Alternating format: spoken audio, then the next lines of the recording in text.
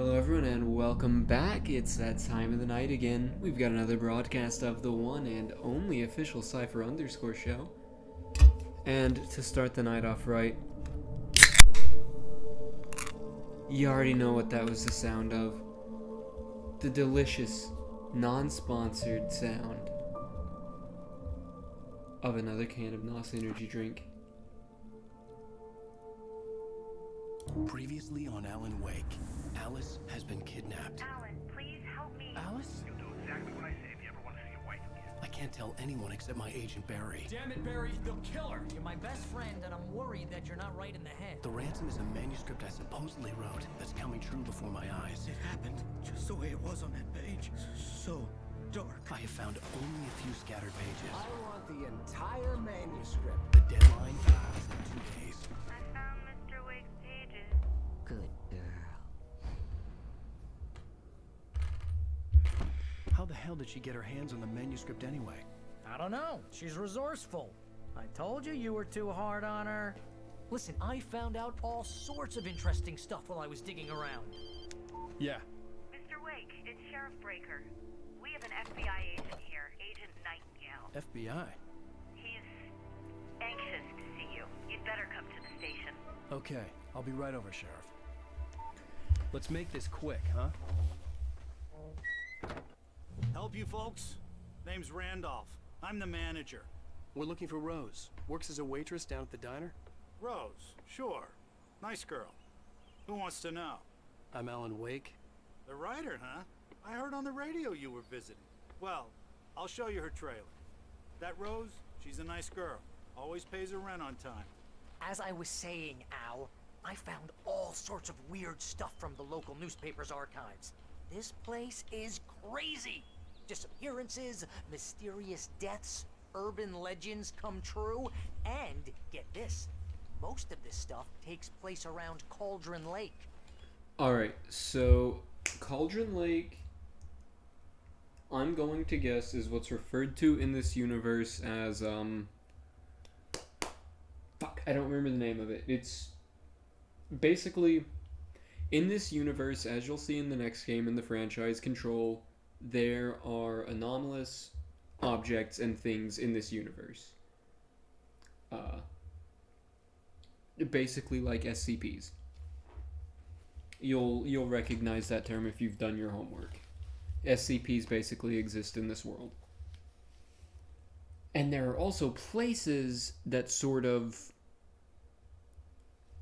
emanate these things.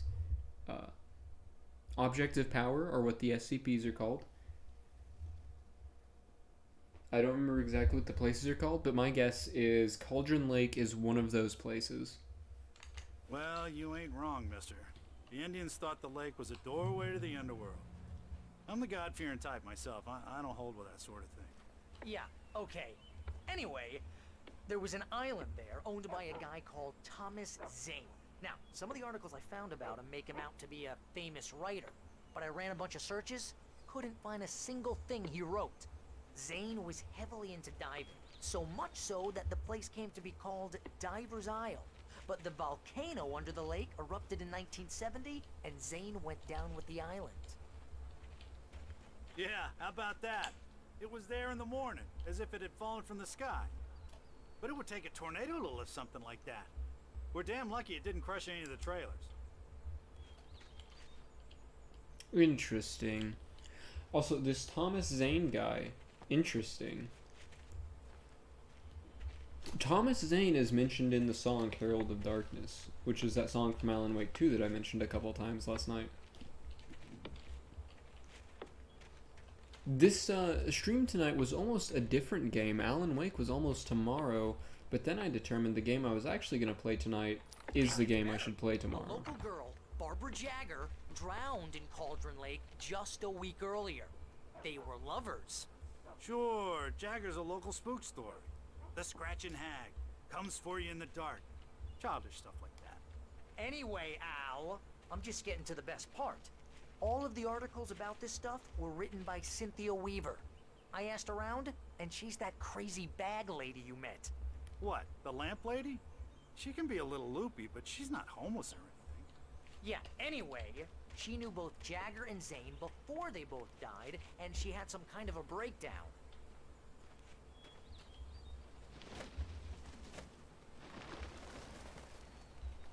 Interesting. They were probably taken by the Dark Presence. The Dark Presence, by the way, if you don't remember from the manuscript, that's just the darkness.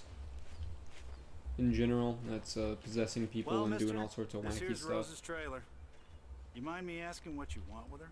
We're just here to talk to her, pal.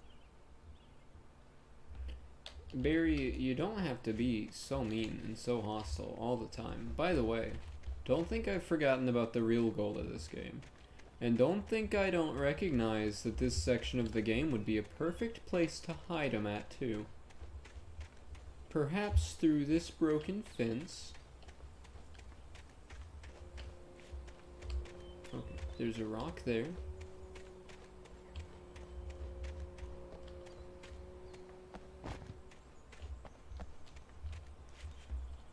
Alright. Okay.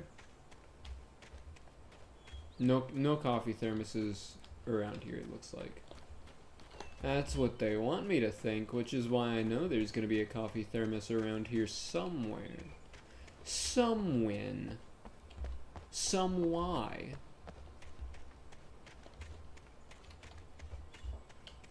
Emphasis on the some why part. There's still, aside from one of them being in the flashback, there's still been no... I fucking knew it. I fucking knew it. That's a coffee thermos. Yeah, still wondering what's going on with all those. Ooh, can I read this? Ooh, some clam chowder. A bowl of clam chowder for $3.99?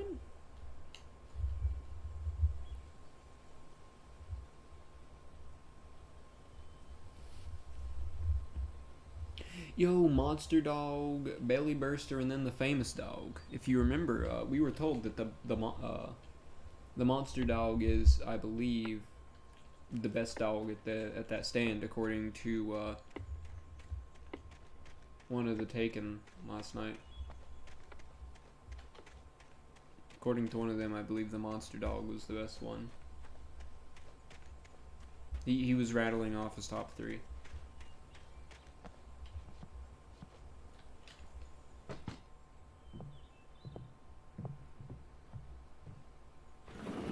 Welcome to... Oh dear, Mr. Wake. I'm so glad you're here. Rose, you have my manuscript? Oh. Oh yes. Yes. Please, come in. Hey, this is really good. Rose, Yes, my manuscript. I really need it. I understand. I know what you need. A muse to inspire you. Oh, for Barry. She doesn't have anything. Yeah, hey, Al? Oh, what's... Oh... Barry! What? What?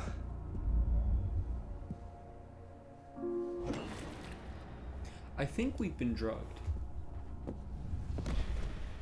She is possessed, I believe. And we've been drugged. It's coming for you, hiding in my barber's skin. I'm too weak to stop it. You must turn the lights on. Oh, Tom Zane is gone. And your lovely wife. You must finish what you started. That's Barbara. Tom Zane is the light. Insist. I'm piecing things Turn the together. lights on. Tom Zane wants me to turn the lights on. Okay, Tom. I got you, Tom. Back to work, boy.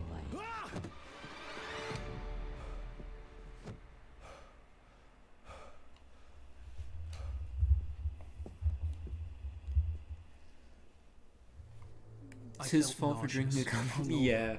Yeah, that coffee was like... I can't tell reality from dream anymore, but it seems I have an imaginary editor to help me. She's an old woman in a funeral dress. I call her Barbara Jacker. She's very strict. I'm writing faster and faster. My manuscript is being heavily revised. The edits are getting very aggressive, and each day there's less of me and more of her. I hate it, but I know she's right. She promises me I can save Alice this way. She knows more of this than I do. About the complex incantation I'm attempting. About this place. She's worked with another writer under similar circumstances, Thomas Zane. The genre of the story seems to be shifting. It's turning into a horror story. I'm getting close. I can feel it.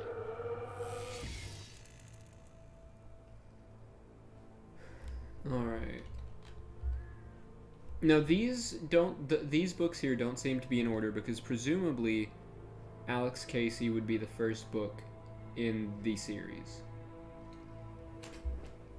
So we've got The Fall of Casey, The Things That I Want, Alex Casey, What I Can't Forget, and Return to Cinder.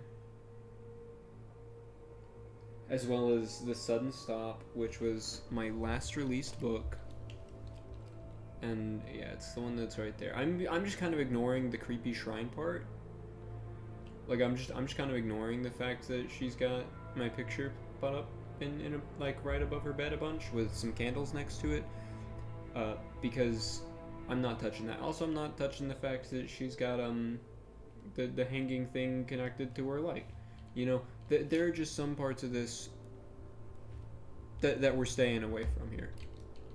But this seems to be the important thing here, especially because this is like the first time that they've given us not just names for some books, but a lot of them, and put them in this order that seems to be, like I said, out of order.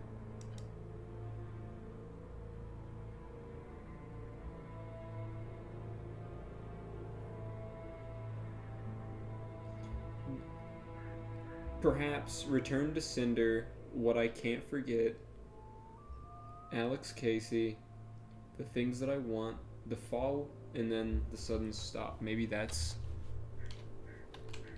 I don't know. I don't know what to make of all that. Rose took a day from me. I had less than 12 hours left to meet the kidnapper. All I could do was get Barry into the car, work something out once I got on the road. Welcome to the Oh Dear Diner. What can I get you today? Why do you have a Coffee. diner I stall couldn't in work your up much hate for trailer? Rose. Something had used her to get to me and left its mark. First refill is free. Milk and sugar on the counter there. Would you like to hear today's specials? Thank you. A nice day. Come back soon. Barry was out of it. He was way too heavy to carry. You're right. I deserve more money. I'm so handsome. Yeah, you know, if he had just asked her for a nice, My gun and crisp flashlight can... were gone. I'd have to find a way to get Barry into the car as quickly as possible. There was no time to waste. He could have asked Rose for a nice, crisp can of NOS energy drink. Mr. Randolph liked Rose. That little smile she had. How she was still sweet when life had tried so hard to make her bitter. It wasn't any of his business what she did in her trailer. But those strangers, the writer and his smart-ass sidekick, looked like trouble. And they'd been in there for hours, way past her normal bedtime. He reached for the phone and called the sheriff's station. You know, if it had been a fresh can, a fresh, crisp can of NOS energy drink that he could have opened, again, not sponsored, just free product placement, then this wouldn't have happened. That's all I'm saying. All I'm saying. I just stepped outside to catch a breath of fresh air. Let me tell you, the weather's getting heavy. Nights like this make me especially glad I'm here talking to you and not home in bed. Once the weather takes a turn like this, I can't sleep at all. It's all tangled bed sheets and dark thoughts, punctuated by the occasional plunge into nightmare. Is it just... So, this is, I believe, further evidence that we are not playing as the real Alan Wake, which is still my theory. That's still what I'm sticking with. Especially because we're listening to this radio where it's talking about, hey, the weather's getting kind of crazy, kind of loco. Well, perhaps it is. But I hope I can make the night a little bit easier to get through. Caller, you're on KBS. There's no bad weather here. Hey, Pat, it's Walt Snyder. What's on your mind, Walt? Well, I ain't the way you are, but, well, I can't sleep either, you know? I just been staring out the window here, trying to make sense of it all, but,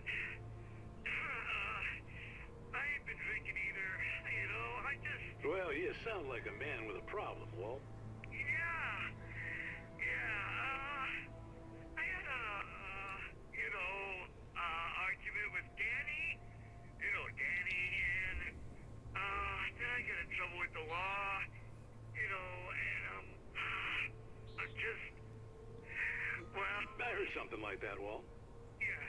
Well, he's, Danny's my best friend, and, they let me bail today. And now I'm just alone here at the window, waiting.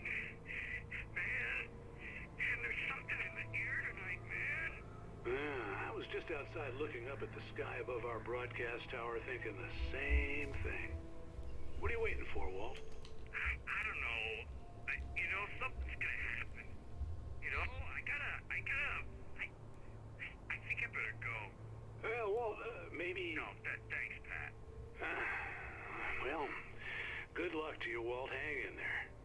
Let's take a little break, folks. This weather's really something else, huh? How can I be sure? No, get away! Get away from me, radio. Your game, your clever tricks have already gotten last night's broadcast blocked in a certain country. I don't know where it is because I didn't bother checking. But you won't get me with your tricks this time, game. I'm going to la la la la la la la la la blah blah wah wah wah wah wah wah wah wah wah wah. Okay, we're away from it now. Goddamn copyright goblins.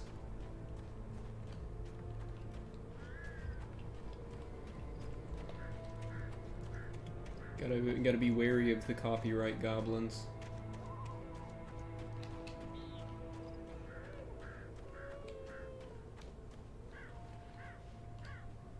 Oh, you're gonna get it now. God knows what you've done to that poor girl. This is Agent Nightingale, FBI! Get him up, Hemingway! You're under arrest! You move a muscle, I'll unload right in your goddamn face! Stay right where you are,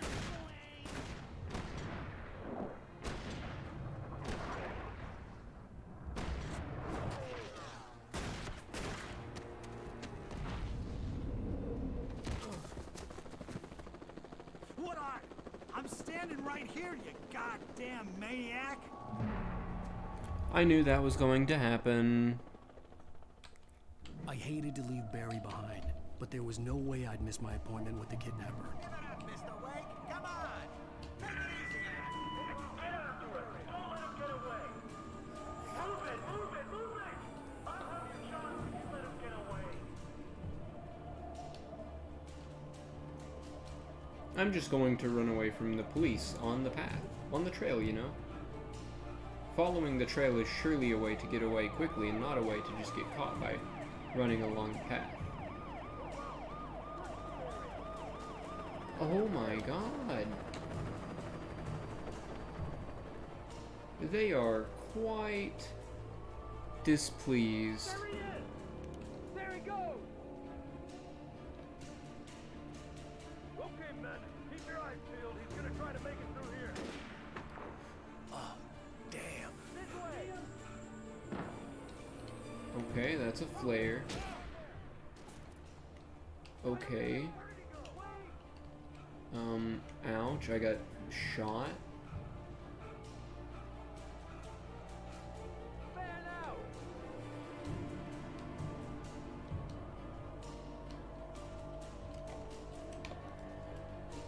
Go, go, go!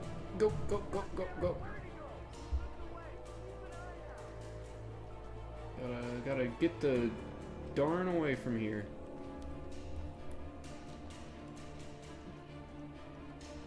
Gotta get the darn tootin' out of here.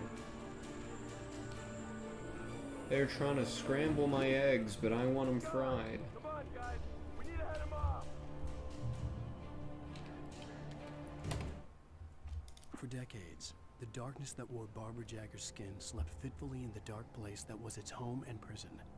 It was hungry and in pain. It dreamed of its nights of glory when the poet's writing had called it from the depths and given it a brief, terrible taste of power and freedom. The rock stars had stirred it from the deep sleep the poet had sunk it back to in the end. When it sensed the writer on the ferry, it opened its eyes. Interesting. So the dark presence is somewhat of a muse. I mean, that was already more or less established, but now it's... Uh-oh. Ossifer.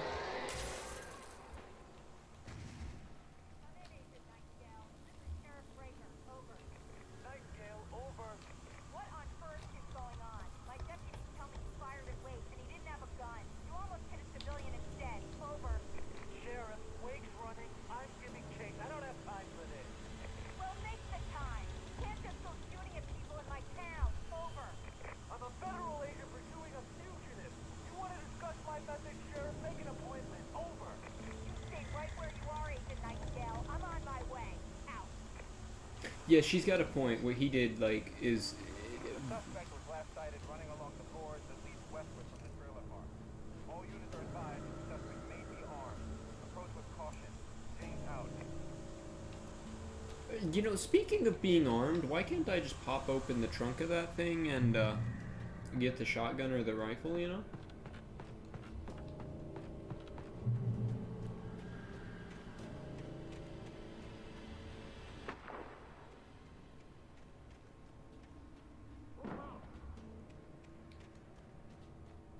Search the area.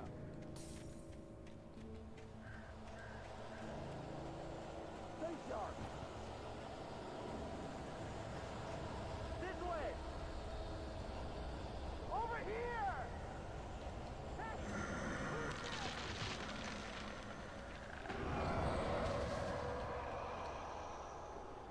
Well, that sucks to be them. I believe they just got taken out by,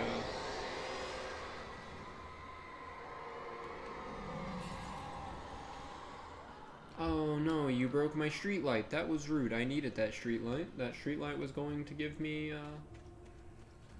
give me some This safety. horror was everywhere I went, circling me. The cops didn't stand a chance. They were after a writer, not a monster. Ryder just took out my deputies? Are you kidding? I mean, have you seen this guy? He wears a tweed jacket. Over. He's the guy we're chasing. If it's not him, who then? Bigfoot? Over. I don't know yet, but I'm not in the habit of jumping to conclusions. That tends to come back and bite you in the ass. Out. Alright. I'm glad that we're getting some lore tidbits by listening into the police cars. Uh-oh. Uh-oh, Pescatios, they called in the chopper. You don't beat the chopper. If there's one thing I've learned from watching police chases, you know, watching them with Moist Critical, if there's one thing I've learned, it's that once they call in the chopper, it's game over. Oh, no. The chopper's about to get taken out by the birds. Yeah, the chopper just got Alfred Hitchcocked. That's unfortunate.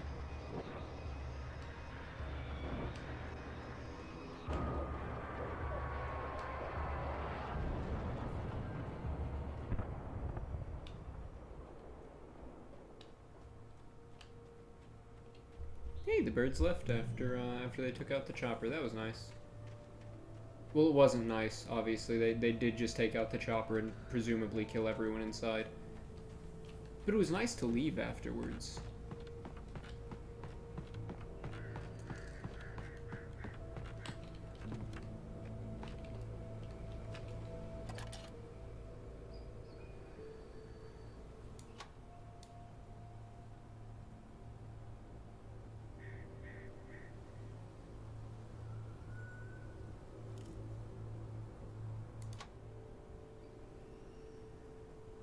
Yeah, I don't know what I'm using that to see other than just being able to... Hey, you know what I see in here, though? A coffee thermos.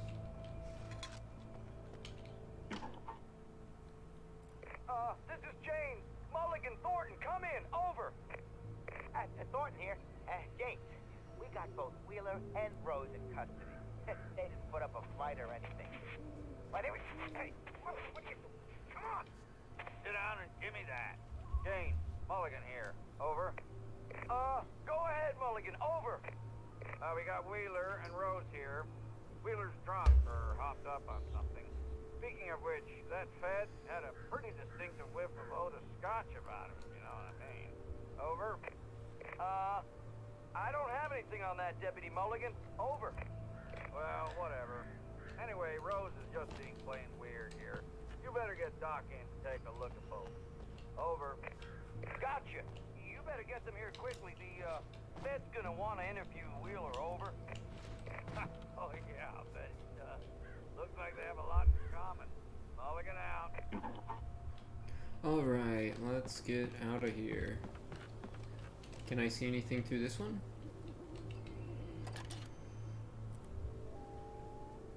I could see the lights of the radio station in the distance.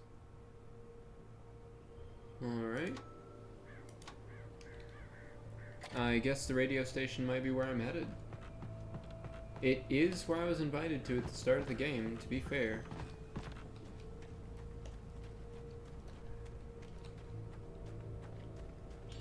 I imagined that the broadcast tower in the distance was part of the local radio station.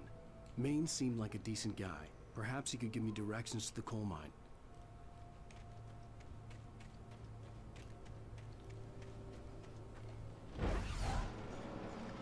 That's bad. Unnatural shadows clung to the gate. The darkness that was after me was trying to stop me. I wouldn't get through without a light. Yeah. Also, the gate is like having a seizure, Alan. That's also noteworthy, I think. Gates don't normally do that. Okay, episode 3 is going to be hard mode, I suppose. Hard night, where I don't have my kit.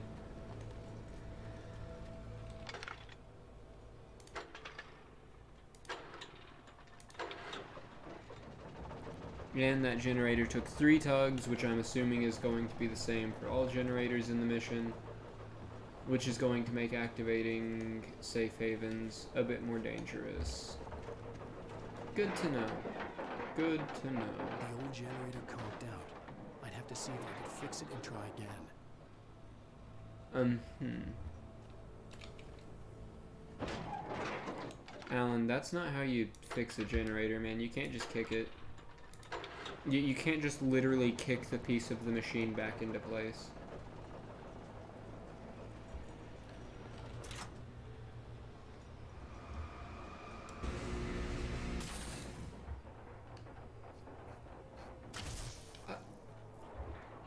I just disintegrated the gate with the power of a spotlight.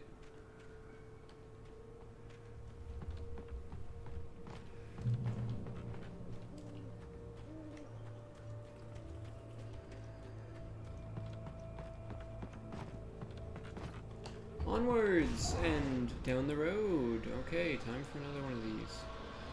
Never mind, that's my flashlight. Okay. I got my flashlight back at least. And once you've got the flashlight, Alan controls so much. Well, he doesn't control nicer, I guess. It just... He makes a bit more sense. To you as someone who does not do much playing of games, and who is also watching, I imagine you probably don't really get what I mean by it, but it just feels a bit odd. The way Alan controls. He's a bit abnormal in that regard, you see?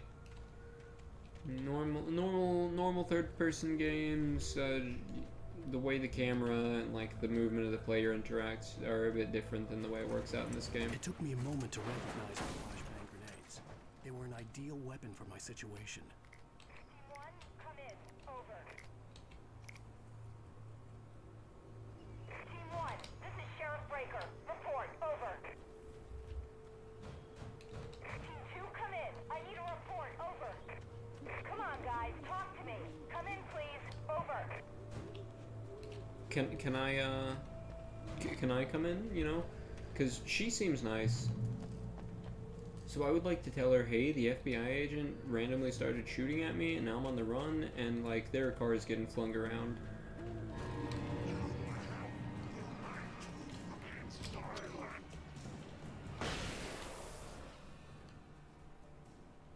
So, yeah, even if you were, I don't think that you would quite get what I mean. Once you've figured out the way Alan controls, he actually kind of feels really nice.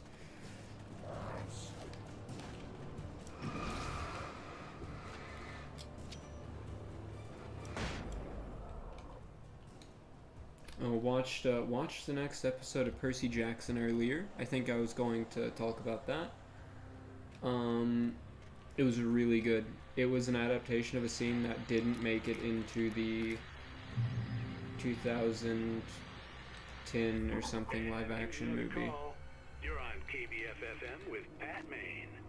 It's Milt Peabody, Pat. What's on your mind, Milt? Well, I live near the trailer park, Pat, and there's a big ruckus going on over there. Well, that's just up the road from me, too. What's going on, do you know? I don't know, but there's a bunch of police cars there, lots of sirens, helicopters buzzing around, and I think I heard some gunshots. Gunshots? Yes, sir, like from a pistol. He does. So can you find out what's going on? Because it's just next door, and they're popping off guns there. They're still shooting? No, it was maybe 10-15 minutes ago. It sounds serious, Pat. I'm telling you, it don't sound like no party. I'm certainly going to give the station a call, Milt. Okay. You'll hear it here as soon as I hear from them. Okay, thanks. No! Shut up, shut blah blah blah blah blah blah blah blah.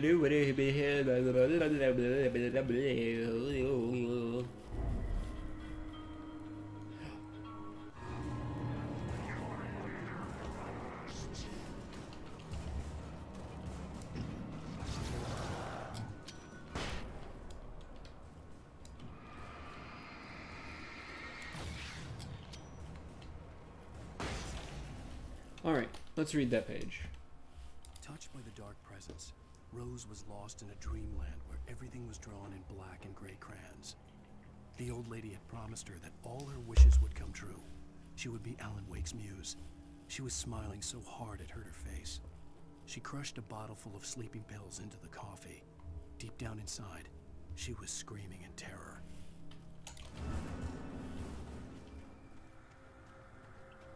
Can I climb this? No, I cannot. Alright, Alan, let's keep going. The police are after me, the Taken are after me, the Dark Presence is after me. There's a kidnapper who got my wife. And I'm going to the radio station. And the radio station guy is not attacking you, Alan, but he is attacking me. In ways that you would not understand, Alan.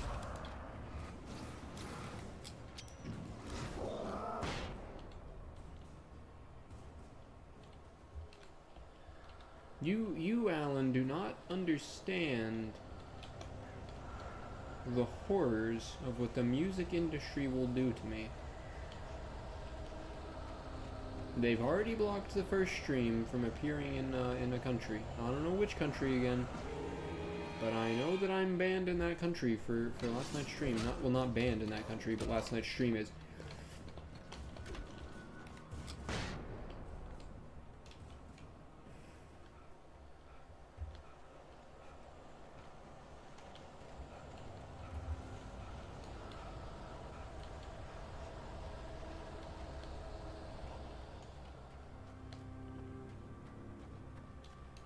Walk in light.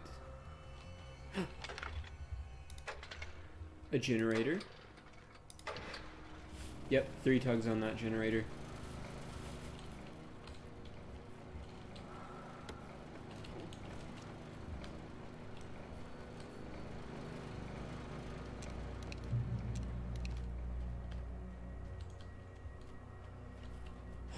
Walk in the light. Okay. Onwards and downwards.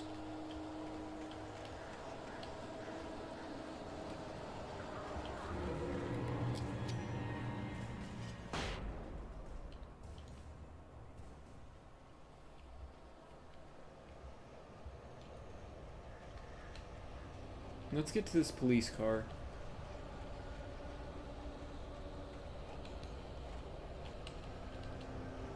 More supplies.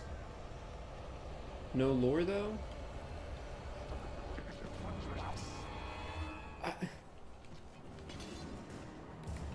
Alright, the enemies in this game are kind of just annoying, to be honest. They've gone from interesting and kind of neat and unique to it just being like, oh, the enemies are back. Outside of a couple sections, like the one where I had to use my light and flares to ward the enemies off while the other guy shot them. And in that, the enemies were only like something other than an annoyance because the game literally wouldn't let me do anything about them myself. I don't know. It makes a bit of a mistake in terms of enemies in a horror game, because I feel way too powerful. Right? In a horror game with enemies like this, with Resident Evil, for instance, the zombies are somewhat resilient. To get to the coal mine. They're somewhat resilient, you know, unless you hit them in the head and stuff. But in addition to that, your supplies are relatively limited.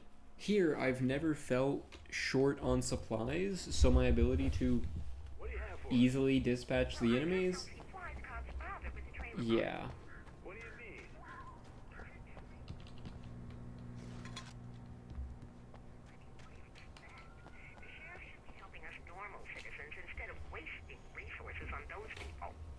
Well, let the trash sort themselves out. I'm sorry, but my granddaddy settled in Bright Falls in 1911. well, thank you very much for that compassionate viewpoint, Lorna. No, stop it, Pat. Blah, blah, blah, blah, blah. Is that a green herb from Resident Evil? Speaking of Resident Evil. Also, Resident Evil has Leon Sexy Kennedy himself in it, so that's another point to Resident Evil.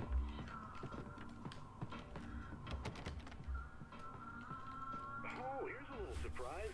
The famous writer Alan Wake just walked in. Folks, I'm going to see if I can talk him into an interview. Come on in, Mr. Wake. Oh, I'm so glad you could find the time to do this, Mr. Wake. Nowhere to run now, Dan Brown. You back away from me. Don't hurt. Whoa. Everyone calm down. Put the gun down. We're all friends here, right? Cool your jets, Nightingale. We got him. What the hell's the matter with you? There's a civilian in there.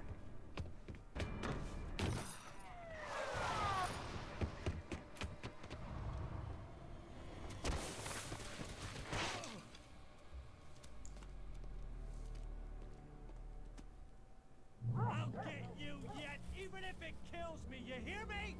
You hear me, H.P. Lovecraft? I had fallen off. Is he just gonna name every writer? That's what you get for naming a book The Sudden Stop. It was probably good I hadn't had the chance to tell Maine where I was going. I'd have to lose the cops and find my own way to the mine.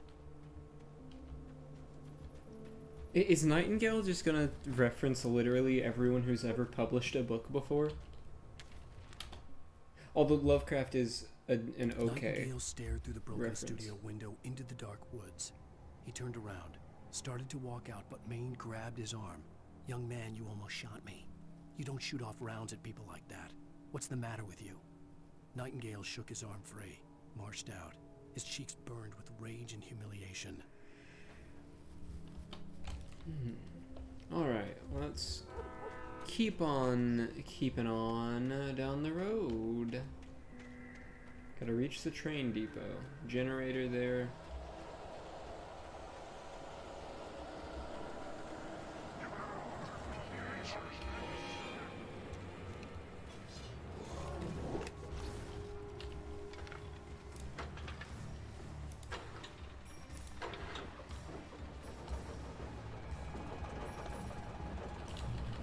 Gun.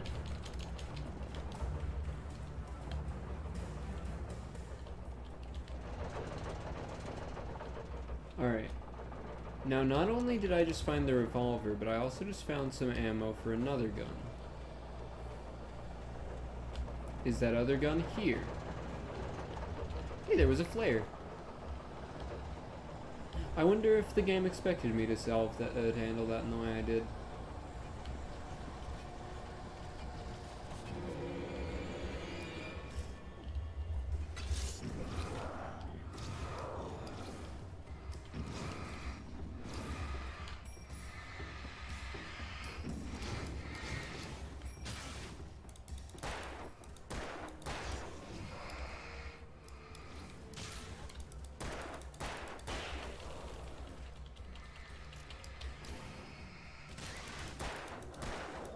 I probably shouldn't be, like, popping off rounds like that. That was 9 gunshots from a revolver in fairly close proximity to where I was last seen. So realistically, there was no sensible not a reason smart for the idea. power company work lights to be here. It was almost as if they'd been left for someone like me to use.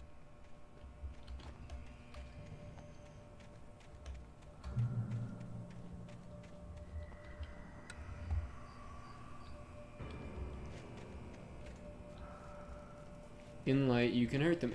Game... I figured that out in the first chapter. Actually, I figured that out before the first chapter, in the tutorial.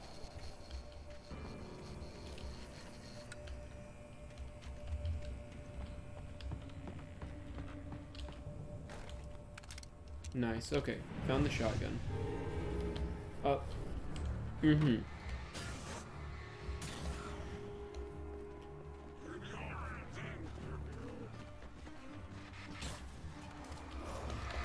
Okay, yep, nope. I was trying to turn the light on.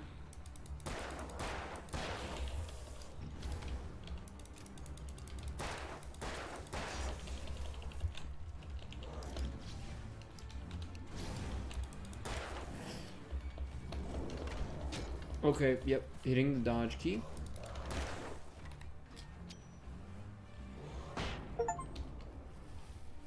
Nice, got an achievement for that flashbang. The darkness controls the taken, and light you can hurt them. Yes, we've established all of that already, game. Thank you for just bringing up old news, really.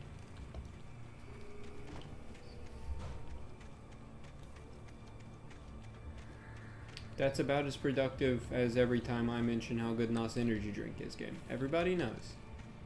Everybody knows. You don't have to bring it up every time, every time it happens, you know?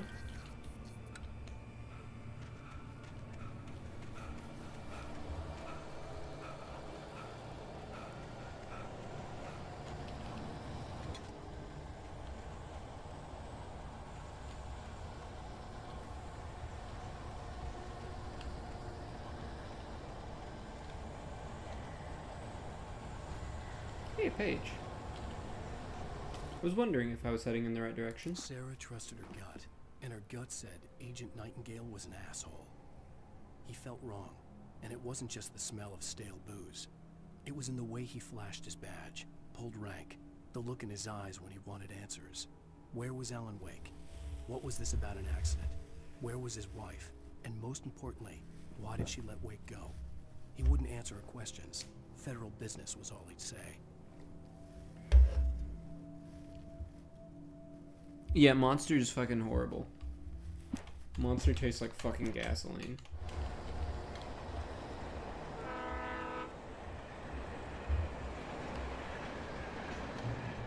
Monster has some good other flavors, but like regular Monster is fucking abysmal. Yeah, some of their other flavors are okay. Not nearly as good as NOS energy drink, of course. Hello? The most stubborn man I've ever met. Alice? Alice? Alan, I'm so afraid. He keeps me in the dark. Please help me. I look at you, Alan, and it's not you. Something else. Looking out from behind your eyes. Alice, I'm here. I'm so alone here. It's all gonna go to hell. You need to be careful. Cooperate. The connection had been terrible, But that wasn't the only thing that hadn't been right with the call. She sounded wrong somehow, but she had called me. Alright, let's enter this building. The yellow markings are telling me to. There it is. There's the torch, and here's my loot. Nice, already full up on batteries this early into the chapter.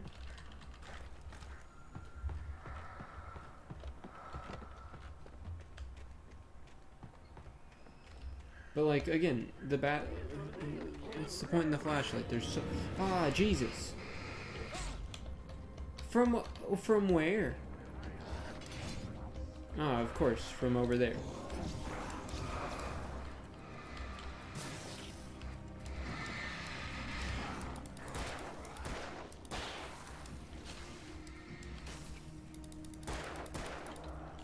Alright, gotta reload, gotta go pop, pop.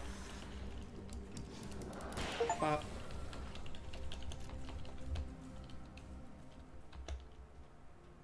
Is there anything over here? No, nothing over here. Yet tasted like lemon mixed with melted plastic. Worst $2 I've ever spent. Yeah, that was my reaction to having a monster. And when I had a monster for the first time, I was like, man, energy drinks are horrible and I'm not having another energy drink. And then my stepbrother was like, hey, try this. And I was like, alright. I'll try it just because it's yours and you've already bought it. I'll try it. And I tasted it and I was like, wow. The pipe Tasty. wrenched itself loose from the bridge's steel framework. Wrapped in darkness, it floated in midair, twitching. For a moment, I didn't understand what I was looking at. The heavy object lurched at me with impossible force. I threw myself out of the way, but just barely. When I turned my flashlight on it, it shook in a dark rage before it flew at me again. Alright, so I'm going to be attacked by a pipe. I could see a railway bridge up ahead, and a warehouse of some sort on the opposite shore. I hoped I could find a car from there. So I'm sorry, is it gonna be that pipe? That's a big pipe. I thought we were dealing with like a small pipe. Is it gonna be that pipe? I don't want to be attacked by that pipe. That's a really big pipe.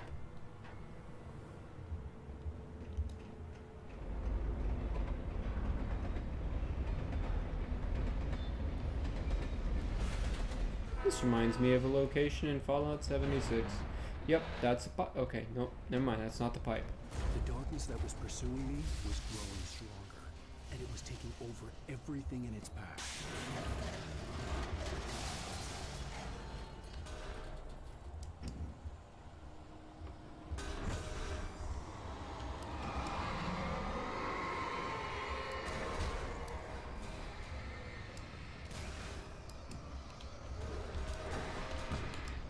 Okay. What? How did? What hit me? I hoped I could find a car from there. I'm not sure what hit me. Follow. Okay. Oh, there's some yellow markings. I don't believe those yellow markings were there a moment ago. Were they?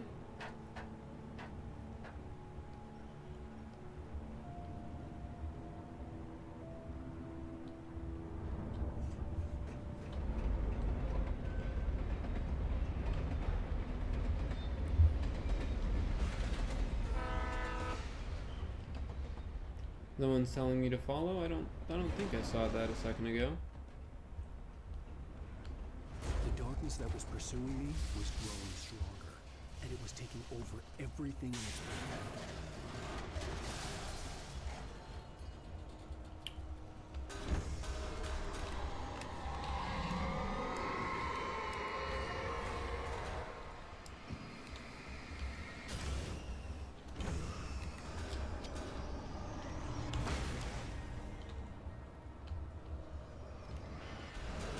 Oh.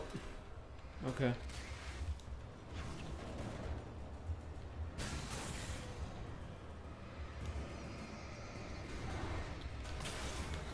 Alright.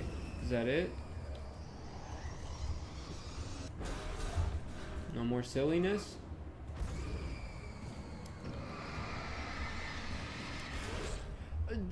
I'm hitting you with my flashlight.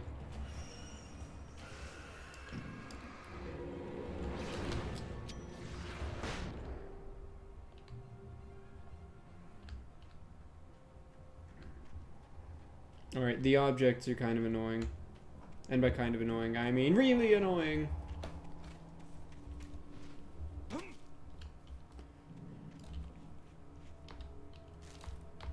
So Phineas and Ferb Season 5 starts sometime this year. I slammed the door shut right in his smug face. He pleaded for me to open the door. True to form, the asshole actually thought I would obey. I had no sympathy left, no guilt either, not for him. I took a moment to savor the scream. I bet I had a smile on my face. It was all that I had time for. The dark presence was inside the lodge with me. Okay. As a teenager, just starting to get interested in writing, Stephen King had been a source of inspiration to me.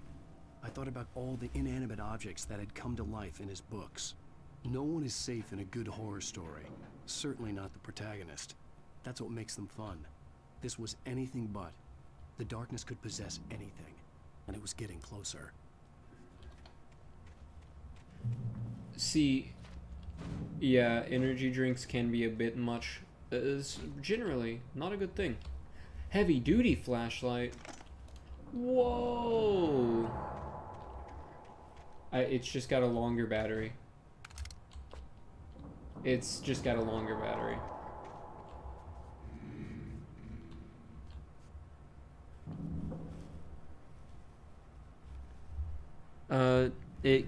It ended like a long time ago. There's a reason that you didn't know it was being made. It wasn't for a long time. It got renewed for season 5. The creator Dan Povenmire has been working with Disney like the whole time. He's just worked on other stuff with them. But apparently in a new deal that he signed with them, I think last year, it included that there would be more Phineas and Ferb. Which makes sense because it's very clear that he never wanted to stop making it on account of the fact that all of his later works have a lot of Phineas and Ferb DNA in them. In fact, the show Milo Murphy's Law is basically like a spin-off of Phineas and Ferb, to be honest. So it's clear that he never really wanted to stop working on it, but yeah, they're bringing it back.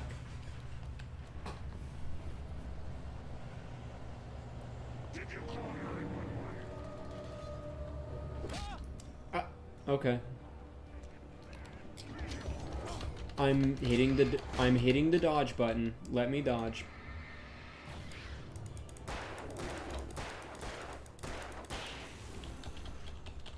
It just didn't let me dodge there, despite the fact that I was hitting the dodge button repeatedly.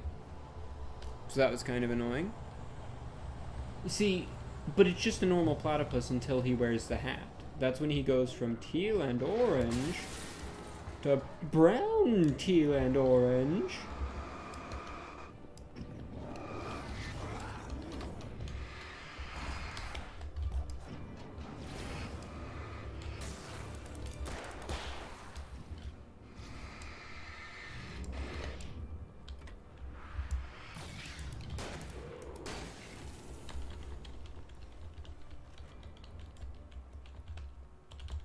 I find it really funny that years after Phineas and Ferb was cancelled, it was discovered that platypi actually can glow teal. Like in UV light, I think it is. Under a black light, I think it is. They can glow a teal cyanish color, and that's really funny. Because if I remember correctly, Dan Povenmire has said that at the time they literally didn't even really know much about like what a platypus actually looked like. Just thought it was a funny looking animal. Don't take the facts of our existence for granted, unaware that they are merely a thin veneer of desperate self-delusion, covering a vast cosmos of madness and horror. All too often, the stars are right. In Night Springs. Tonight's episode, a family occasion. Journalist Alvin Derlis' trip to study the local customs of an insular community in Night Springs has been less than successful. Until tonight.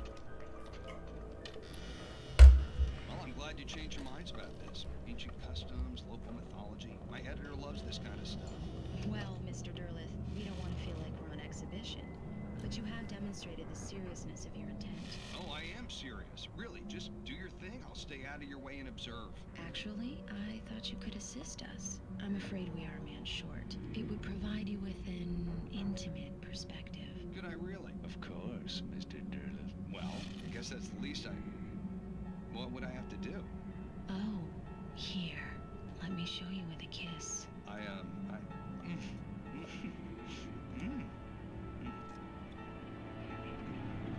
What did you...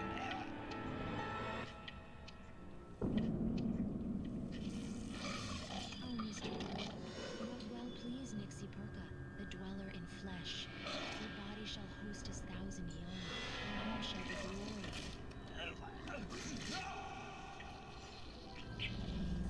Shh, darling, be calm. Shh. Alvin Derleth learned a harsh lesson.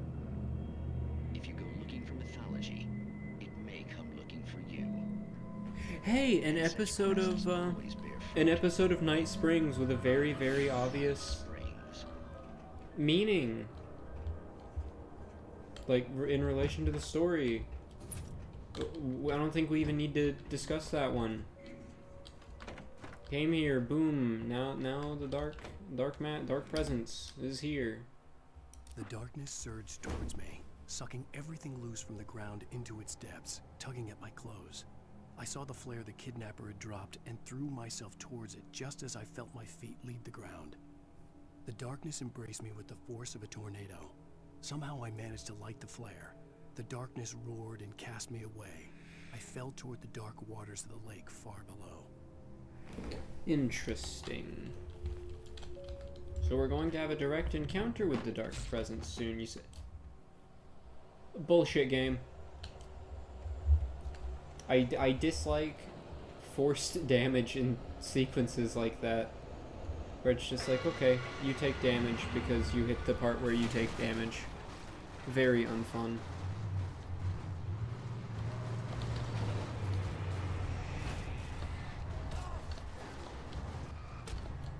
Jesus! The time between dodges is... Okay. Yeah, sure. No, yeah, sure, actually. Sure, actually. Like...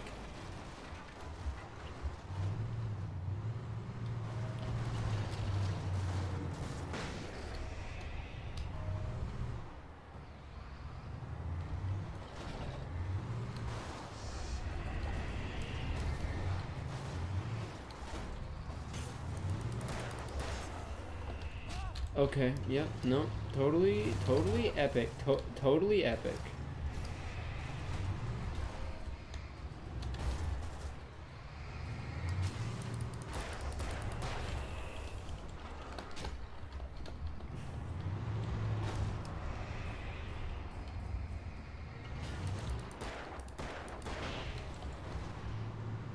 As ever, things are more annoying than they are anything else.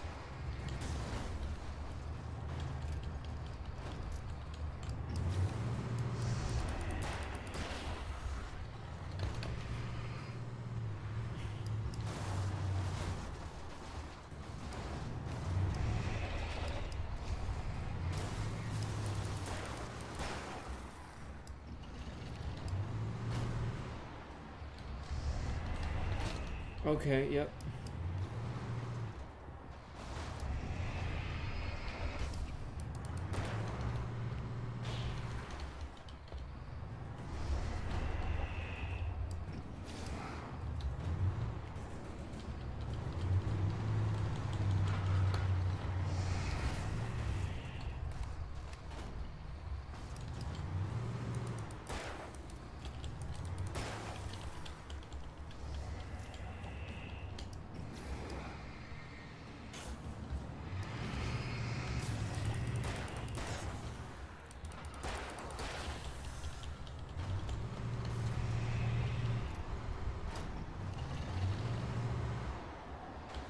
How do I fucking kill the bulldozer?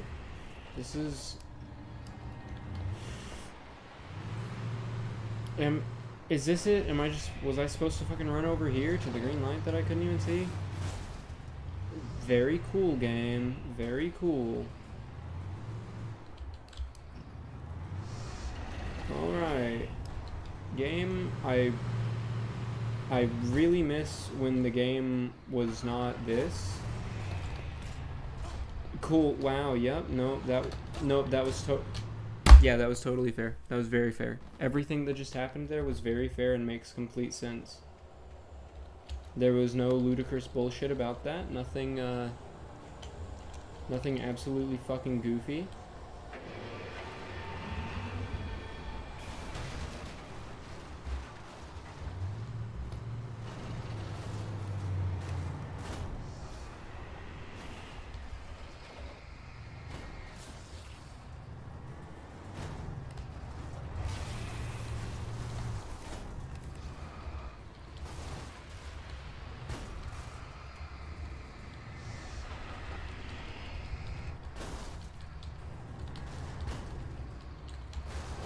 Let me pick up the revolver ammo, please.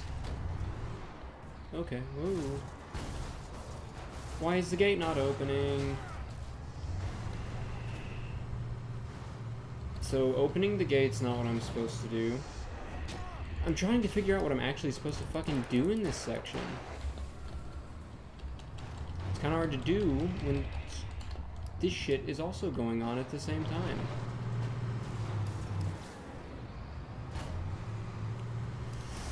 Okay, whoa.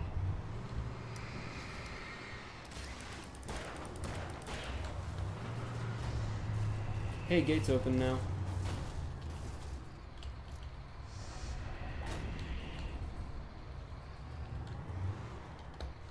I need to just double check and make sure there was nothing. Okay, nothing. Okay, go. Does this open? It does not open. Okay, the bulldozer either can't go through there or the AI is too dumb to get it through there.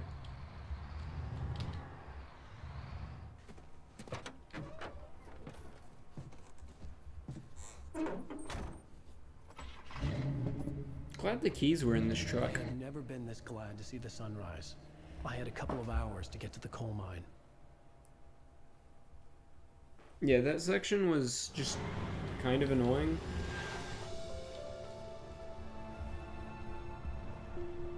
The coal mine wasn't far now. Because, like, all the other darkness-possessed objects, I've had to fucking flash with the flashlight. So my apologies for assuming that when I saw another darkness-possessed object in the form of the possessed bulldozer. Today, I would meet the kidnapper, and he would give me Alice. I I'm gonna wouldn't have to give do him the any same other thing. choice. A drowning man will clutch at a straw.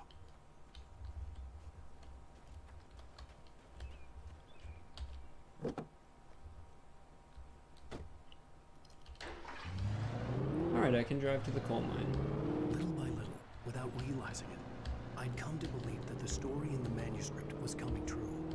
The current of its narrative had taken me deeper and deeper into dark waters. Alice had been taken from me. Barry was probably in jail. I was a fugitive from the FBI. The whole world taken over by the dark presence was trying to destroy me. It all felt real, but it matched a textbook case of insanity.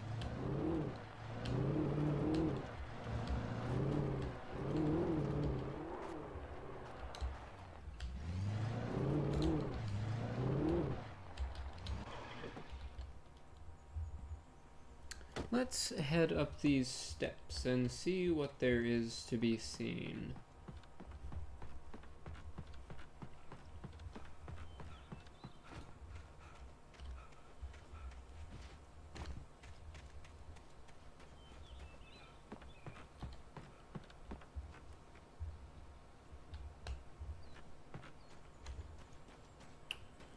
So this is where the road would have taken me had I followed it.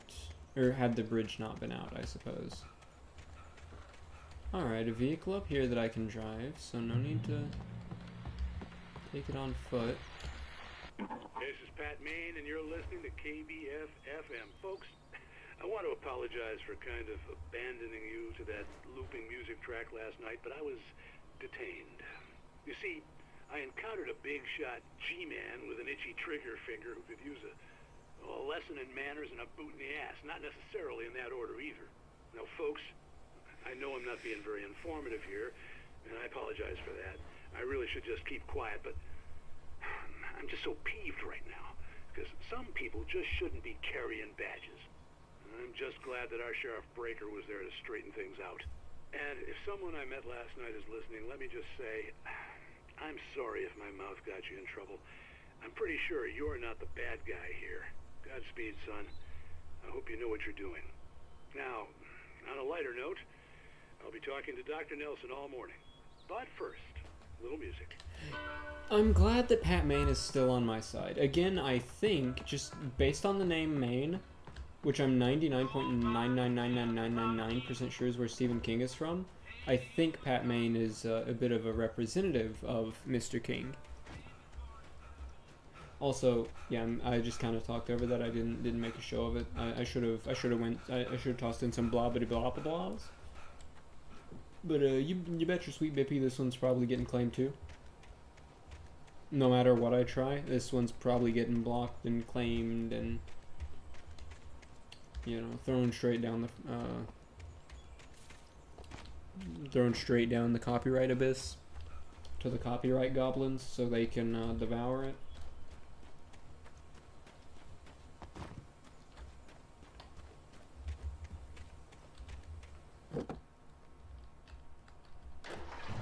Yeah, tomorrow's game is going to be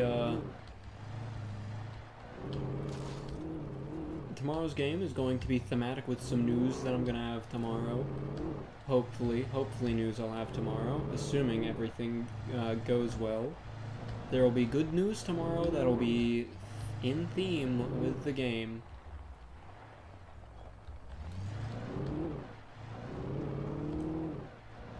I thought so. I was like 90% sure, 99% sure that he was from Maine.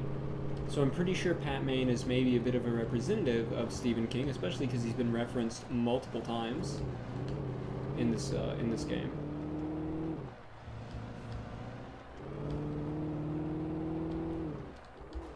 By the way, I'm fairly certain that that car is here. That car that was in the tutorial, that's the car that I crashed in the tutorial, and it was on the ferry, and now it's here. Anyway, point is, Stephen King's been referenced multiple times in this game, and that guy is named Pat Maine, so I'm fairly sure that it's a reference. Welcome back to KBF FM. Hope you enjoyed that tune. I did not. Now, Doc, you were talking about life and finding that special someone, that soulmate. Well, you were talking about that. I was saying I don't buy it. Well, see, to me that's strange because I always pegged you as a hopeless romantic. You'll see tomorrow. But I think love's where you look for it. And you need to do a lot of looking, sure. But the idea that there's that one special person out there for you, and if you miss that chance, it's gone forever, and you're forever incomplete. I mean, isn't that depressing? Or, heck, childish even? There's plenty of fish in the sea. And apparently a fisherman has a fishing analogy for everything, but what you're saying, isn't that a little harsh? Well, no.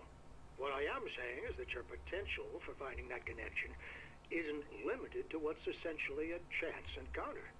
How is that harsh? Yeah, well, I guess that's a nice thought, but let me say something personal here. Okay. Now, well, I don't disagree with you exactly, but I can't really fit that together with what I feel, what I felt for someone, because she was the one. She was. And I let her drift away from me. Maybe I didn't put in the work, I don't know, but, well, since then, and it was a long time ago, but since then there hasn't been anyone, not like her. And I'm not saying I dwell on her or haven't moved on. I like my life. I'm not living in the past, but I do miss the way she completed me. You can't argue with the heart, Pat. I'm sorry, folks. I had kind of a scary experience last night, and let's just say it's shaken a few things loose. Yeah, I still am going with I'm not the real Alan Wake, and this is a story. We are playing through the book.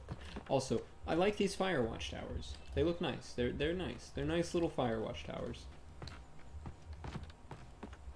Whoa, wait a minute. Was the game Firewatch ripped off from this? Whoa, crazy. Is literally also you know, I'm just pretty sure every game that's come out after Alan Wake is an Alan Wake ripoff. I think is what we've established in the last night and tonight.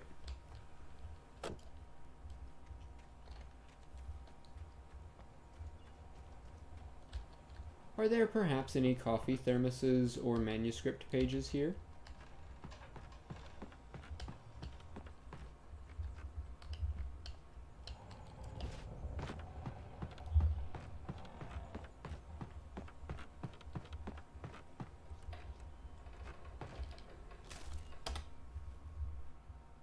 For on the Mott, ferry. Spying on the writer on the ferry had been a disappointment.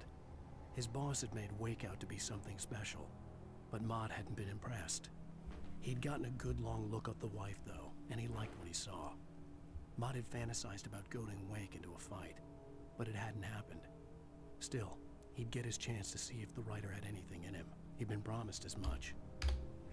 Interesting. So, oh, you know all the facts about Stephen King? Alright, well, have the little tidbits that we've gotten about Pat Maine, did those fit in with Stephen King?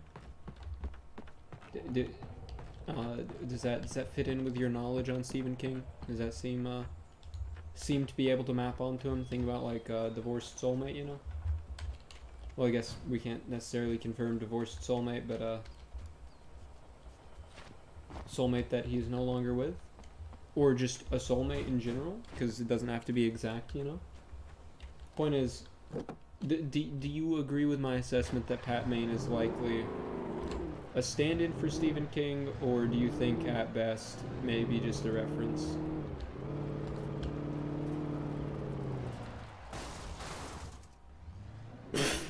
Oh my god, the controls on this car, the handling on it. I was early. I was supposed to meet the kidnapper at noon in the main building. The coal mine was quiet. It was a museum now. Alan, why did we leave the gun behind? Why did we leave the gun? Like, I get why in a lot of the things, in a lot of the sections, we've lost the flashlight and gun, but why did we lose the flashlight and gun this time? While lucrative at first, the mining steadily declined in the 20th century. The seams were rich, but hard to get at, and volcanic activity in the area made the shafts particularly dangerous.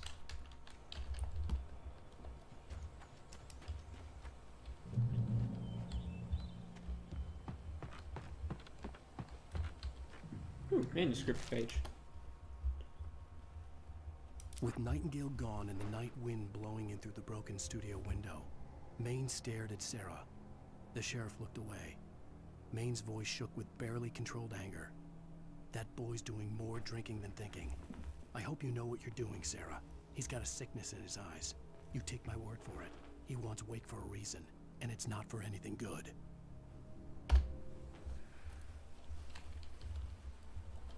Soulmate thing might track? Yeah, okay, interesting.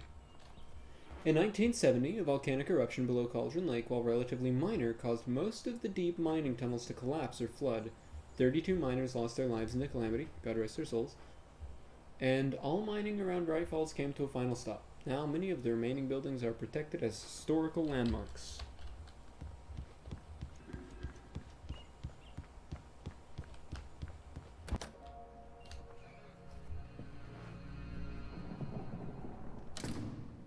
I didn't want to go outside. Cops had to be looking for me. The noon sun turned the place into a sauna. The day dragged on. Different scenarios ran through my mind. Ways of how I'd torture the kidnapper to get Alice back. Or the different horrible things he could have done to her. I imagined her dead. I had no way of knowing she was still alive. It was killing me. I was running on blind hope. It was all a waste of time. The bastard never showed up.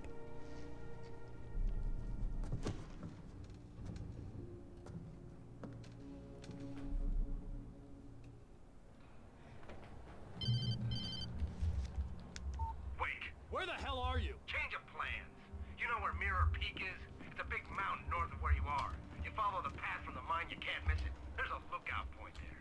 I'll be waiting. I'm through being jerked around by You you. want to see your wife alive? Because if you do, you better watch what you say to me. Do we understand each other? I want to talk to Alice. Yeah, and I want the manuscript. Don't keep me waiting, Wake. Hello? Hello! Ah! I'm gonna kill him! I had to get to Mirror Peak. Well, down we go.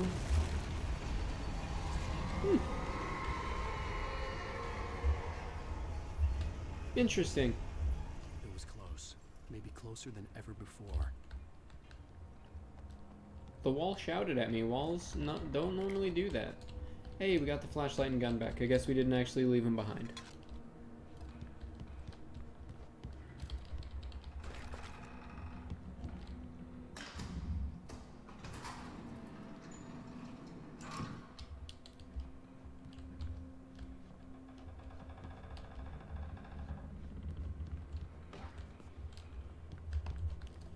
Alright, let's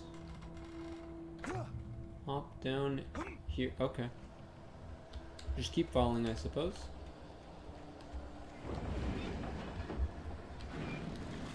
Oh, uh-oh.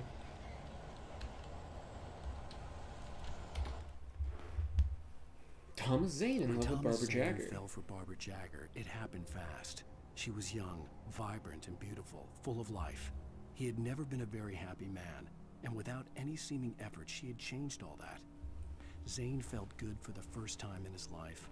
Everything she did was another piece of a jigsaw puzzle he hadn't even known he'd been missing. And best of all, she made the words flow, strong and sharp.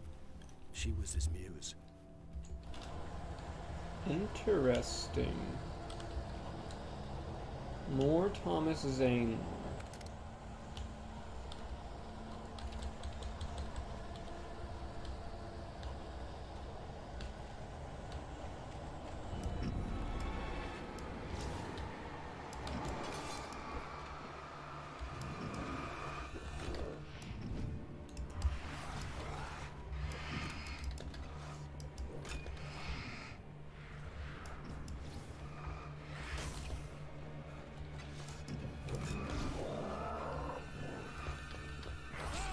Okay, cool, cool, super cool that there was physically nothing I could do about that. This enemy is really not fun. In general, you know, the enemies in this game are either just nothing or nothing but annoying. Because, like, see, you get hit once by that guy and there's nothing you can do. You have to get hit a second time. As far as I can tell, you can't avoid it. Anyway, back to it. Use more flares, I guess, because it's super fun to just have a one-stop.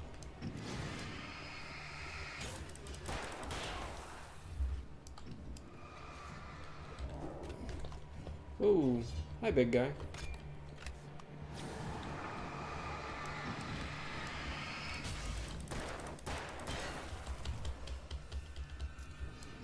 See, it's not fun, really. It's not like fun or a puzzle, because it's the same solution to every enemy.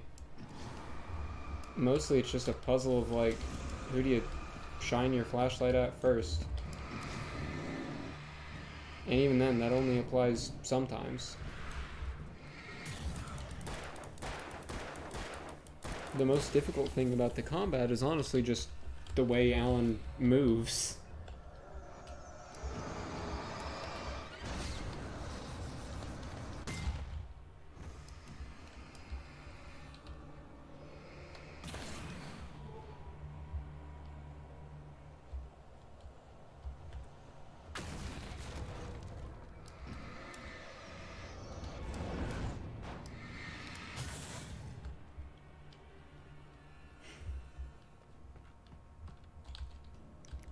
Hey, flashbangs, nice.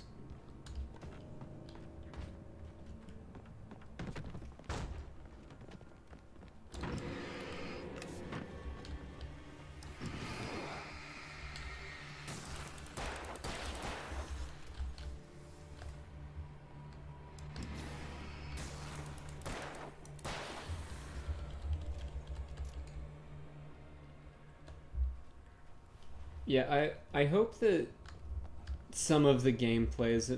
It's going to be a bit before we play the sequel, although depending on how tomorrow goes, maybe not as long as it initially might have been. But it is going to be a bit before we play the sequel, because we've also got Control, which I know Control is going to take longer than this game.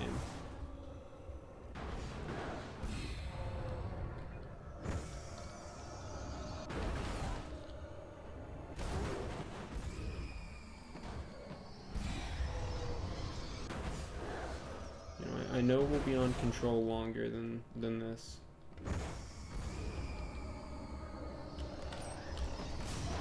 Oh, okay. Glad that I just fell off that.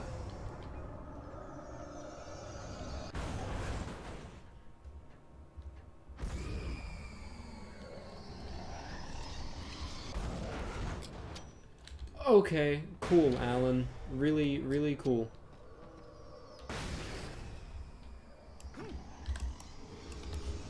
How did that not get hit with the flashbang?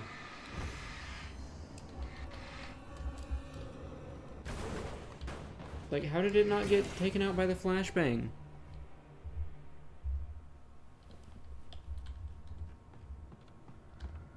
It's like, yeah, the control...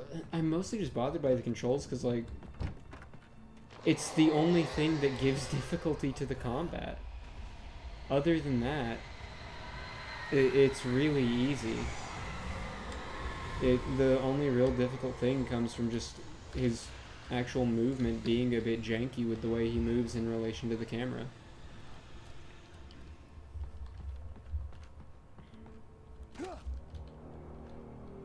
The only way to reach the hillside ahead was to go through the building.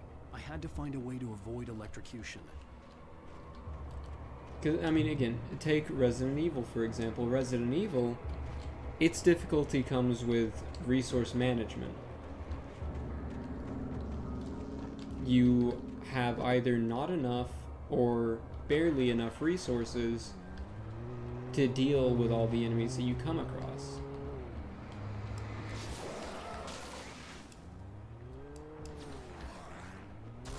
So it becomes a matter of, like, what do you deal with and how do you deal with it with your limited resources? With even health being a limited resource.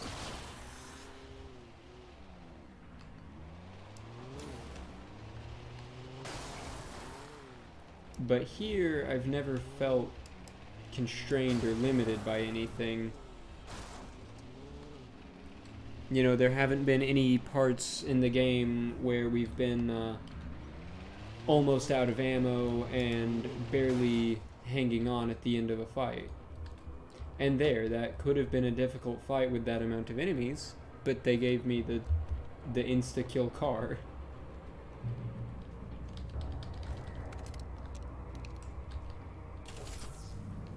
Oh, and now I've got the super strong grenade launcher too. Well, flare gun, but it's basically a grenade launcher in this game.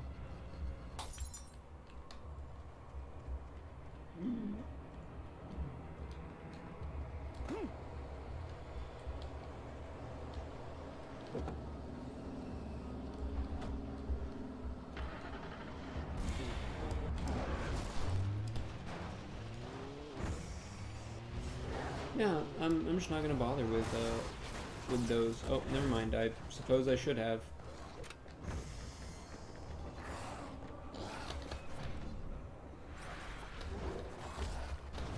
Very, very cool. Yep, very cool game. Yep.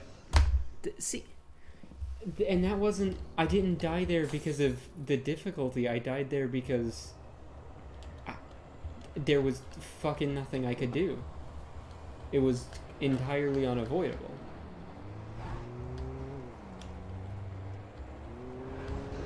Oh, but this time I just choose the correct direction to drive. And... easy peasy. It's not... I don't know. I care about the story and the mystery and all that, but when it comes to the actual gameplay, it's kind of lacking. Oh no.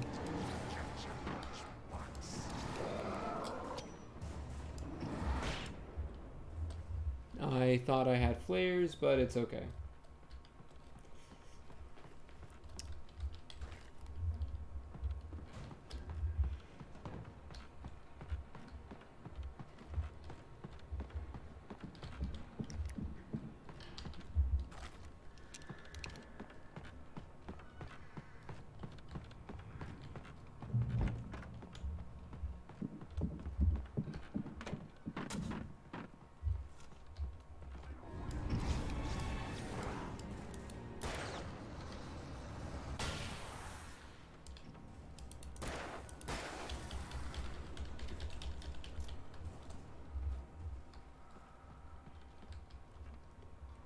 Trust no one in the dark. Yep. Thank you for the very helpful advice.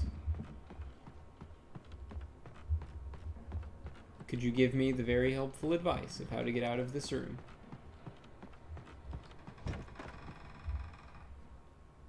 No, this is where we just came from. Ah, ladder here, okay. Up the ladder. Thermos! Coffee thermos. Let's go. Manuscript page. Some of the Taken retained echoes of their former selves, but these were just the nerve twitches of a dead thing. Nothing remained but a shell covered and filled with darkness. In most cases, these puppets were enough for the purposes of the Dark Presence. But for anything more elaborate, as with the writer, it was different. It needed his mind. And so rather than taking him over completely, it merely touched him. Interesting.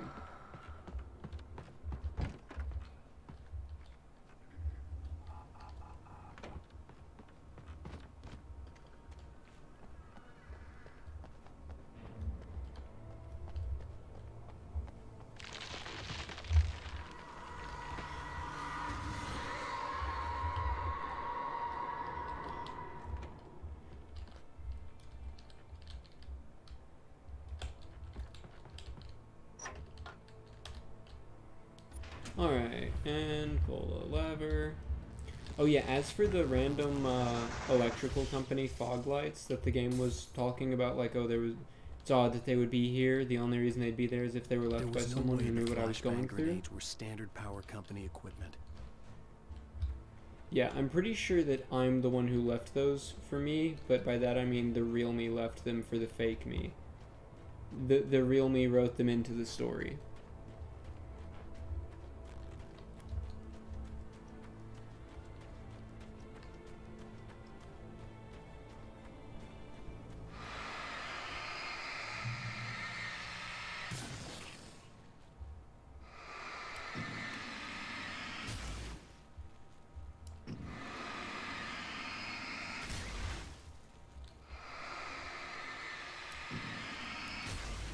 Ah, I just realized that you can see, like, the progress of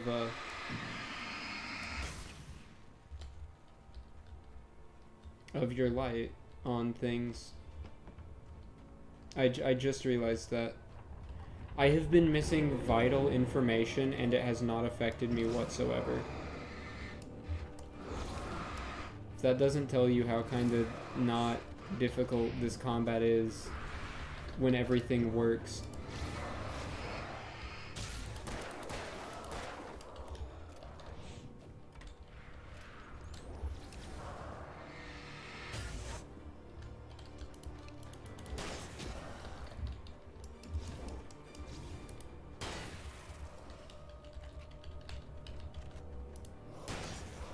Then, yeah, I think that should demonstrate it better than anything else possibly could.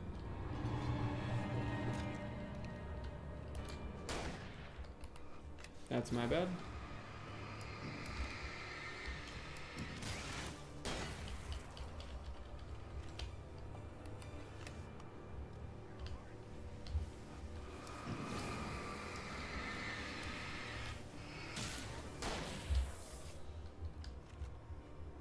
Alright, let's deal. Oh, okay.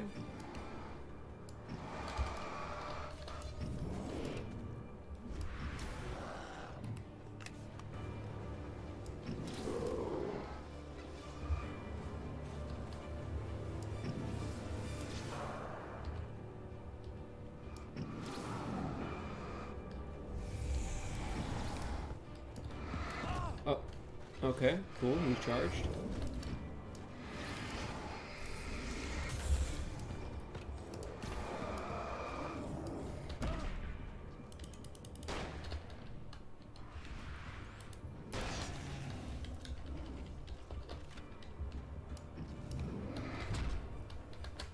Yep, very neat. Very neat.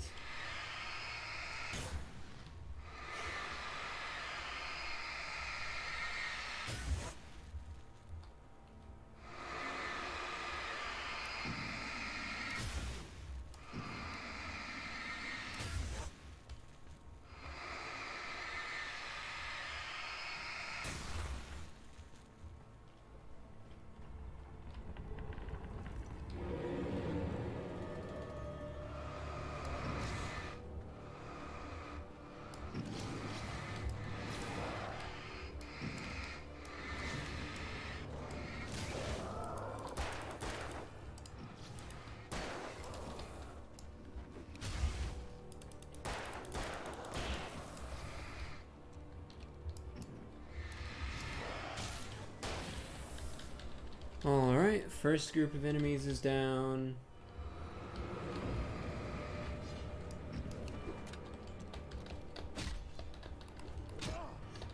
Pressing the dodge button can't do anything.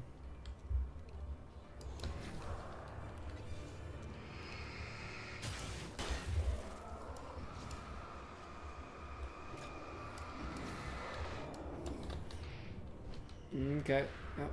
Very neat.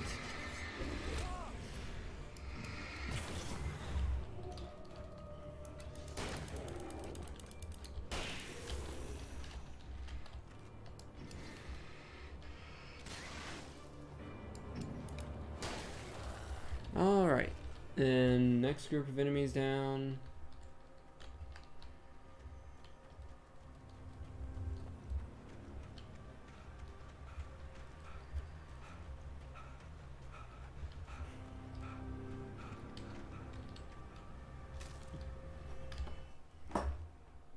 I stared through the bars of the jail cell. Barry stood behind me, swaying on his feet, looking as ill as I felt. Agent Nightingale stood on the other side of the bars with Sheriff Breaker. Nightingale had a stack of manuscript pages in his hand. He seemed unhinged as he gloated. Well, I've got you now, Raymond Chandler. It's all here. All the evidence, including conspiracy to murder a federal agent. Yeah, I hope I get to kill him.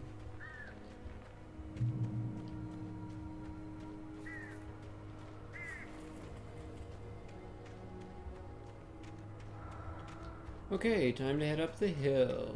See what's going on up here.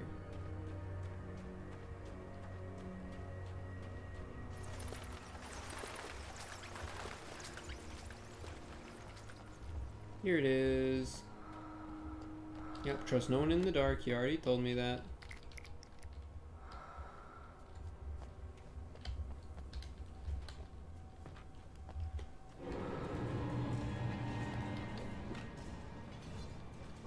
Only one big guy in this group. Sure. Yeah, very neat.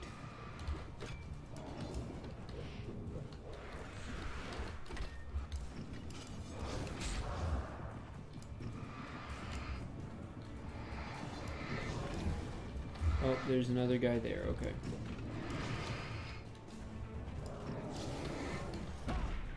I was in a dodge.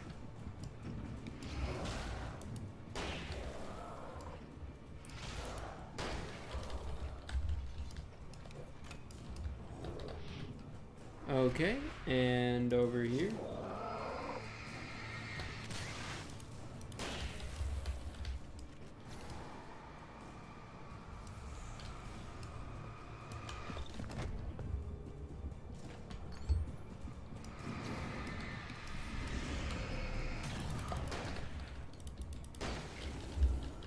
And reload weapon.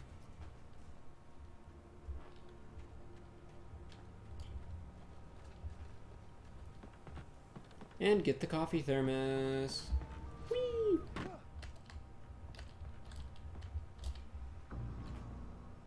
Wow. Incredible game.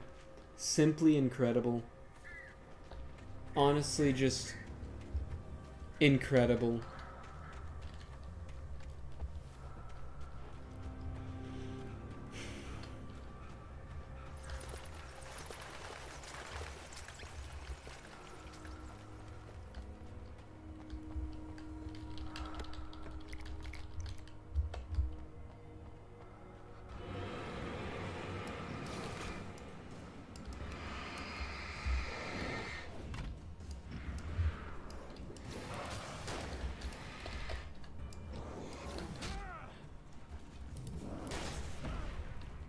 Sure, I was dodging. Sure, okay, sure, yeah, no, sure, that makes complete sense. Everything that just happened there makes complete sense, I promise.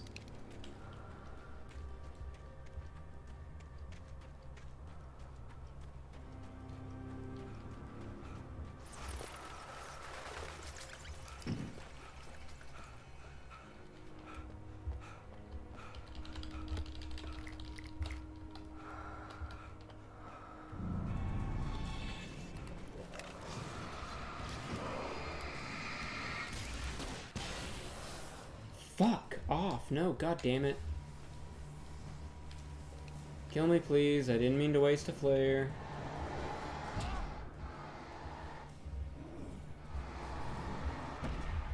Takes longer for enemies to kill you when you just stand around and do nothing.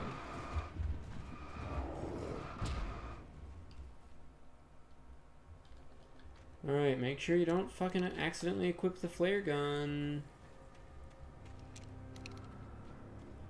Nope, see, you equipped the flare gun again, Alan. I don't want the flare gun equipped.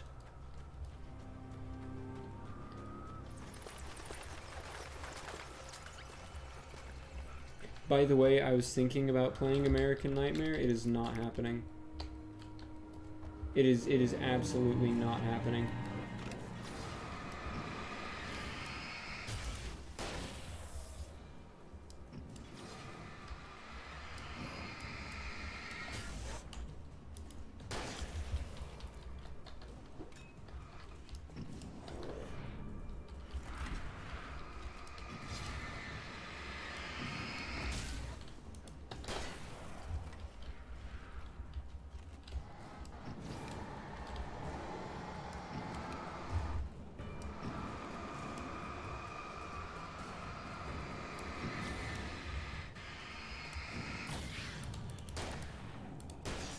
Alright.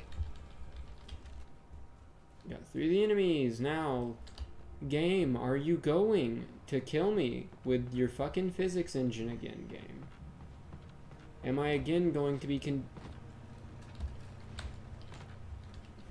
See, I almost died again because of the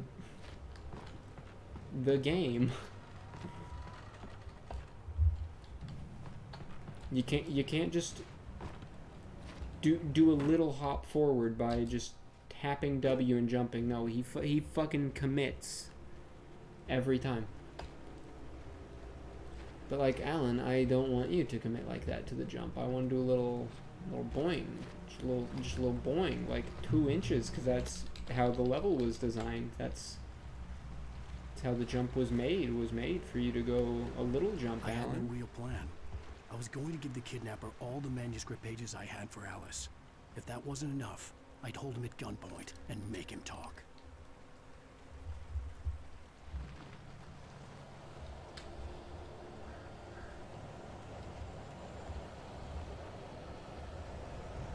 Well, which way is the way secrets and which way? That's the way forward, based on the map. No, either way is the way forward. Oh. Neato, burrito.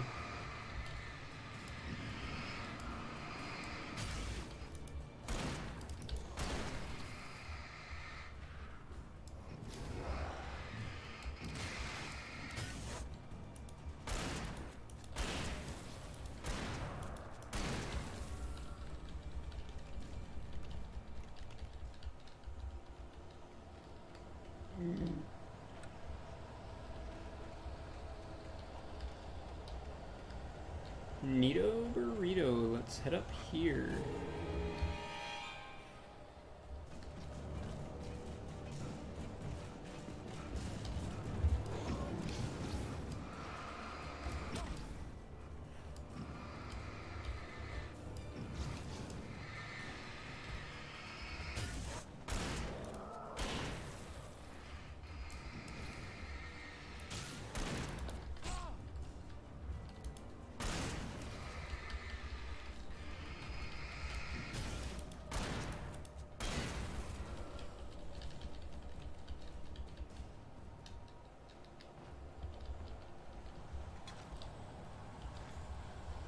Hey, more flare gun ammo for whenever I need it.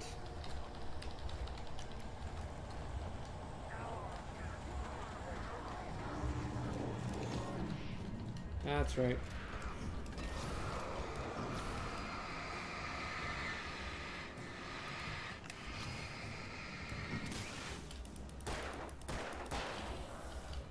Yeah, I don't really get the point of the pump action shotgun. Again, I'll keep it for when I need it, but I'm just going to stick with the revolver when it comes to basic enemies. I'm imagining there will be a boss fight or something at some point. And hey, if a boss fight happens, then I'll have all the ammo in the world for it.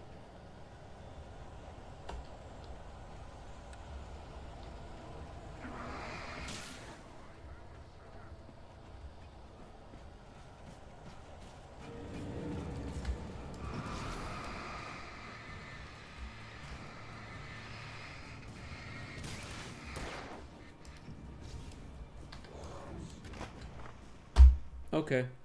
I fell off the...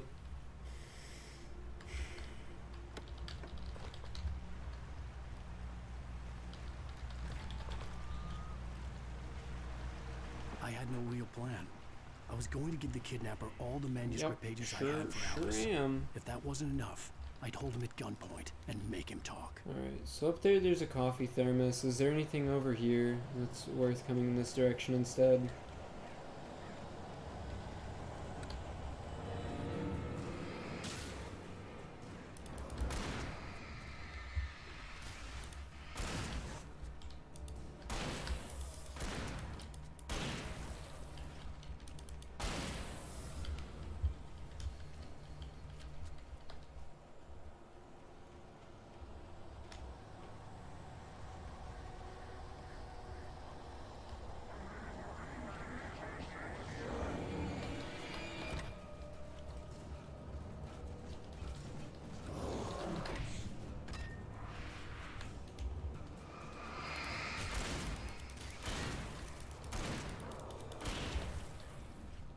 Alright, and pop, pop.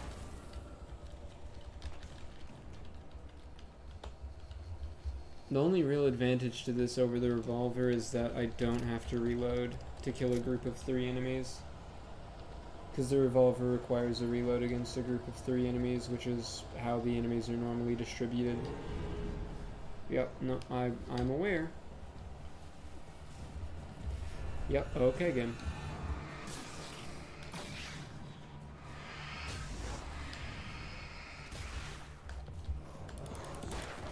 Okay.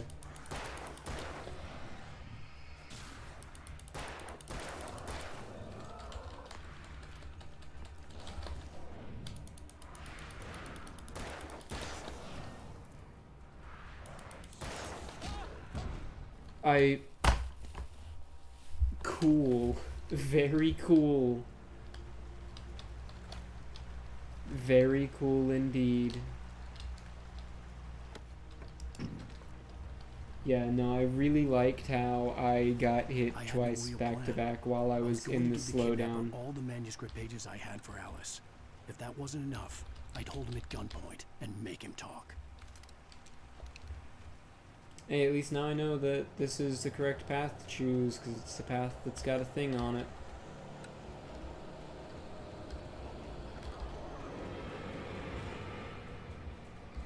Yep, come here.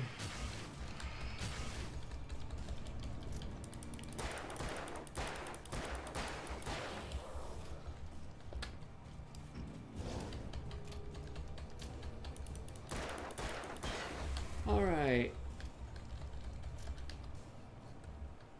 Turn on the light.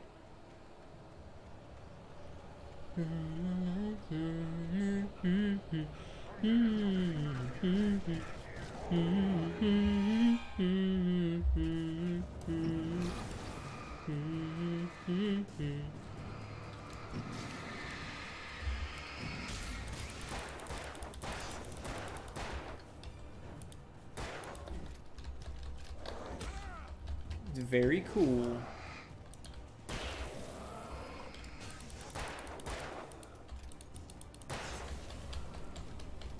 Alright, let's head up here. Pick up the thing. Pick up the ammo.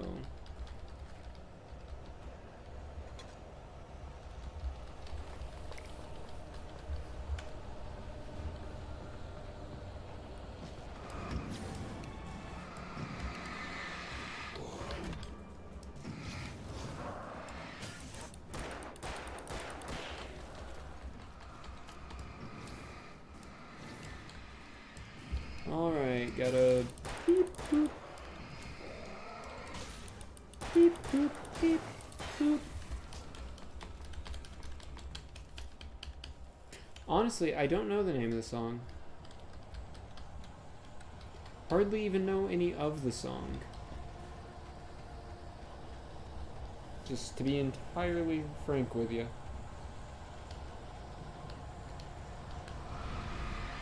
Yep, no, I get it. I get it. Just let me do my thing.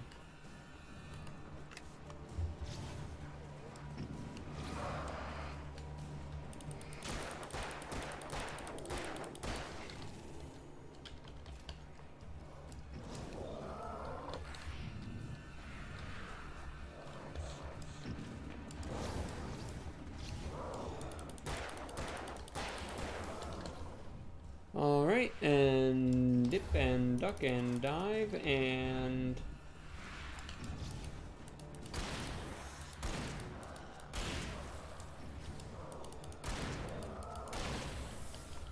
Oh, and it requires the same amount of bullets to kill a regular guy as it does a big guy, it looks like.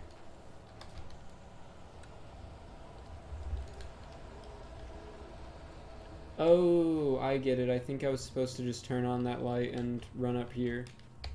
But, like, why? What's... You've thrown 5 enemies at me before. Why? Okay. The dark presence was moving ahead of me in the same direction I was going. A cold feeling settled itself in the pit of my stomach. Was it going for Alice? No, I imagine it's going for the kidnapper.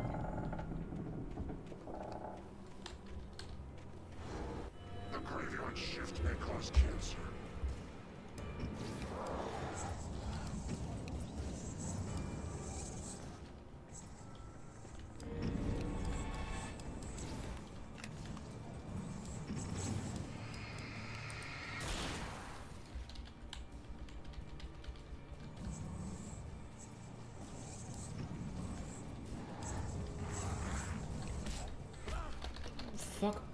Fuck off.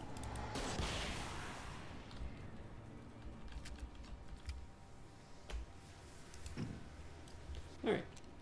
See, and that's what we were saving the flare gun ammo for. For those guys that fucking run around all the time, because they're pretty annoying.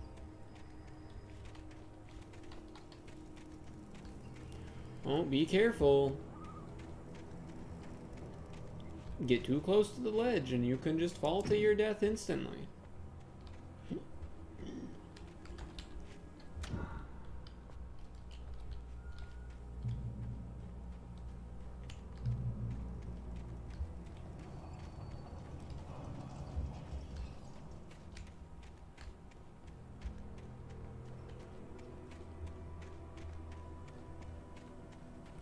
The place was dead, a ghost town. Had been for decades, maybe a century. Interesting. Cross the ghost town. Can do.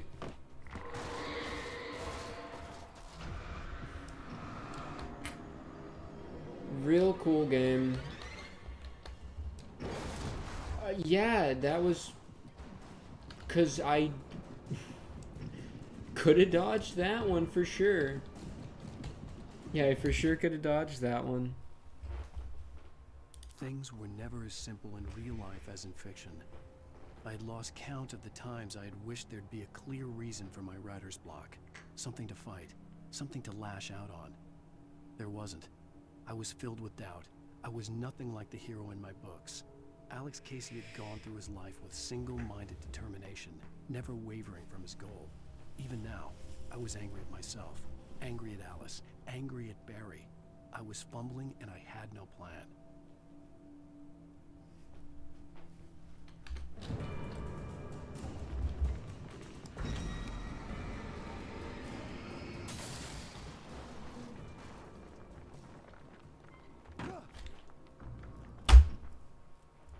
Okay. Okay, game. Sure. No, sure, no, that makes complete sense actually. No, that was really well designed there. The place was dead, a ghost town. Had been for decades, maybe a century.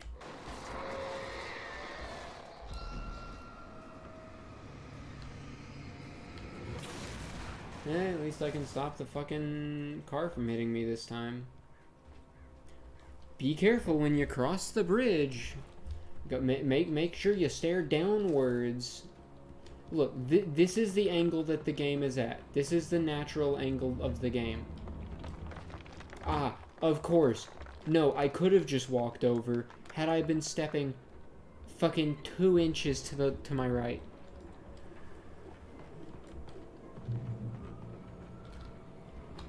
Gray Peak Gorge.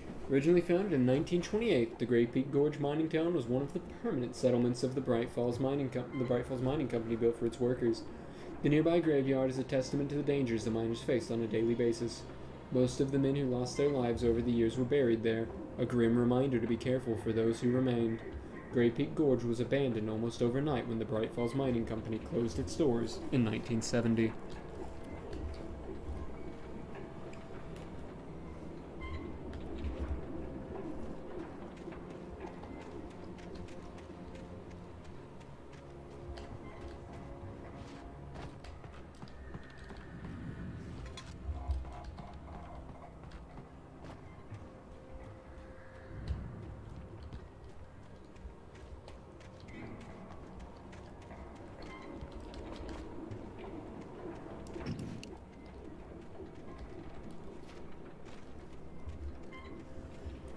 Alright, let's keep on going. What will happen next? Do you think it will be a great story moment or a poorly designed gameplay moment?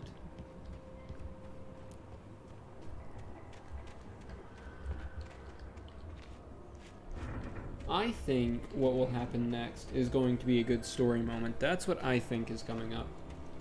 I think we're coming across good narrative content up ahead. I think I was wrong. I think we're about to get some more shit. Oh yay, more of the flying objects, 'cause they're very fun.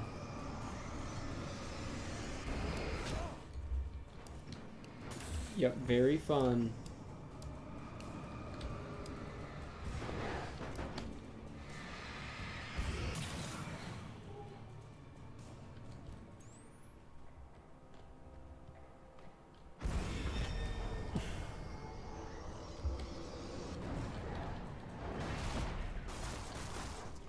Was in the middle of a dodge, but okay, don't dodge. Oh, okay, very neat. Yep, okay. Oh boy, another great gameplay moment. Incredible game design here.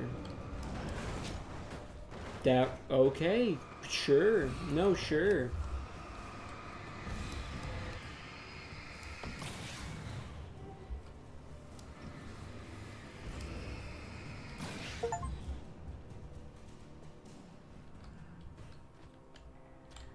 Oh no, more objects turrets are attacking me. Looks like I'll have to drop a flare so I can focus them down one by one.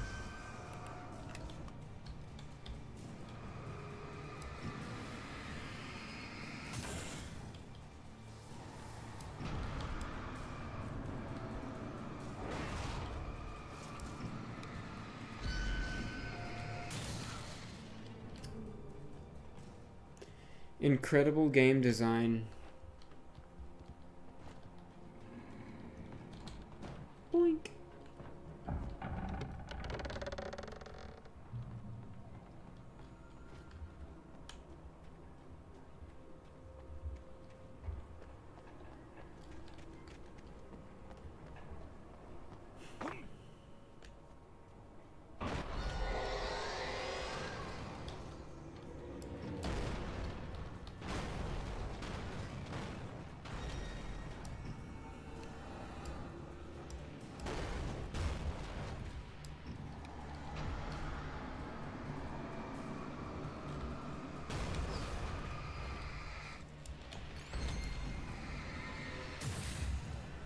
Okay, so a yellow ring around the flashlight means that it's not progressing.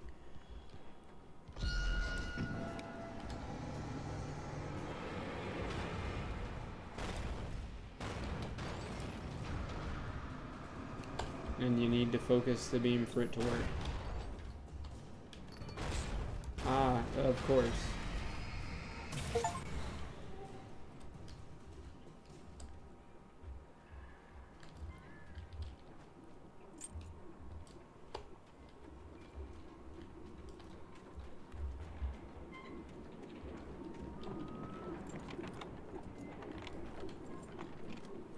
Hey, Alan, the lock was there this time. Good job, buddy.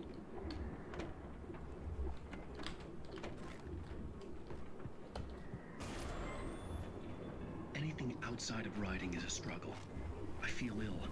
I managed to make my way downstairs. There's a shoebox filled with books and papers by Thomas Zane. It's very hard to focus, but I managed to read some of it. He's a poet, and a good one. He writes of muses and creators summoning fabulous things from a magic lake, using his powers to shape the world of a realm of gods and dreams and demons, dark things that wait for a chance to slip through, wearing the flesh of men as disguise. Zane writes about himself, his girlfriend being taken over by a dark presence, about growing scared of the lake. Zane believes it's a mirror to the gaping void of darkness above, where some Lovecraftian presence lurks. I crawl back upstairs. I'll borrow these things for my story. They ring true. They fit. Yes, okay. So Zane is becoming more aware. No, I do not want the hunting rifle over the pump-action shotgun. I quite like the shotgun. It's enjoyably useful. I just don't need it.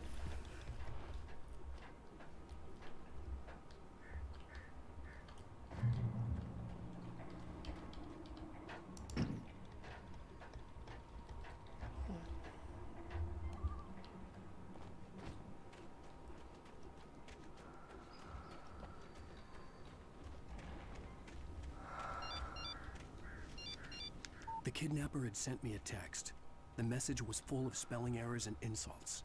It was telling me to hurry up. I was about to say that was a different ringtone, and then it was a text. Yay, 2 more flares for the flare gun. Stop changing my weapon to the fucking flare gun. Oh, I've got more shotgun shells than I do revolver rounds.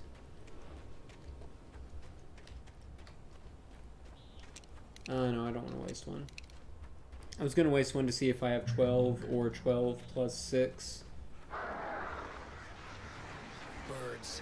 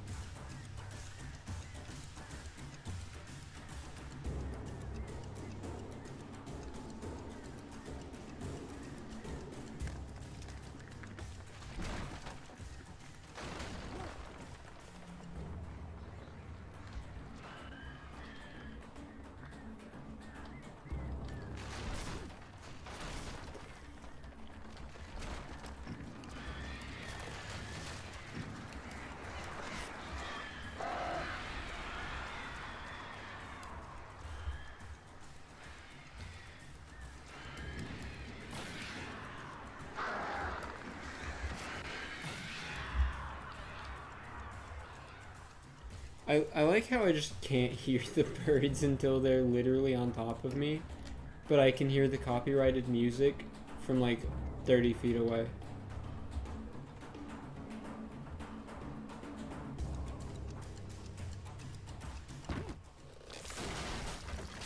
Pretty sure you killed me when I fell that height, like 10 minutes ago, game. Pretty sure you killed me when I fell from that far. But okay, I guess when I have to fall that far for story reasons, it's okay.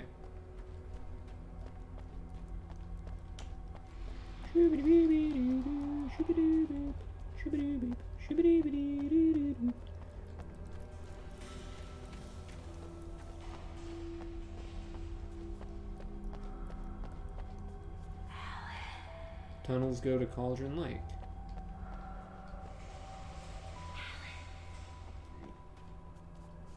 Tom Zane? Well, more likely Alice.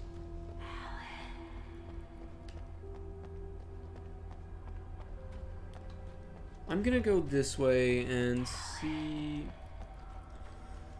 Yep, game, are you just gonna keep doing that? Because it's not that interesting. You're just kind of being annoying. You don't have to just keep whispering the character's name over and over and over again. Without warning, the headache stabbed at my brain.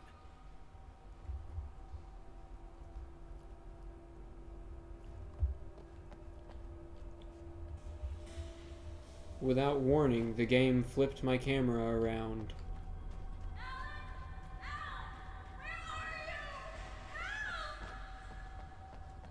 Alice?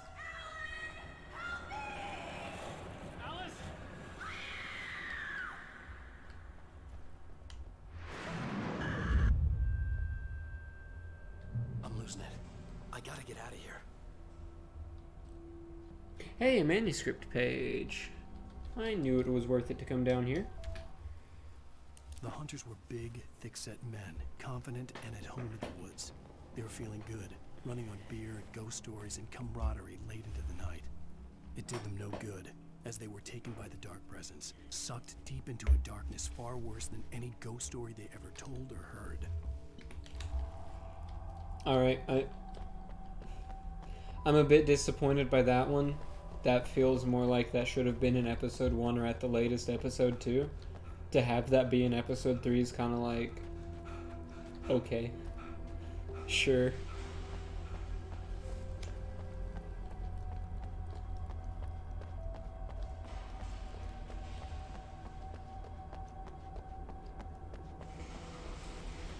Yep, because it's not like about a character, it's about one of the basic enemy types. Like, oh, did you know that the hunters were taken and it was the same way as all of the characters except less interesting? Yes, I did know that. I've known that the whole time. They've been here since episode 1. Or episode 2, I guess.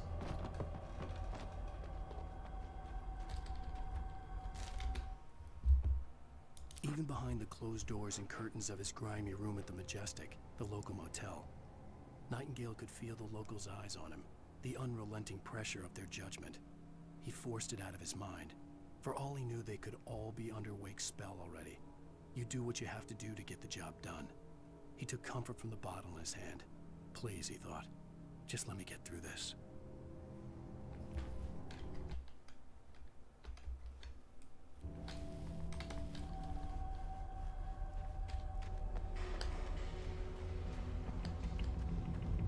What's over here?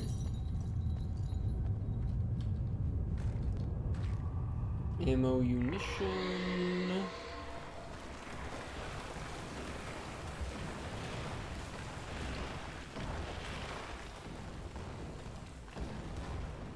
Okay, a cave-in blocked that tunnel. And the chainsaw blocked.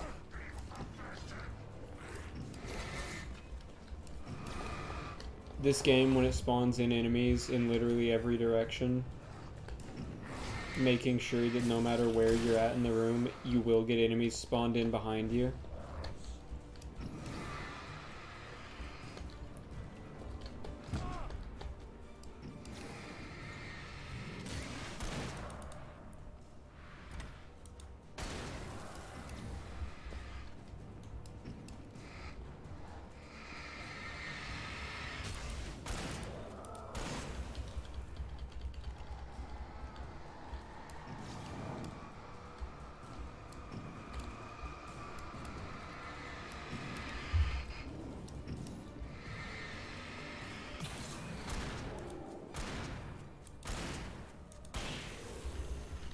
Alright, and dead.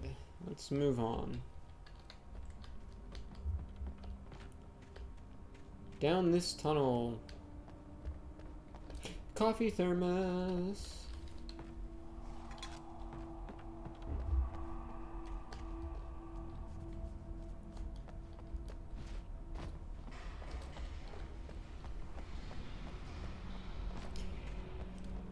My overall thoughts on this game so far, we're not at the end yet, so I'm not giving my final thoughts, you know, like I did during the credits of Undertale.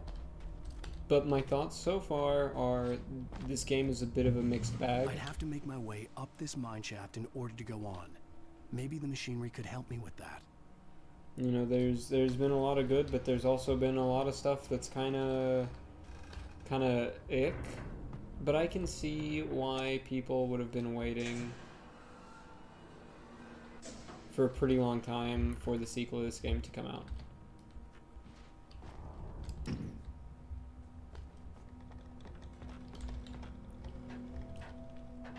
Is this the puzzle?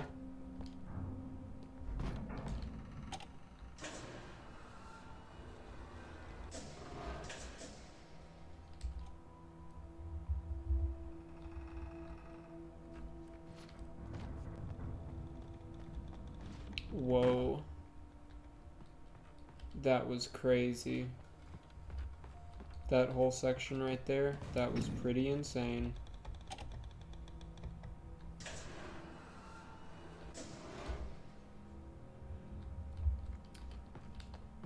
Oh wow, I must climb the ladder.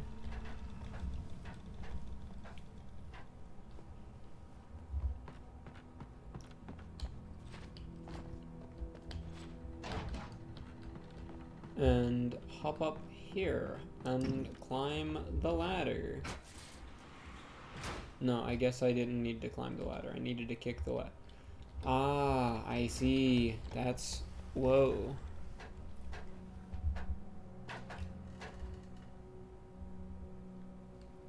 No, I really like the game. The game is... I'm maybe being a bit harsh. It's been very good. But there are a lot of areas where it's kind of like with the enemies and stuff, they're all over the place, but as you've seen, when the game doesn't do some jank, it's just like, oh, shine the flashlight and bang bang bang. And then you just keep going. Like, when I noticed that I was almost out of revolver ammo is the first time that I've almost ran out of ammo for one of my guns, but I still have a bunch of other stuff too. So it's like, it's not bad. It's really good. Oh, okay. The spooky, scary flock of birds is back. But see, like, that's it. That's all there was. Just, oh, shine the light.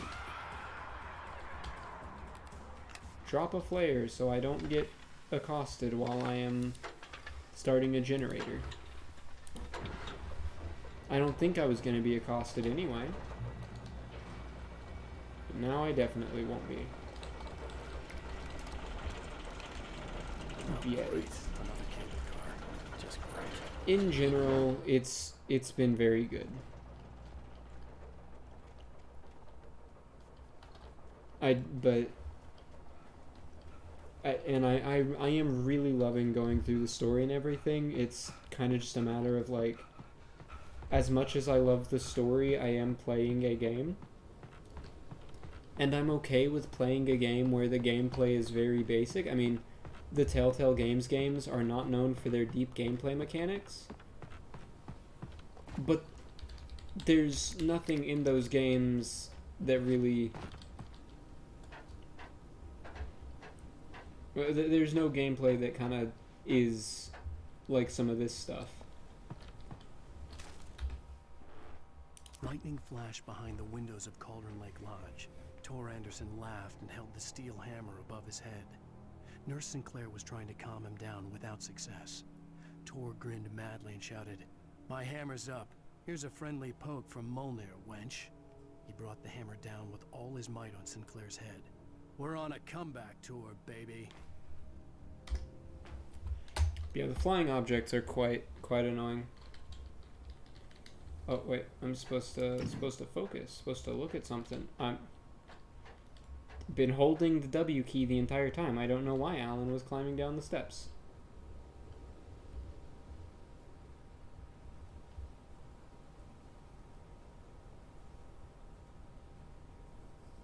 All right, that's a really pretty shot of the mountain, but like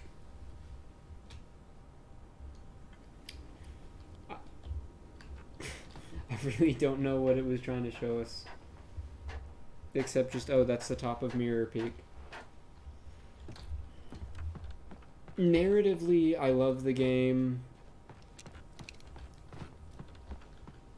I just wish that there wasn't some clutter, basically, I guess is the best way to put it. A fair bit of the gameplay kind of feels like clutter.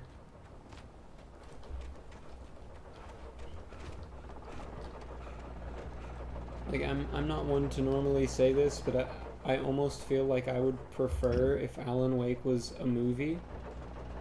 Not if it was made into a movie, but I would just prefer it as a movie as opposed to this. See, yeah, Stanley Parable is a great game. It has little to no gameplay, but the gameplay doesn't feel like tedium or clutter that's there to mix things up. And also the gameplay is, well, the fact that it's a game is quite essential to its story and to what the game is. It's sort of like BioShock in that way, where like BioShock literally doesn't work out, the first BioShock at least doesn't work outside of being a game.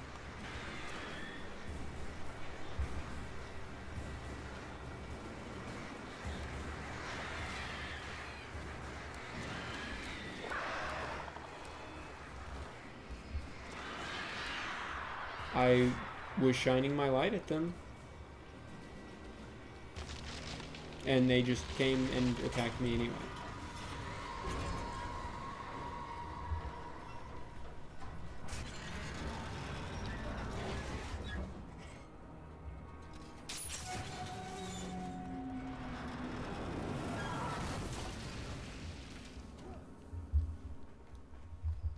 Yeah, due to like the nature of Stanley Parable, it doesn't work outside of a game, regardless of how simple the gameplay might be.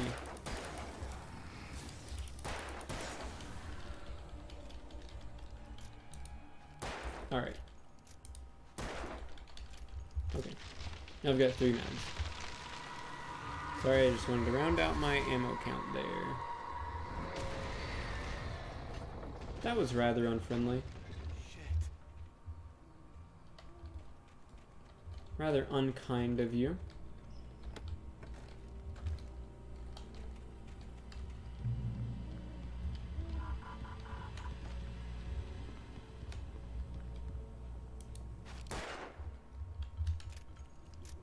There's probably an achievement for shooting all of those, and I'm fairly certain that I've missed one already, but... So there's probably not much point in continuing to shoot them, but I will keep doing so. I was just peeking around there to see if there was away secrets over there.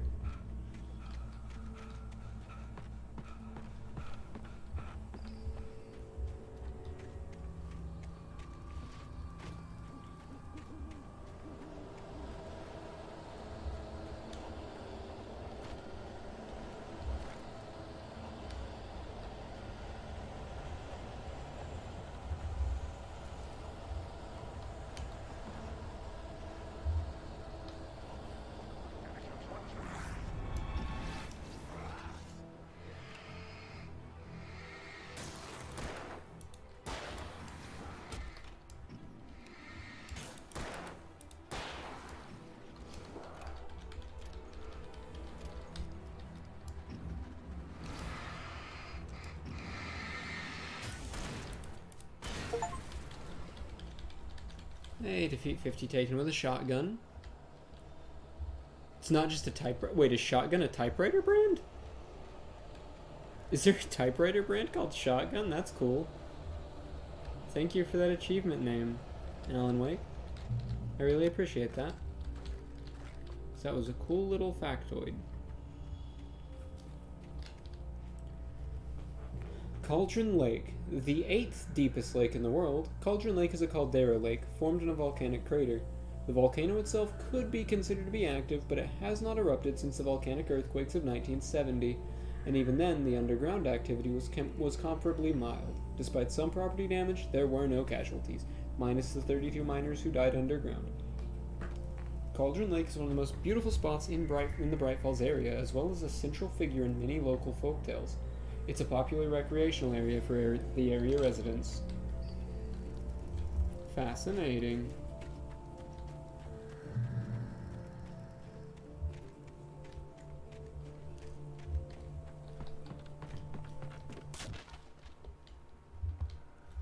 Yeah, I can very much look past the gameplay issues and love this game for what's good about it.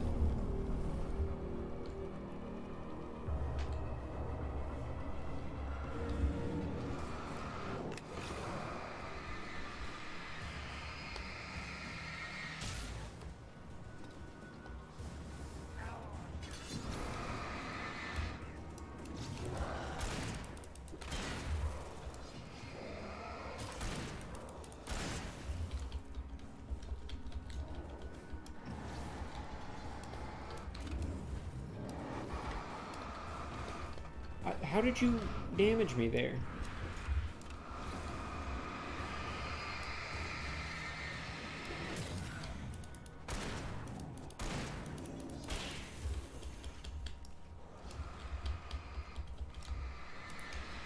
Bro did me a tick of damage by just walking into me.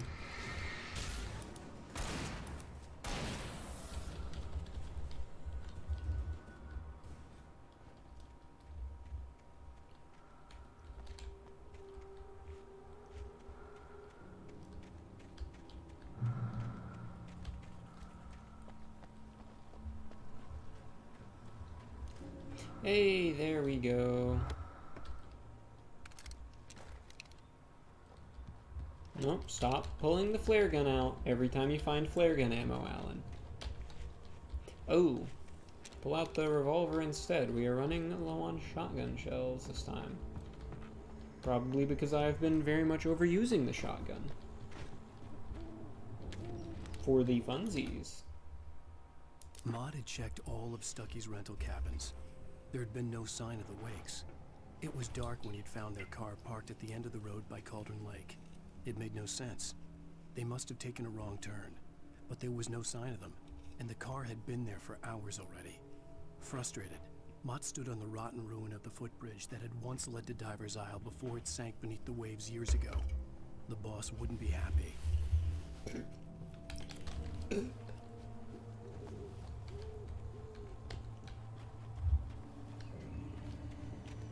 Oh, that's unfortunate. The bridge is out. Glad that I found an alternate pathway around it.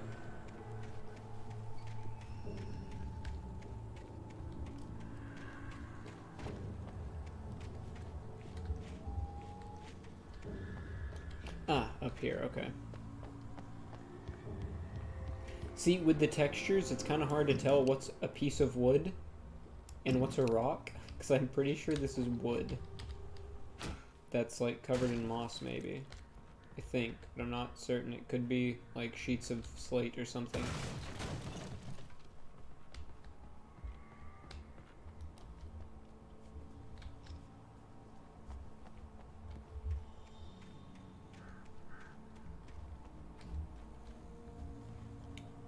That's the way forwards, I can tell.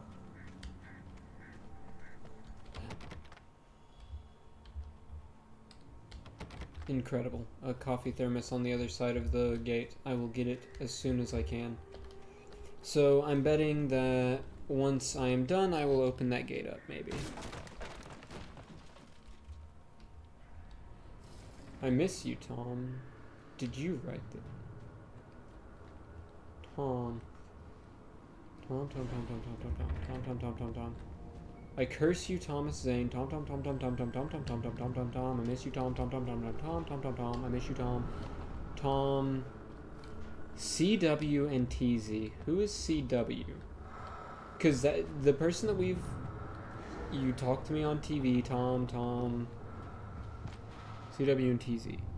Who is CW? Because we know Tom Zane, but CW is not the person we've heard of with him. The person we've heard of with Tom is the Bridget Zagler, or whatever her name is. I think it's Bridget Zagler.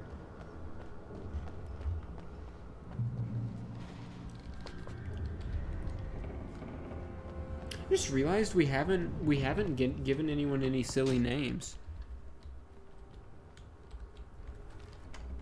Stanley Parable Ultra Deluxe was kind of disappointing, though, to be honest. I mean, that's not what I've heard from others, so I would like to know why you think so.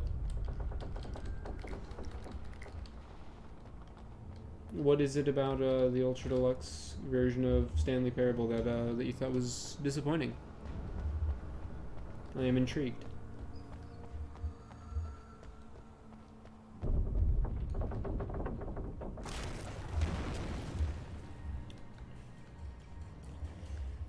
Wow, yep. Another incredible gameplay moment.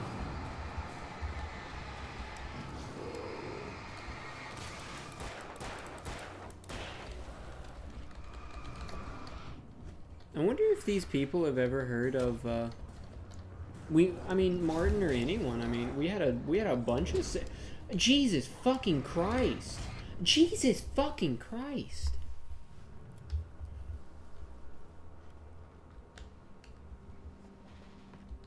Okay. Just don't spawn in the enemies this time, I suppose. Oh, I know the enemies are about to spawn in. That's right. Alright, I'll just use the flare gun since I know it's gonna happen this time. It's like...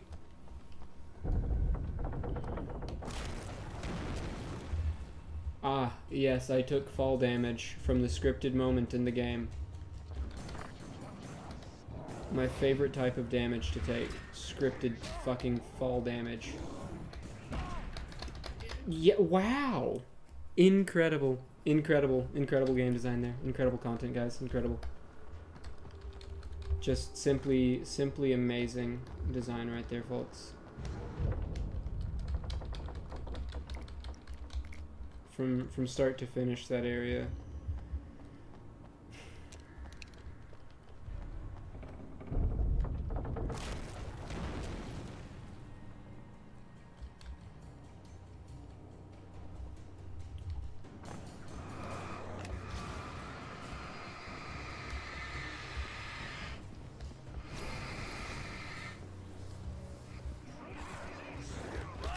There are people up here too that there was definitely a way that I could have known about them being up there, seeing as he attacked me the instant I came up the steps.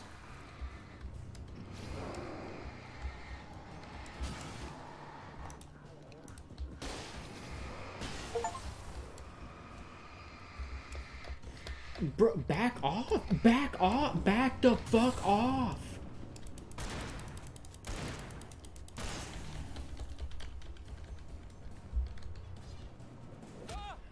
Okay.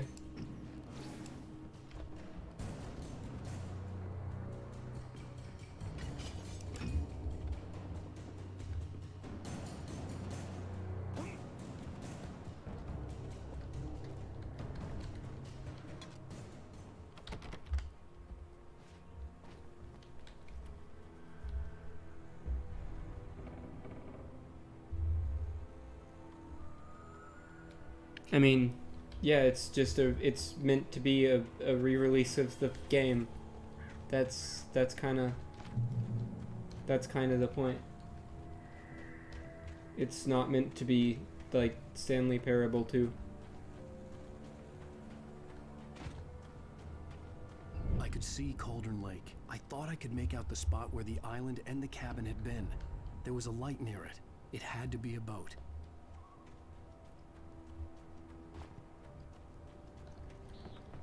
Alright, let's I pick was up the close now. page. I tried to hold on to Alice, but her form melted away. I was losing control. Dr. Hartman stood in her place. I wanted to hit him, but my arms were jelly. He smiled. It was a reassuring I don't smile, know. and I hated him for it. I mean, we I could had to call give you a Barry sedative. we Don't could call fight it. Barry silly You went stuff. through another rough period. Right now, it's very important that you stay calm. We don't want you to have another episode. You're a patient at my clinic. Have been for a while now. I don't know. I guess unlike Girdle the Turtle and Marvin.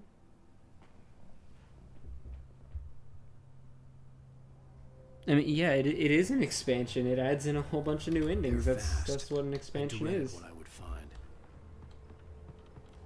It's the original game plus an expansion. It's exactly what it says on the tin. It's not. Are you? Wait. Hey, I'm here! I'm coming! No! Get away!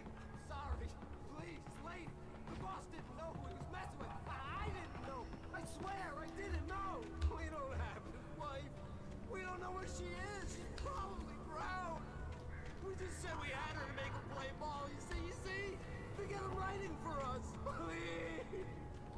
Please. Oh. I'm sorry. Please don't hurt me. Ah!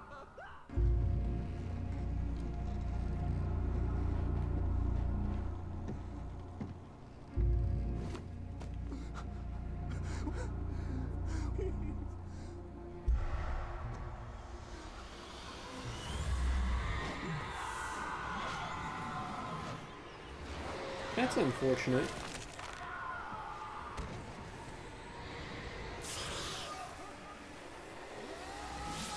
Well, that was what we read about in the manuscript. We already read about this scene happening.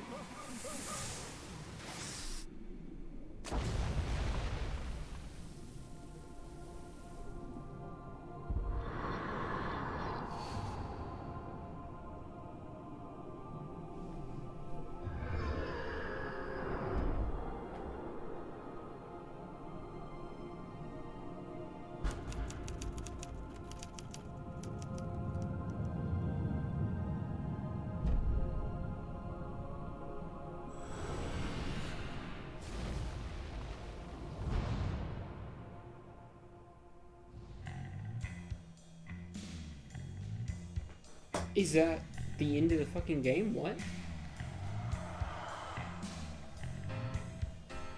Oh, okay. Previously on Alan Wake. No. I'm hunted by the law. No. Sheriff, Wake's running. I'm giving chase. Are you seriously telling me that writer just took out my deputies? A thriller I supposedly wrote is coming true. The genre of the story seems to be shifting. No, we're not calling. What? Why would you? Alice had been kidnapped, but that was a lie. What the fuck is wrong with you? Okay. Our purported kidnapper was eaten up by the dark presence before it attacked me.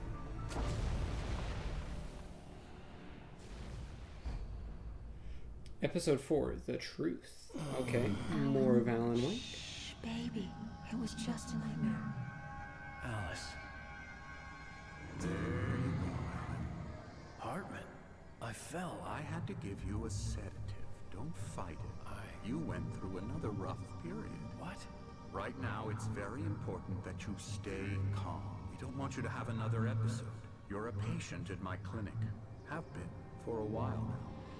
The shock of your wife's death triggered a mental illness. No, you're lying. You're suffering from various symptoms of undifferentiated schizophrenia. Bastard. It's okay, Alan. Just let go.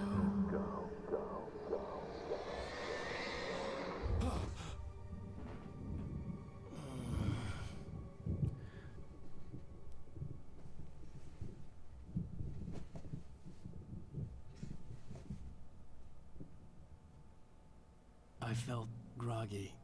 Whatever Hartman had bumped in me was making me numb. I felt like this was happening to someone else. Someone I was watching on television. I couldn't think. Couldn't focus. There were only empty sheets of paper here. No manuscript pages. Alright. The door was locked. I was a prisoner here.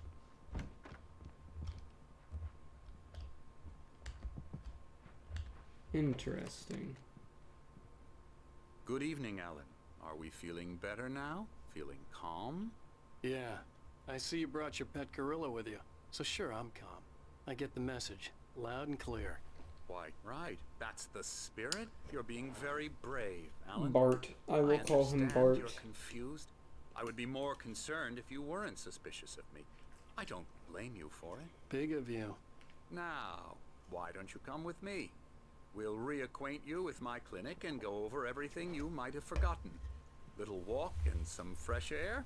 Yes, it will do you good. Alright, Butch Hartman. See, this corridor is for patients. he's who we've been waiting for. We've been waiting for Butch Hartman to show up. He did create our childhood. He created everyone's childhood, according to him. Now, Jack took them out for a fishing trip, except for the ones who are particularly vulnerable, of course. I encourage creativity as a part of the recovery process here at Cauldron Lake Lodge. I specialize in treating artists. I bet you do. Splendid, Alan. Yeah, we've got Butch Hartman we can get this thing under control here with if us. We work together. And This we've way, got Alan. Bart Simpson as our agent.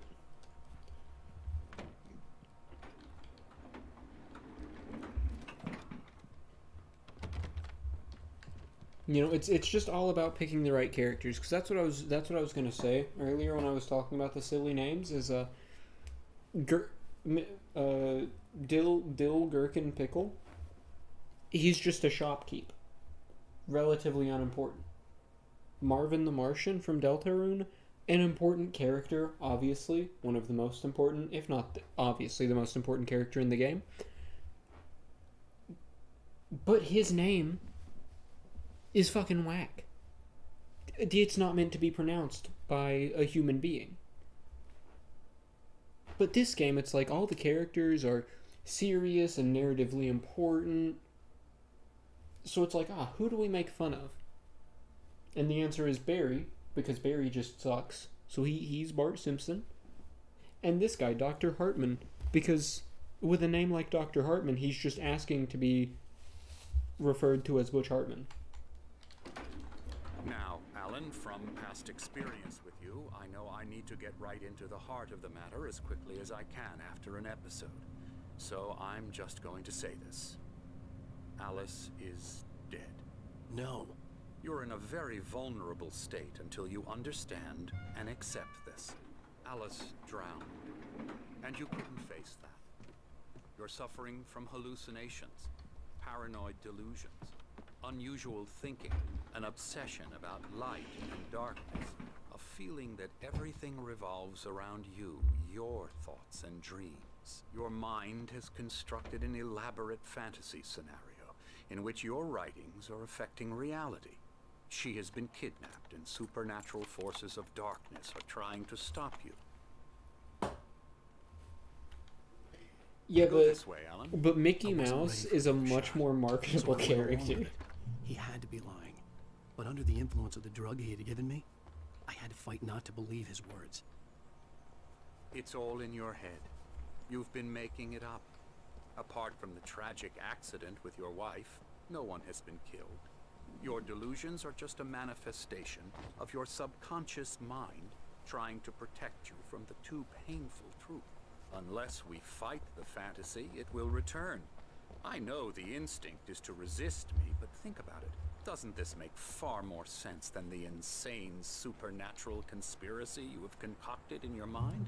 You're a skeptic by nature, Alan. We Butch both know Hartman, this. Butch Hartman, you're gonna Everything have to can be wait. Explained logically. Okay, sorry, Butch. I just needed to see if I could go through that door and find a coffee thermos. I don't believe any of this for a moment, though. I'm pretty sure none of this is accurate.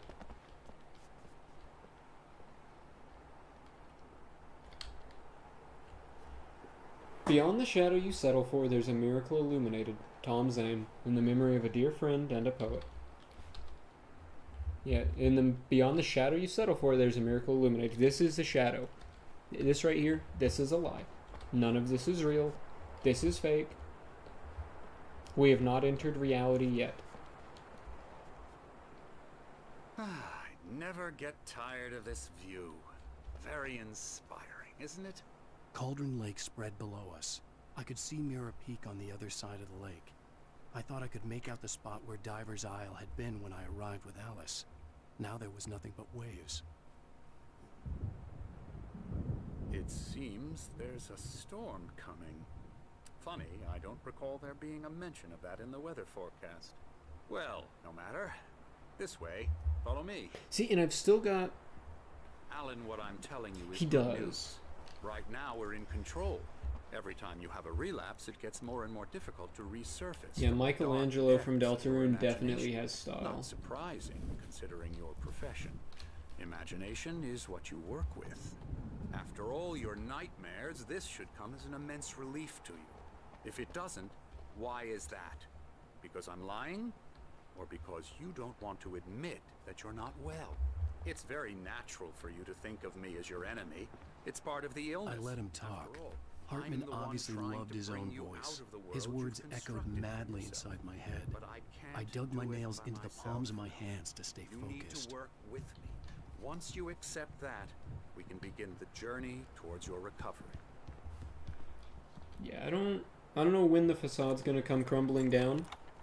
I'm pretty sure that the dark presence has constructed this around me. None of this is real. Alright, that guy Here's the laughing, entrance he to the might be real. office wing. That's for staff only. You were impressed by my trophies when you first arrived here. I do love to hunt. The great outdoors, man versus nature. It's wonderful stuff. Pretty damn wonderful, yeah.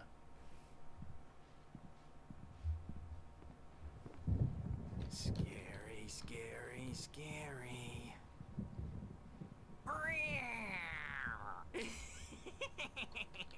Emerson.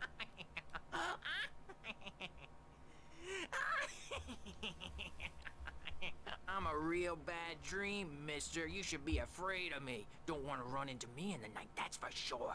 Please, Emerson. Mr. Wake is confused enough as it is. Yeah, you'd like me to go away so you won't be scared. But you can't just decide what kind of dream you have or when you have it. Emerson. Okay, okay. Sorry. Boo. That's Emerson. We're actually making some progress with him, I'm happy to say. He works on video Elbow games. strike.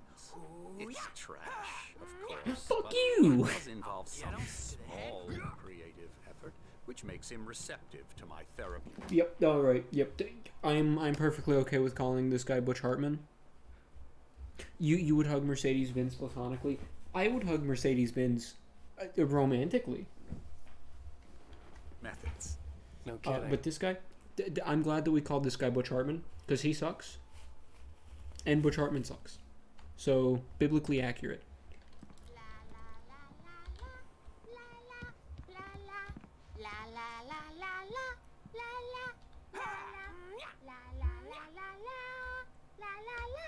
Come, Alan, this way. Who are you? Oh, hello. I've painted you. Okay. I was just struck by inspiration a couple of days ago. Dr. Hartman wanted me to paint landscapes, and that's what I was doing. But now I've been doing these things, a lot of them. The images just keep coming. Dr. Hartman likes them. He has them in his office. Yeah? He's very proud of me. He says I'm getting much better. I think I'm getting better. Yeah, I'm just not cool with the fact that he I painted guess me I better drowning. start wrapping this up. The storm is almost here. Look at that. I'd hate to be out there tonight. Yep, so would I. That's why I know that I'm gonna have to go out there tonight. Unfortunately. Where did Butch Hartman go? Aha! I knew there was one of you hiding around here somewhere.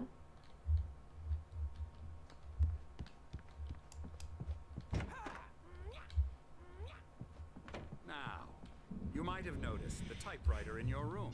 You've been writing as a part of the therapy. As soon as you feel up to it, you should continue. Welcome to Cauldron Lake Lodge. We're here to give you the specialized help you need. However, please observe the following. Please ask friends and family to schedule visits beforehand to ensure they don't interfere with your therapy and or periods of creativity.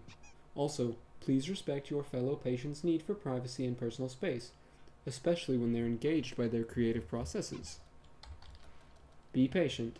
Typically, our patients have long-term creative problems, and they won't be solved overnight. Give yourself permission to take the time you need. Bear in mind that you are voluntarily receiving treatment that has been specifically tailored for you. Engagement therapy, trademark, and its sister method, the flow, trademark, work best when you are actively engaged in shaping them. If you have any concerns, please don't hesitate to voice them. Signed, Butch Hartman. Butch, by engagement therapy, do you mean prayer to cure cancer and homosexuality, Butch? Because that's your that's Butch Hartman's like normal grind. So My rheumatism's killing me. There's a storm coming. Oh, what a storm. I hope it wipes this place off the face of the earth. And these two are the Anderson brothers, Odin and Thor. They had how should I put this? A heavy metal band in the 70s and 80s called Old Gods of Asgard. Yo, wait a minute, Old Gods of Asgard? So, in Alan Wake 2, the song that I've mentioned a couple times now, Herald of Darkness, in Alan Wake 2, the song is by the Old Gods of Asgard. They even adopted new first names to complete the image of Viking gods. After the band broke up, they lived on a farm nearby. They are, well, in advanced stages of dementia. They're well cared for, TLC and all that. There's nothing more that can be done. Butch Hartman is the creator of the Fairly Odd Parents. Has left its mark. Hey, Night Springs, it's a board game. Oh, that won't do. I'm so sorry to cut this short for now, Alan. The power has been acting up. I'd better go check on it. We'll continue this soon. Meanwhile, when you feel up to it, return to your room and try to write. It really is for the best. Don't you think? I'd Yep. like to bash his head in with a hammer. Oh, he'd love to fish out our secrets, but he has no clue. He's not crazy enough. Not crazy like us, Sonny. Yeah! Being crazy's a requirement, Sonny. Who else could understand the world when it's like this? It takes crazy to know crazy. Pretty much a lot of stuff. Scamming his audience, scamming his viewers. You're all right, Tom. Hey, we like him, don't we, bro? He's All sorts of stuff. The Anderson Farm. Valhalla! We wrote it all down, lest we forget.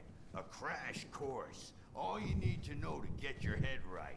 You need to find the message. Here, Sonny, here's something for you. Gave me a rash, but I kept it safe from these bastards.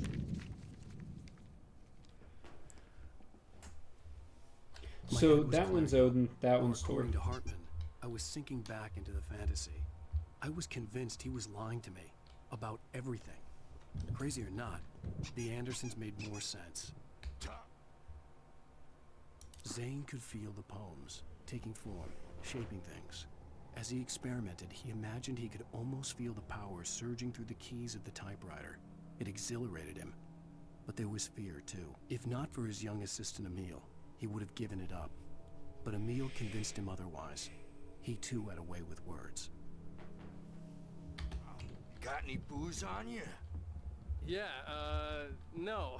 Sorry, We have a guys. stash of the special stuff at the farm. Our own formula. Local ingredients. Medicine clears your head right up. Makes you remember like moonbeams on the brain. Oh, I just noticed. Leather patches on the elbows? That's not very rock and roll. Tom just lost is all. Baba Yaga got to him too, the damn witch. She used us all. Taken from all of us. Took my thunder, the witch. And my ravens, what were they? Memory and thought. The hag. She took something from you too, didn't she? That's what she does. Alright, so they're talking about the dark presence here. This place, the lake, it gives you power. If you're a creator, an artist, a god. Nightmare shifted in their sleep in the darkness of the lake. Yeah, that's the one. She makes sure it comes out twisted and wrong. Just ask the lamp lady. She knows what happened to that other rider. She's been using you, boy, and you let her. You went and opened the door for her, didn't you? Now, it was already open a crack. And whose fault is that? We're morally corrupt, disease-ridden, old and stupid. Doesn't mean he had to open it all the way, goddammit. Alright, yep. They know what's going on. They know what's going on way more than they're being given credit for by Dr. Butch Hartman.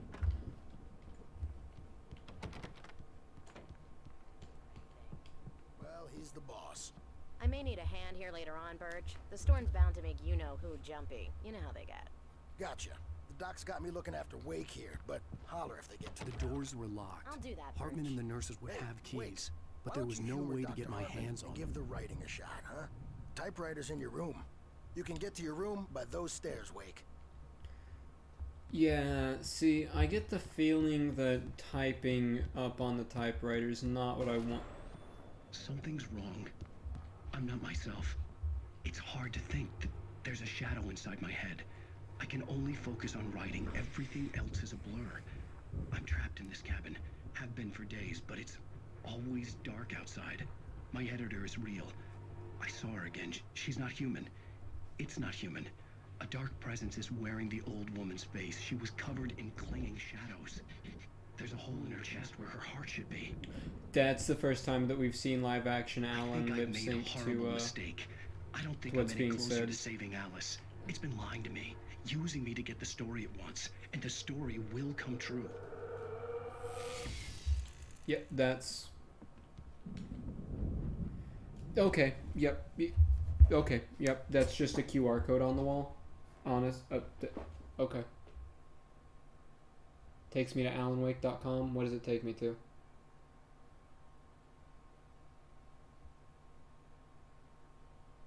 It takes me to a fucking meme. That's incredible. That's beautiful. I'm glad that I found a constipation meme. Hartman wanted me to write. Thank you, creators. But I figured I should just play along for now. It was the only thing I could do with Nurse Birch watching me like a hawk. I'll send you the meme. I'll send it to you. It's very... It's something. It's truly something.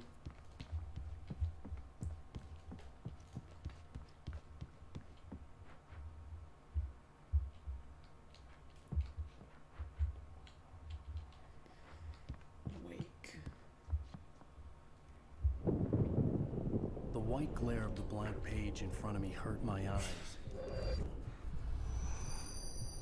My hands began to shake uncontrollably. Everybody, calm down. Put that down.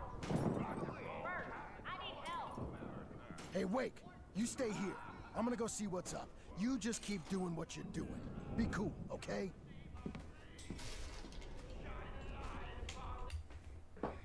Alright, I hope it sends properly.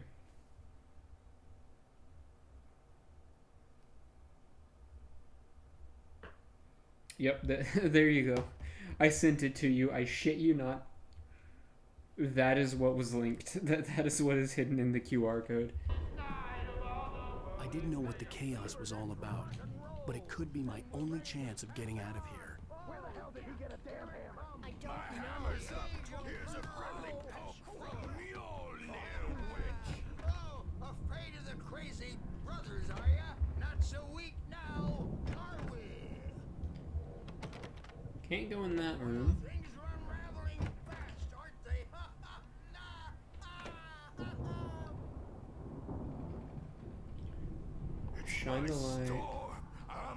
taking her. Interesting. Yo, he's got an Xbox 360. That's because this game was produced or published or something by Microsoft. Microsoft was involved with the release of the game. Hey, manuscript page. Hartman kept talking, giving Barry the grand tour, clearly proud of the place. He went on and on about his hunting trophies, and Barry was impressed. But he was here on business. He raised his voice, cut through the monologue. Hey, Hartman, where's Al? Hartman stopped in mid-sentence, annoyed at the interruption. He nodded at the hulking orderly standing nearby. The man smiled and clapped a practiced hand on Barry's shoulder. Yeah, Barry's about to be kicked out. Sorry, Bart's about to be kicked out. Hartman had mentioned that the power had been acting up. Maybe that was the reason for the generator and the work light on the balcony. The generator hadn't been activated, and there was no key. All right. By the way, it's not lost on me that there have been ravens all over the place. And one of the two members of the old gods of Asgard is called Thor. That wasn't a love tap. The crazy old fart hit her hard. And if she was one of Hartman's goons, she had it coming. I could get the key to the office from Sinclair. I had to get to Hartman's office. He had taken all my manuscript pages. That's where he'd been keeping them. Alright, go to Hartman's office? Can do.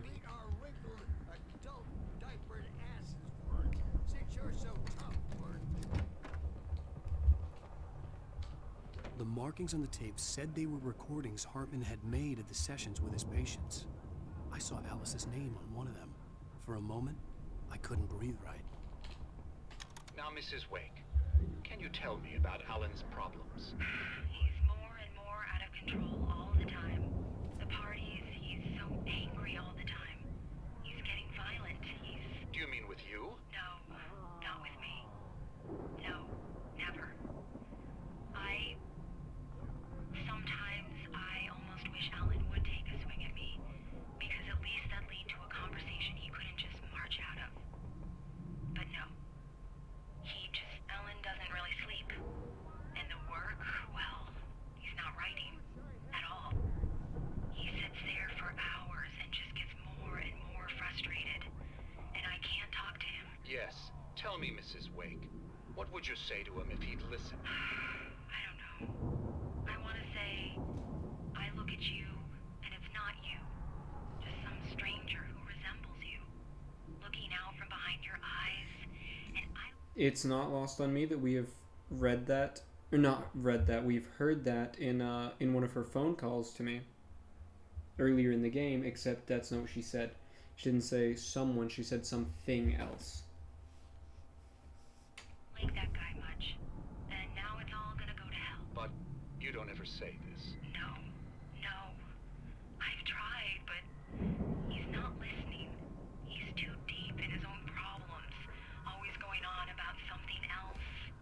I'm so afraid I'm gonna lose him, and we're not even talking anymore. He doesn't let me in anymore.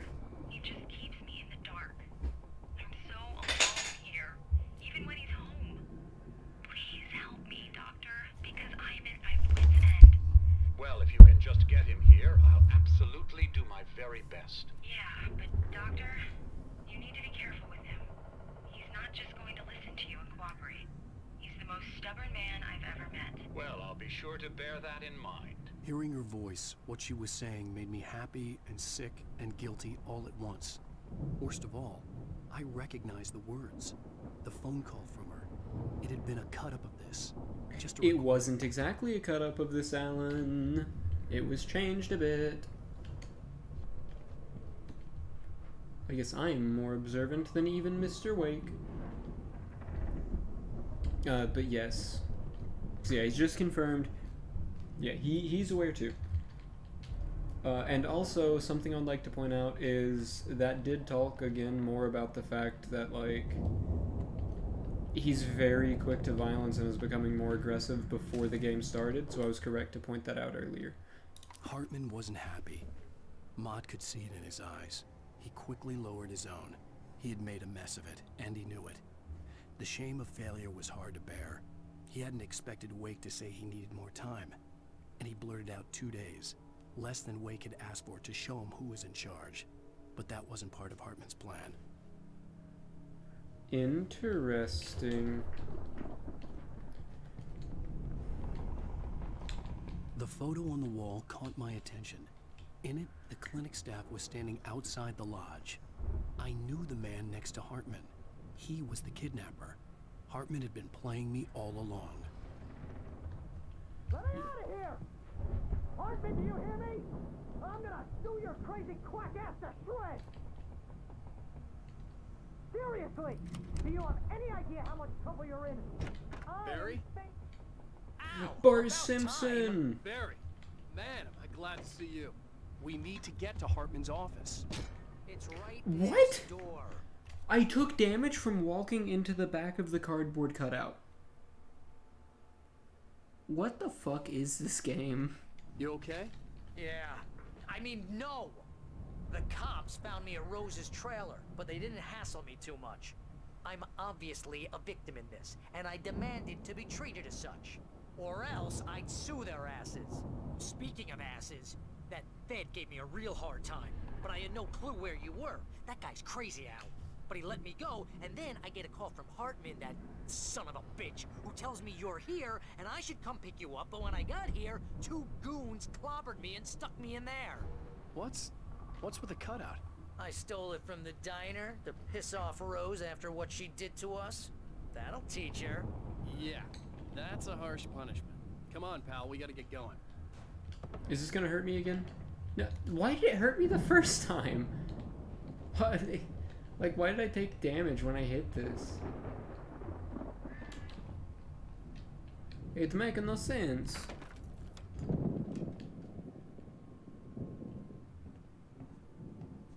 These were all the pages I had on me. And more.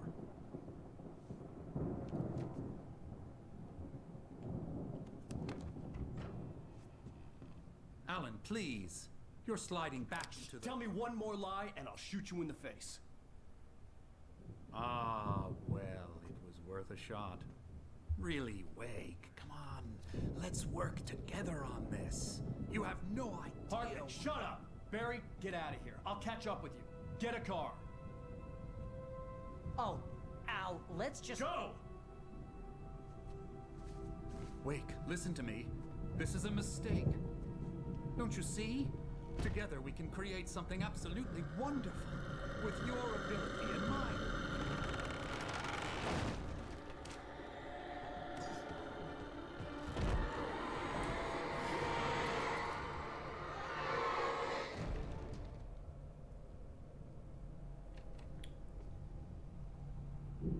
Because he looks like Ben Shapiro? Hey, he was smiling! Yep, so we already knew about that scene. I had to find a way out. Oh, okay, took damage from that. Oh, okay, yep.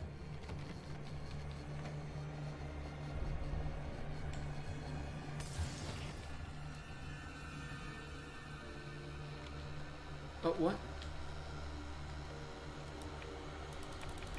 Okay, it's a clicking thing. Gotta just click.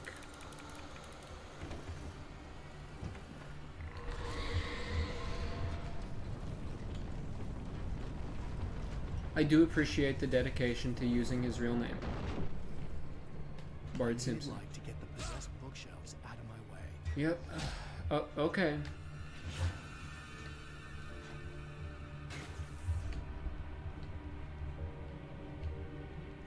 Hey, I can turn the generator on now.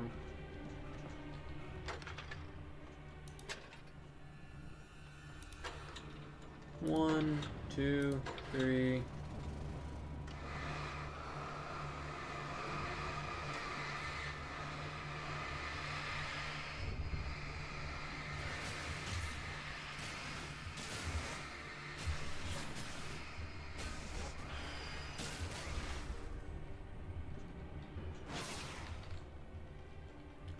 Alright, now what I need to check. I've obviously got to check this. Bart Simpson Shapiro. I think we can go with Bart Simpson Shapiro. I think that works. Yep, okay. It's the same QR code. QR code has not changed. He's Bart Simpson Shapiro.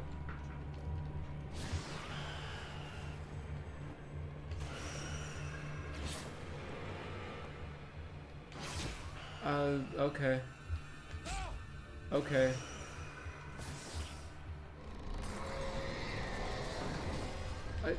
Sure, game. Throw it at me so that I take damage.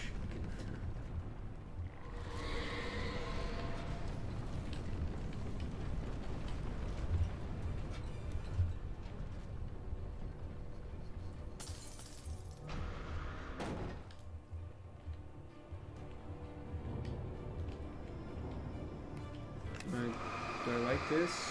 Go this way? Is that what we're supposed to do here? Okay, now I'm out of flares. Manuscript page. Hartman knew he was no creator. He had no ambitions on that front. And he certainly didn't want to end up like every artist he had worked with here, damaged in ways that were hard to describe, or worse. It was enough for Hartman to maintain creative control and provide direction, to be a producer. That was what most of these people were in need of anyway. Of course, suitable subjects were few and far in between. Ah, okay, so he's exploiting the mentally ill. Holy shit, dude. Biblically accurate Butch Hartman. Just a horrible scumbag person who uses people's fucking weaknesses against them. Biblically accurate Butch Hartman. Okay. I don't... Okay.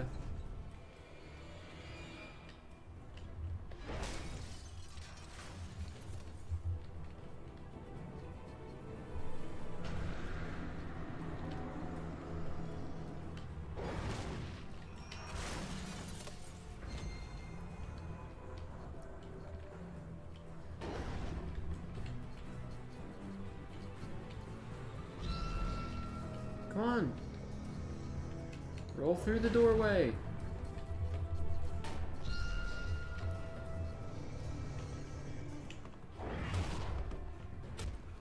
What? How was I supposed to not take damage from that?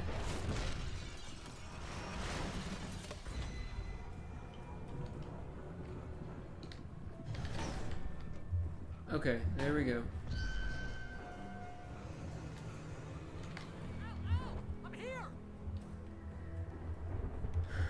Okay, Bart Simpson Shapiro is over there.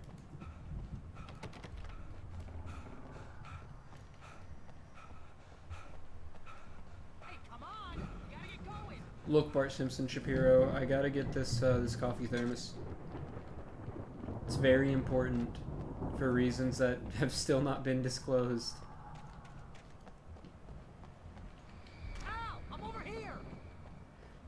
Jesus fucking Christ, game. You can stop saying it. Suspended. By Lauren Miller, 1989. I found the car, but the gate's locked. You're gonna have to go through the hedge maze over there. Barry, I don't have a light. Take this, Al. Oh God! Look at the house, Al.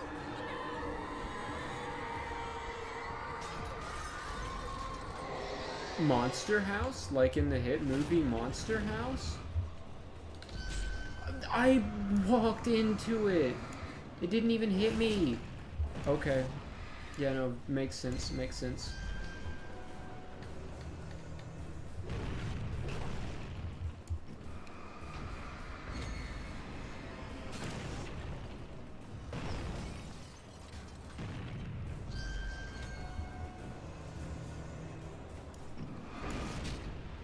Okay.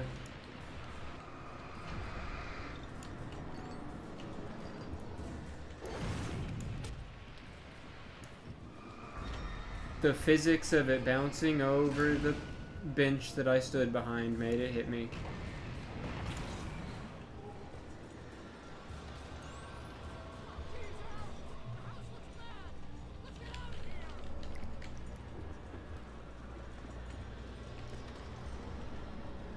Into the hedge maze. You know what? Okay, that's a dead end. So now we head this way.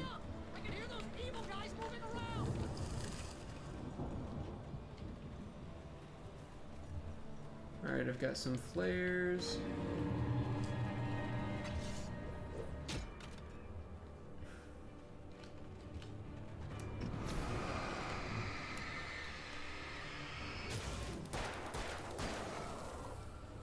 Okay, that was 3 of my 18 bullets. That's a 6th of my...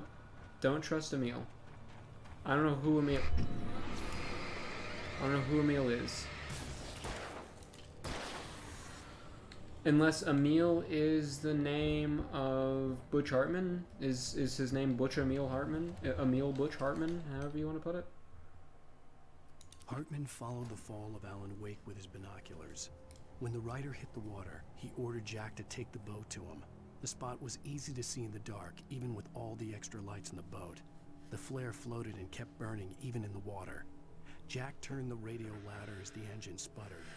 The music was rough and clanking, something the Anderson brothers would no doubt have enjoyed. But Hartman chose to ignore it. Wake was finally within his reach. Oh wait, we had another thing. I stared at the Viking paraphernalia that littered the area, surrounding an unlikely centerpiece. A full-size stage complete with an impressive sound system with all the trimmings, including a dragon. It took a special kind of crazy to build something like this in a remote field. When the sky split open with a deafening boom and the music started blasting, it felt strangely appropriate.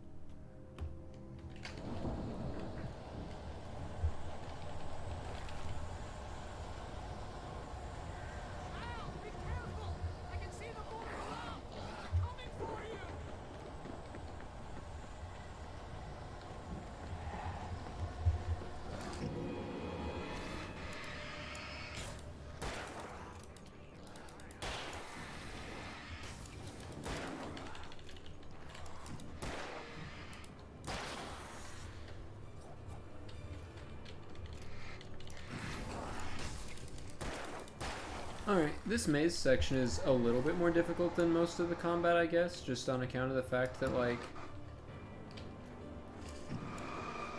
it's tighter. But again, the tightness is only really a difficulty boost due to,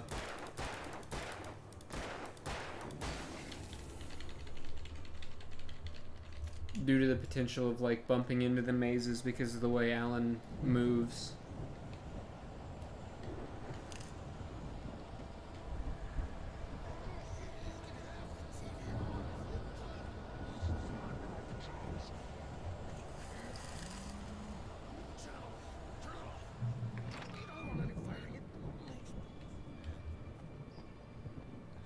Alright, I thought that that might have been the sound of the Taken, but it might not be. It might also just be one of the old gods of Asgard.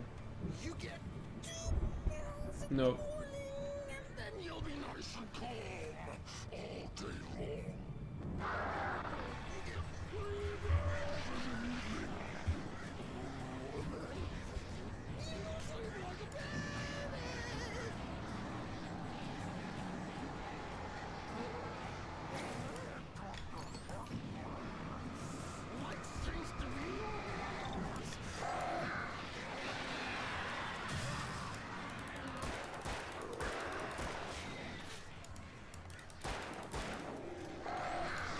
Fuck off, birds! Jesus!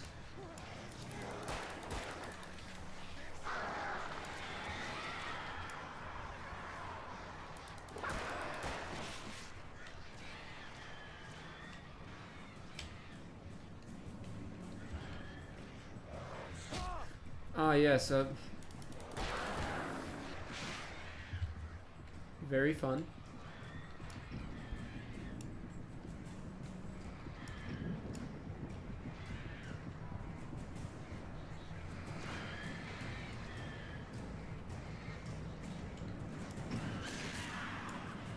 Okay, the birds are leaving.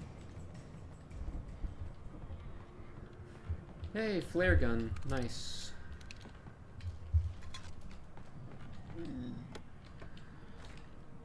No ammo for it, though.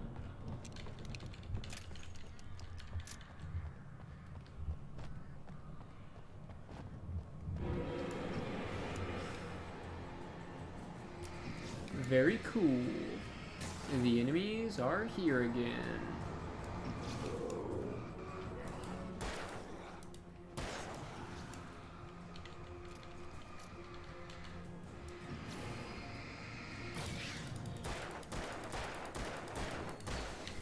Alright, and reload, reload, reload, reload.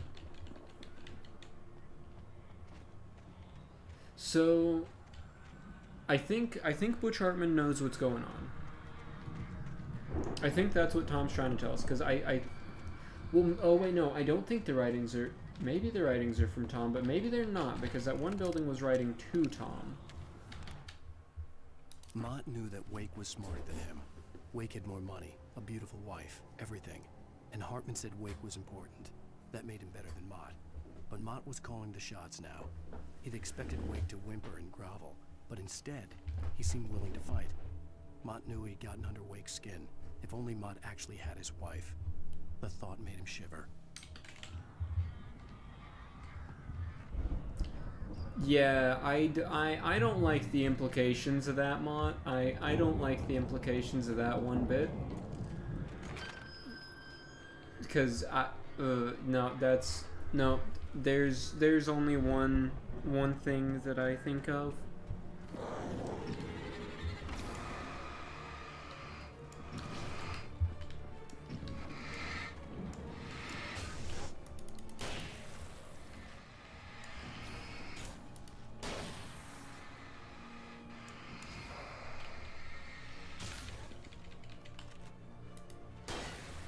Alright.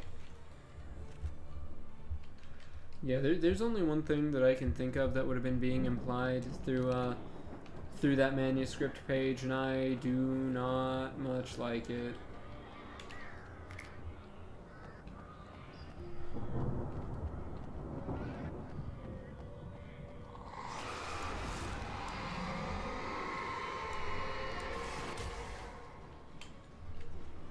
It still hit me even though I broke it. Alright, and the gates are melted. Melt the gates away.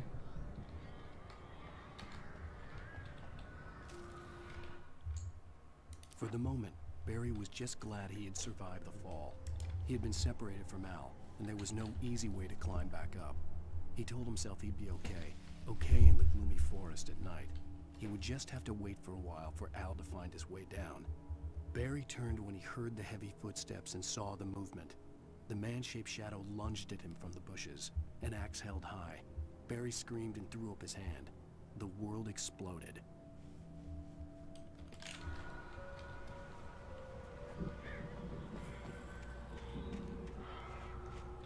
Emil made Tom do it. Okay. So those notes are not from Tom to Alan.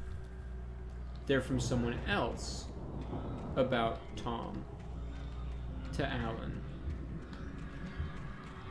I assume they're from the CW person.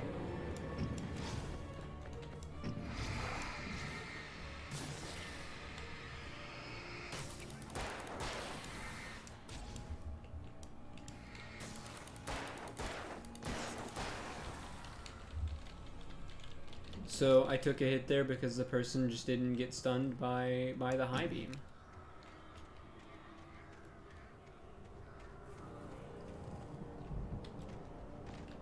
Now, who left this for me? If not Tom, and presumably not me, then who wrote them?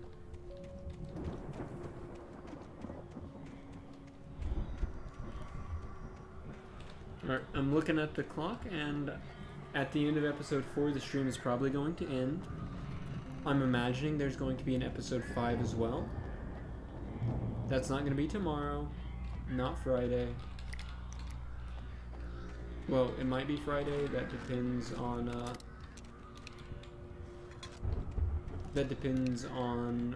what I've got going on Friday, because I don't know what that's going to be. Could be going out of town this weekend, might not be. Haven't even thought about it. Hartman watched as Wake's features slackened. The man was bullheaded, no doubt. Even lying on the bed, he'd almost broken Hartman's nose the second time. But with a little time, he could break Wake down, give him proper direction. Wake was easily the most promising subject he'd had. Well, since Tom, really. Sleep well, Alan, Hartman whispered with a smile. Let me take care of you. He sniffed hard to clear his throbbing nose, swallowed blood, and barely tasted it. Yeah, I'm glad that we decided to call him Butch Hartman. He's a very Butch Hartman-esque guy.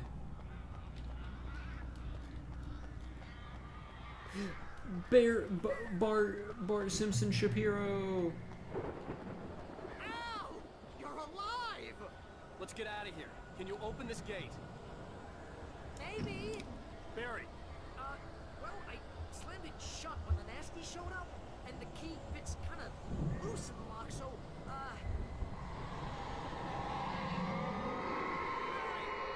find it. Don't worry about it. Oh no. Am I gonna have to fight the big guy again? Another one? Hurry up, Barry. I'm on it.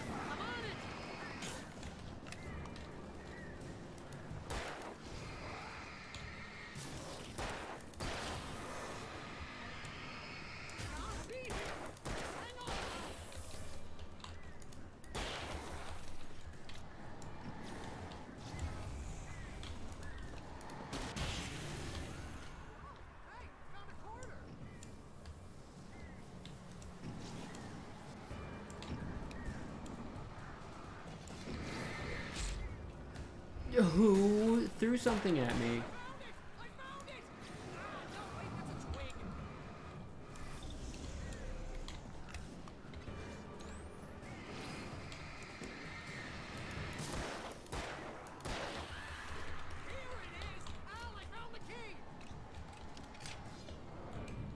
That guy literally just appeared. He just appeared. Sledgehammer Man, he just appeared in front of me. Incredible. Yep, incredible. Incredible. I was hitting dodge and it simply didn't matter. Me hitting dodge simply didn't matter. I don't like when games have sections like this where it's like, oh, just defend for a bit, make sure you don't get hit, because you just gotta stand for a while. You don't actually have to do anything to progress, just wait until the timer says you've waited long enough. It's like opening that gate when being chased by the... Wow!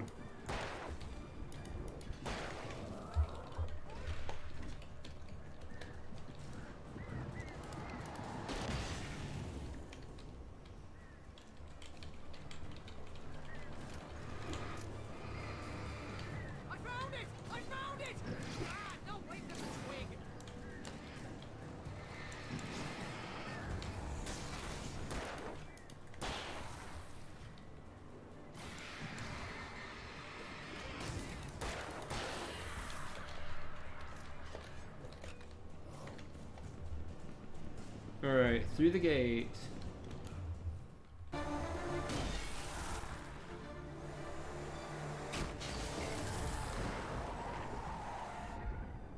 Al, please tell me we're headed for the nearest "You're now leaving Bright Falls. Come back soon" sign. We're going to the Anderson farm. I knew you were gonna say something like that. You know what? You owe me big time for this. When this is through, if we make it, I don't care what anybody says, I'm done with darkness. You're gonna buy me a tanning bed as a gift, and I'm gonna live in it.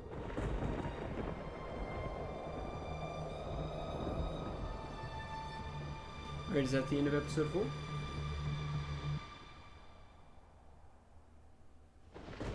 No. Got more stuff?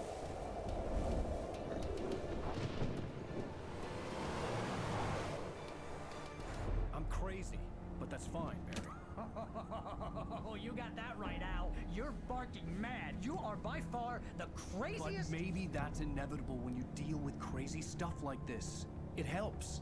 This is happening, Barry. Alice, they never had Alice. She's trapped in the darkness at the bottom of the lake, but she's not dead. Al, How can you know that? I know, Barry. I can... Al! I know. Listen, I can bring her back. I can find her.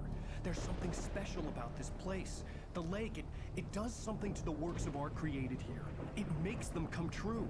But there's a catch. The dark presence, whatever that thing is, twists it to its own ends. That's why all of this is happening. It's using my manuscript to take over everything. Al, I believe you. It happened to Thomas Zane before, it happened to the Andersons. I believe you. Crazy or not, you're not delusional. Weird shit's going down. That's a fact. I'm on board, man. I'm with you. The Andersons knew about it, but they were too far gone to tell me with all the drugs they were on. But they wrote it down. There's a message somewhere at their farm, Barry. You just need to find it. Look out! Yep, and here's the fall, and we're gonna get attacked by the axe guy. Or rather, Bart Simpson Shapiro is. Yep, he's still there and in the thing, I assume, as it falls further. God damn it, Al, talk to me!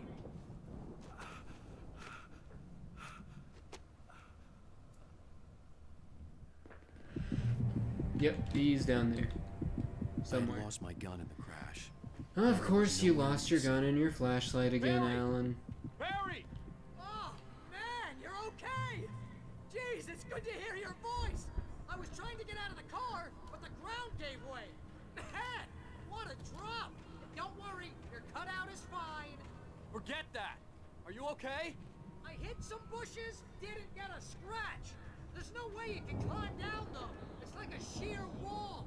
Al, there's something moving down here! Barry, it's a Taken! Use a flare, Barry! Yeah! Barry, are you alright? Hey, that's different than what that's different than what happened in the manuscript. That's different than what happened in the manuscript. In the manuscript, he was supposed to get hit. Great. He didn't. Guess you never messed with anyone from New York City before, huh?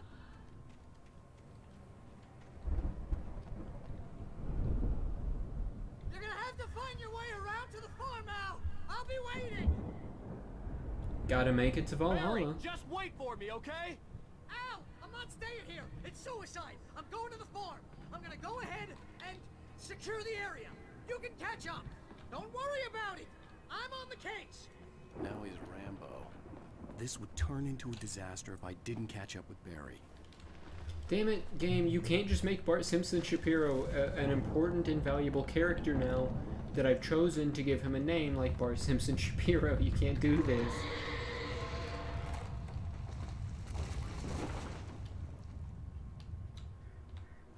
You can't just let me make fun of someone. Yes, of course, of course. Possessed objects.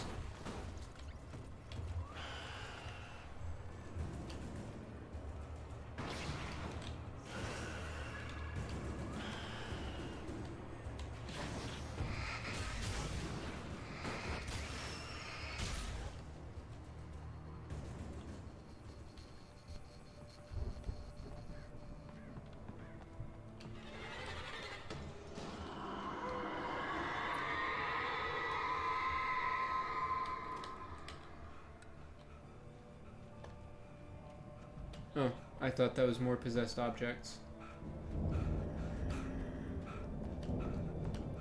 Manuscript page, yay!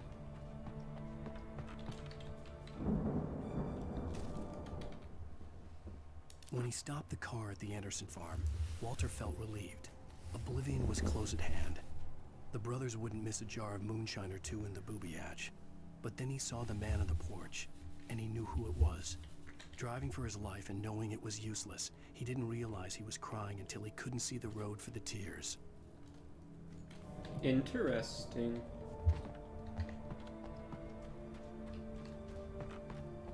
That's a character that I don't think we know. And a mysterious character that we don't know who it is. And that's a coffee thermos. Be careful, there's a 1-inch gap.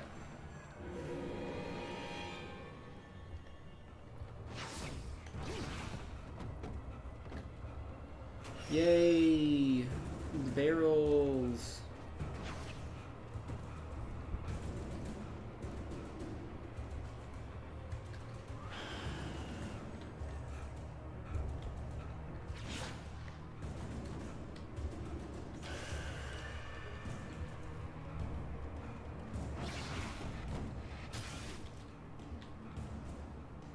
Now, where's the other barrel? There were two of them. Is that the other one? Is that the other possessed barrel right there? Maybe it was just the one possessed barrel.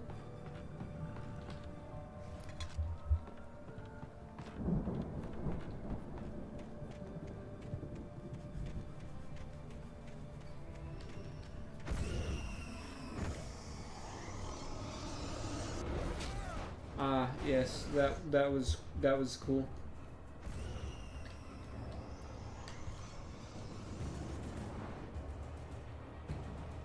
Ah, now the objects are just stuck behind a rock. Shadows crawled over the gate. I needed a light to destroy them to get rid. Yep, I know that I need a light game. I feel like maybe you should just stop taking the light away every 2 fucking seconds and then giving it back to me. Unless you're actually gonna, like, do something with the fact that you keep taking the light away.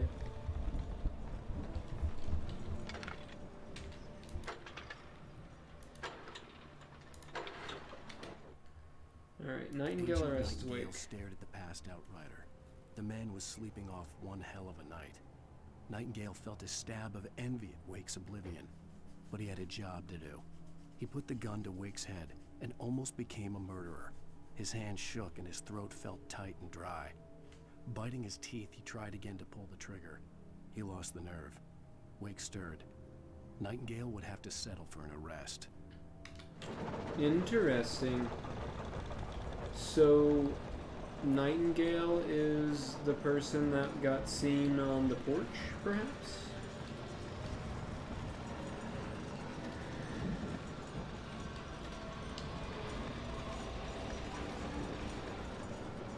Okay, what was the point in turning on that generator?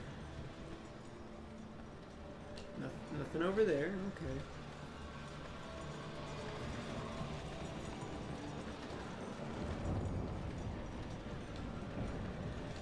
Oh, I see.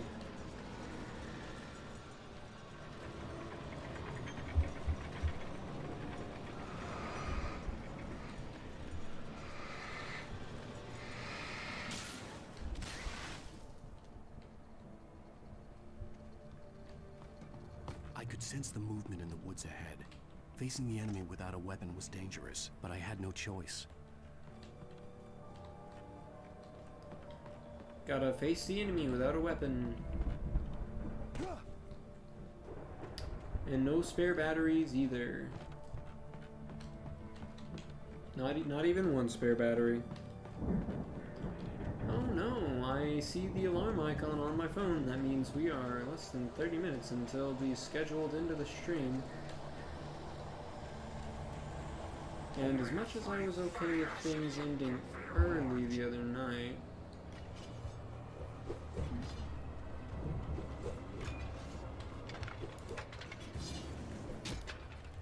what am I, yep, neat, what am I supposed to do?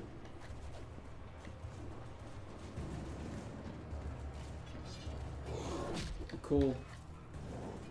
This is going to, yep, I sure love the movement speed in this game being slower than the movement speed of the enemies.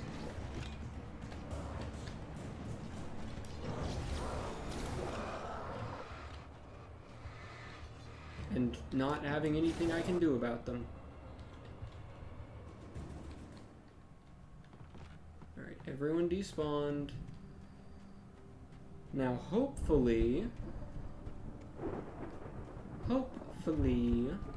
they will not come back. Because I want to see what this is that the game didn't want me to fucking see. Cool. That was certainly in the green when I clicked it, but you know.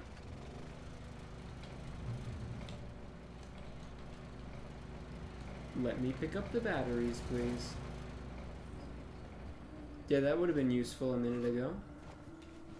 Had the game not, you know, blocked me from being able to get it.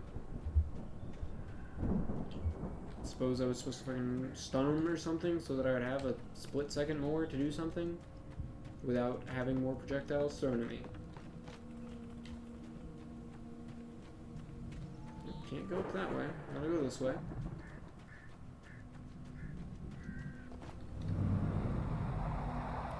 A car was driving away from the farm, headed in the same general direction as I was.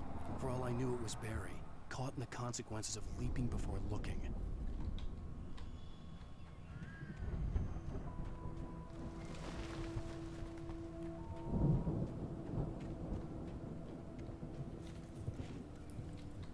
Yep. But give me the flashlight, please. Thank you.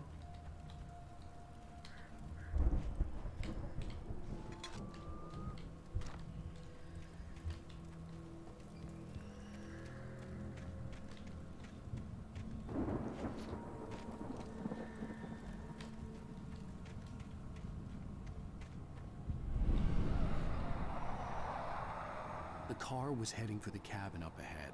It wasn't far. If it was Barry, I would see the damage soon.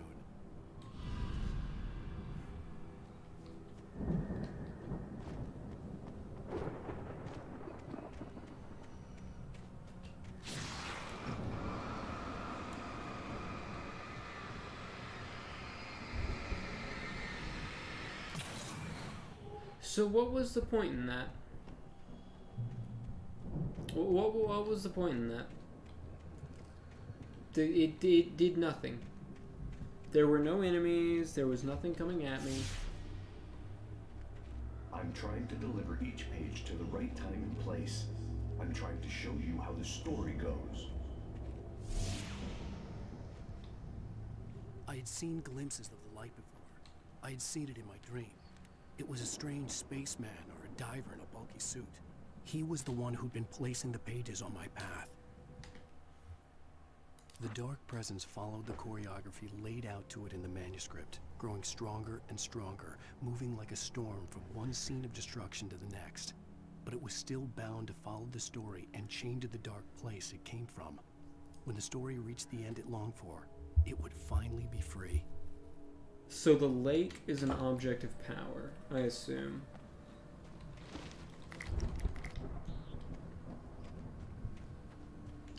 Ah yes, the bear traps are back.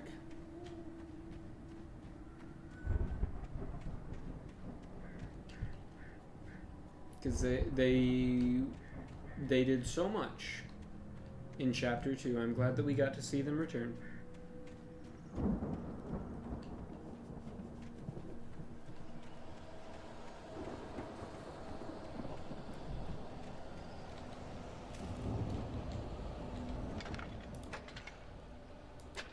That was in the green. Alright, now let's read that manuscript The page. storm raged on as the Anderson brothers walked unsteadily away from the clinic with the other patients in tow, knowing that this time they wouldn't return. The darkness around them seethed with horrors, but Tor and Odin were unafraid. Their eyes glinted with guile. They knew every secret path, and there was blood on their hands. They had fought these shades before.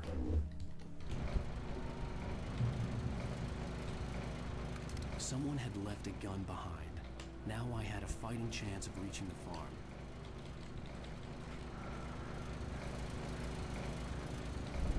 The Taken are filled with darkness. Yes, game, you've already told me that. And like, I get it, it's reusing assets to save time, but I don't know, I wish all the writing on the wall was more significant.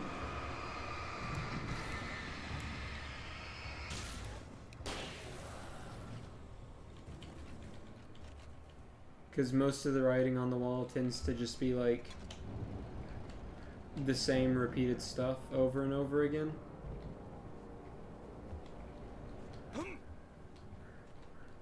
That doesn't actually add anything.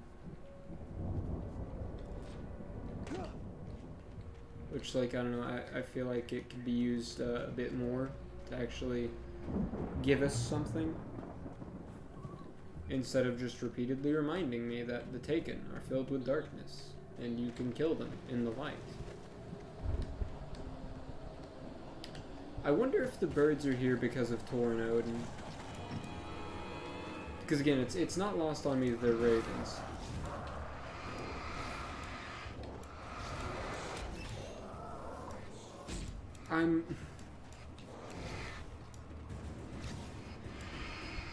Okay. Alright. Sure, don't get staggered. Just keep coming at me in the same speed. It's very cool.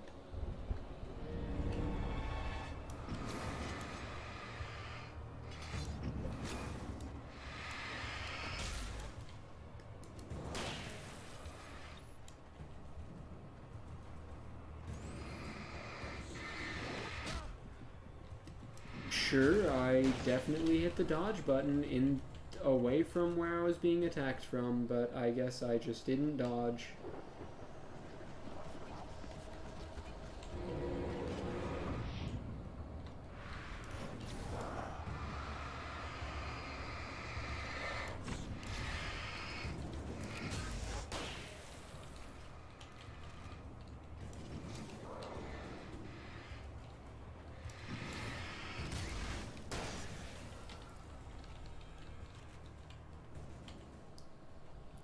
Yeah, I guess if I was going to describe it, I would say I love this game. I'm really loving it, but it's not very fun. Like, yeah, cool.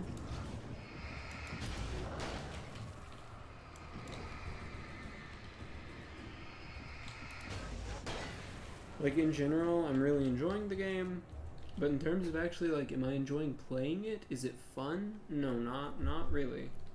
Not so much. Ah yes, another random group of 3 enemies spawning in front of me.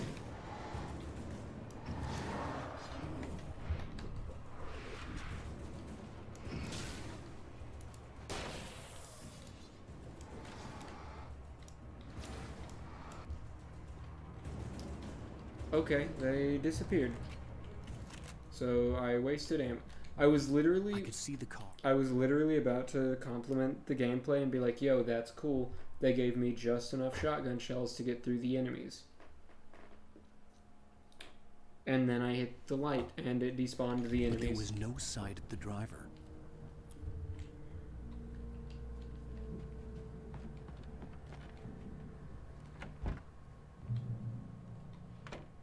Hello? Anybody here? Barry! No! Danny, you're not! Ah! Please! Ah! What are you? What are you? Ah! No! Don't! I'm sorry! Ah! Ah! Alright, let's get a flare. Yeah, it does have bar sims. No, again, I'm loving the game. It's just not fun. I love the game, I love the story and everything, it's just the actual gameplay is not fun. It's mostly like, oh, what if a random group of 3 guys just appears in front of you? You were in jail the other day. I went to the farm again for the moonshine, you know? It makes you see. They're not gonna miss it. They're in the loony bin. My buddy, Danny, I lost him. Something's gone wrong with him. It's not him. Like a real bad follow-up to a real good movie. The best friend's suddenly the bad guy. Who wrote this crap anyway? Apparently I wrote this crap, so that's unfortunate. Not Thank you for the flashbang. Possible course in my head. If I continue like the Dark Presence wants me to, the story I'm writing won't save Alice. It's a horror story, and it's going to kill her, and me, and everybody in this town. No one will survive. Darkness will consume everything. This is what it's wanted all along. It will be free, unstoppable. It used Alice to get to me, dangled her in front of me to keep me going. It was never going to release her. I'm going to change this. I'll escape. I've written myself into the story. I'm now the protagonist. Yep, that's what I thought. That's what I thought. I'm the fictional Alan in the story. The only way to save Alice. I'll be bound by inside the events of the story just as much as anyone else who's been woven into it. The story must stay true for this to work. There have to be victims along the way, near escapes, cliffhangers. In a horror story, it can't be certain that the hero will succeed or even survive. He almost has to die. I'll write my own escape into the story next. I need help. Zane's going to be the one who'll help me. I'll make it happen. Yep, Thomas Zane is the light. He's been the one who's been giving me stuff. Okay, yep. So the game is mostly confirming the things that we wrote.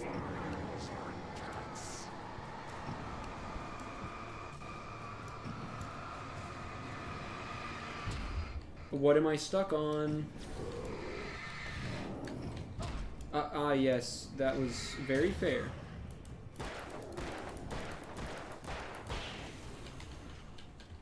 Let me guess. Danny, huh? Fun and fair. The front door was locked. The farm was still a good distance away. I'd need a car to get there fast. For a moment, Hartman considered strangling the idiot. Mott was mean-spirited, but easily manipulated. An emotional infant who lived for his approval. Wake, by contrast, was a far more difficult subject. Mott had given him too much leash. In 2 days, who knew what could happen? Hartman would have to find a way to rein him in, and quickly.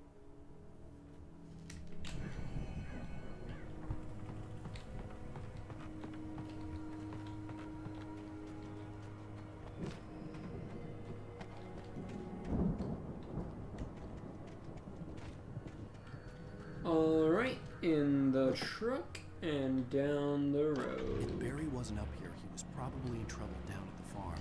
For a moment, I felt bad for doubting him. After all, I made it this far myself. But Barry was Barry.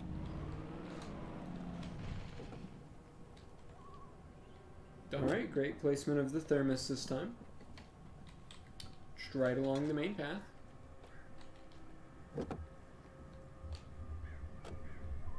Also, these vehicles handle, I guess, kind of realistically for a dirt road. But, like, again, fun factor is an important factor.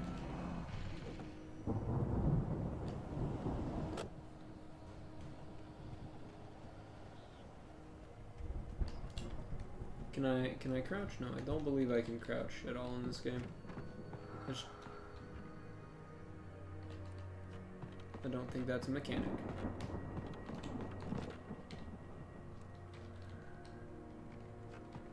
Not up here?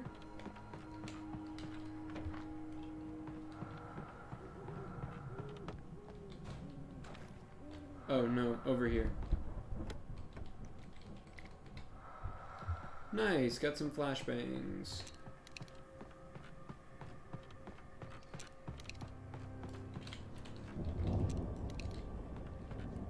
Nothing? Okay, nothing. Nothing up there.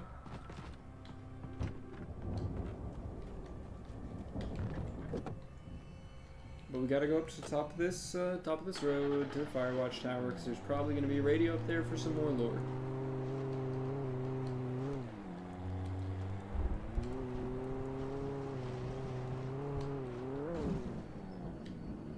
And that yellow car is back.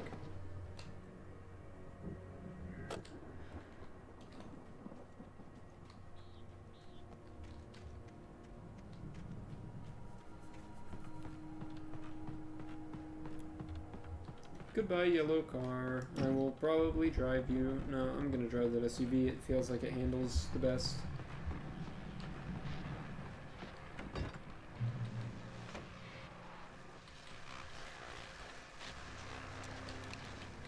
You know what? I'll take the hunting rifle over the double barrel. Well, as I'm sure everyone's noticed, that storm we all felt coming is finally here. The boys at the Weather Service reckon it'll last until morning, at the very least. Pertaining to that, let me read that missing persons alert again. The Sheriff's Department's still looking for a Caucasian woman, 30 years old, slim and blonde with blue eyes. She may be lost in the woods, and it's possible she's been injured in a car accident.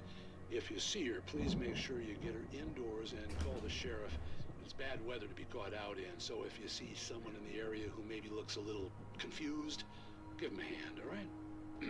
This is Pat Maine on KBF FM. Hoping you're all safe and warm tonight. Let me through the door, please. Thank you.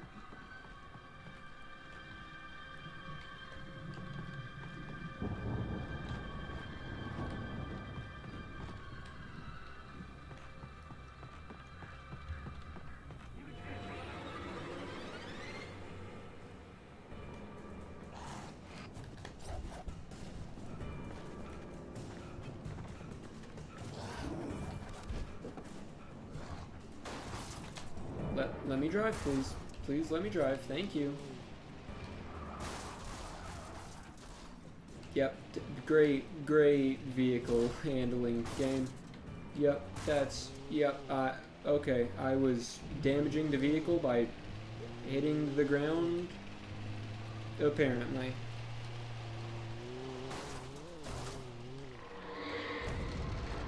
I'm kind of glad that Control doesn't have vehicles after this.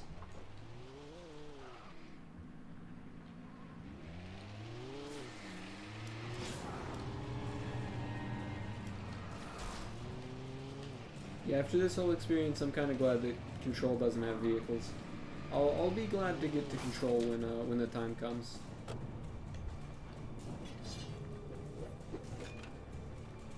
Okay, we've only got 10 minutes left. This chapter better end soon.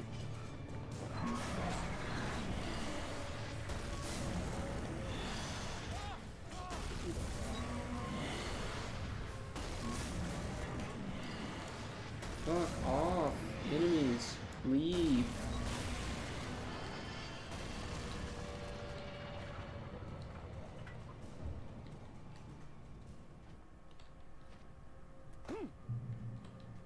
Hey, checkpoint reached. I'll keep pushing a little further, but...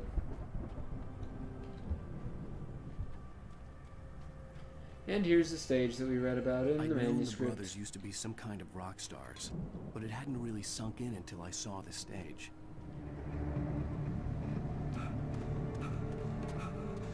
Ow! Run! Incoming!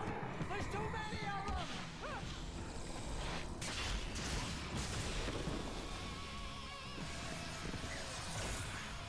God damn.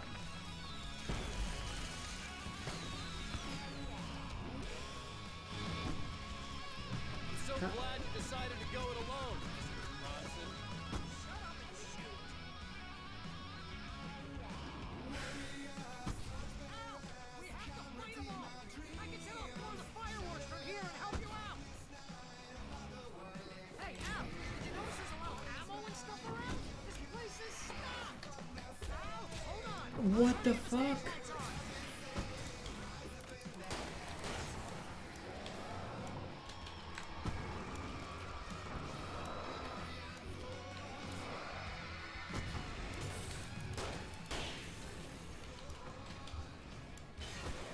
Alright. Must keep on. Yep, that was cool. Dodged and he still hit me.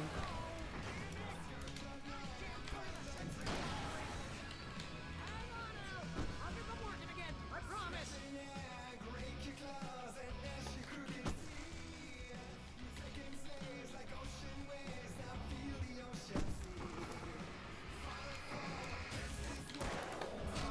Dodged, but it didn't matter.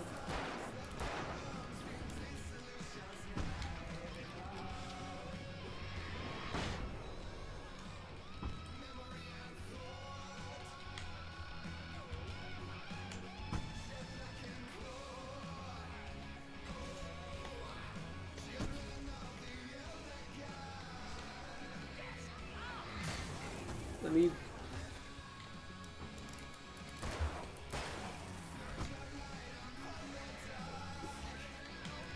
Thank you, game, for finally letting me do the switch that I've been trying to do.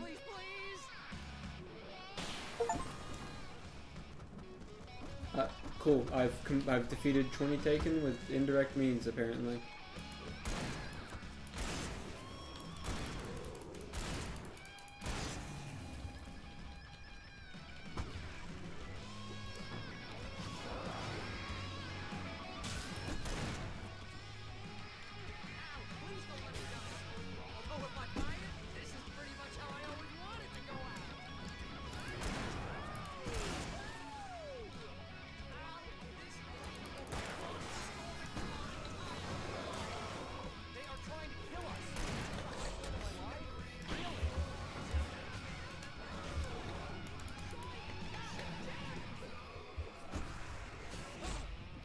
fucking great. Yep, nope. Just hit him with the flashbang. Hope that the dodge works.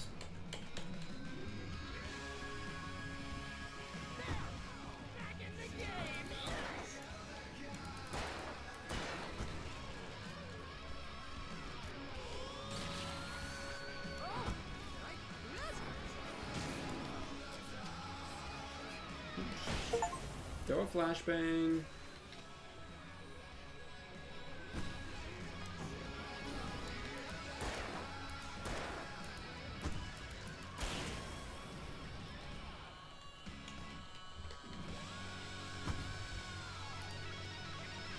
Alright. And give me the coffee thermos.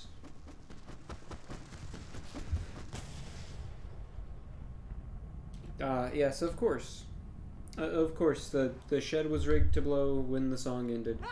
Because that makes sense. Was awesome! Wright Falls, rock and roll capital of America. Yep, everything that just happened made total sense.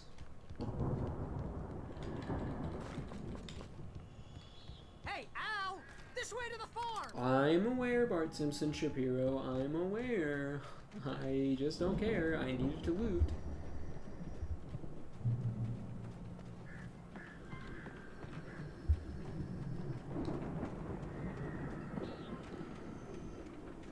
Okay, gotta get back to the regular section now.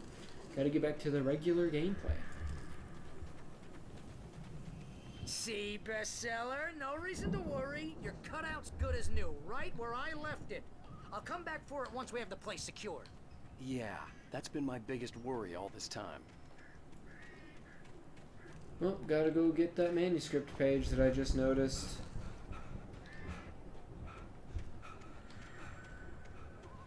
Alright, what's on this one? Deputy Mulligan tuned Thornton's chatter out. He didn't think writers were particularly useful people, and a huge manhunt for one stuck him as idiotic. Certainly not worth the missed opportunity for coffee and pie. It wasn't even clear what the man had done, except run from them at the trailer park. Mulligan knew he wasn't alone. The sheriff's patience with the Fed was running out.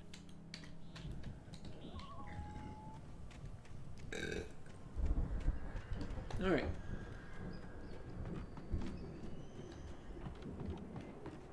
Let's keep going.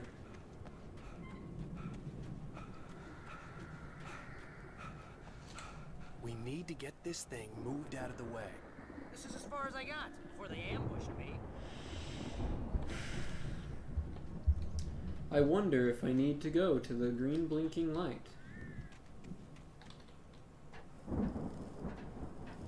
I believe I might need to go to the green oh boy, gotta jump, because the fucking parkour in this game is so well made.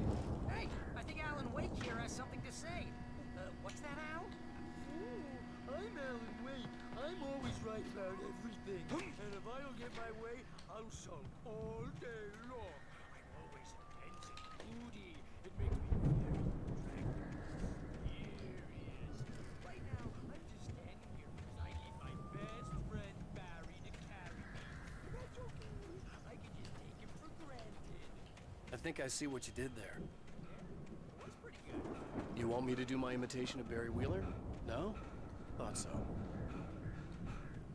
Alright, Bart Simpson Shapiro, let's get indoors. Wow! You look at that thing, Al! They really went all out with this Viking crap, didn't they? Look at all this stuff. They must have done okay for themselves. So how come I never heard of these guys before? And this from the guy who learned about Ozzy Osbourne through reality TV?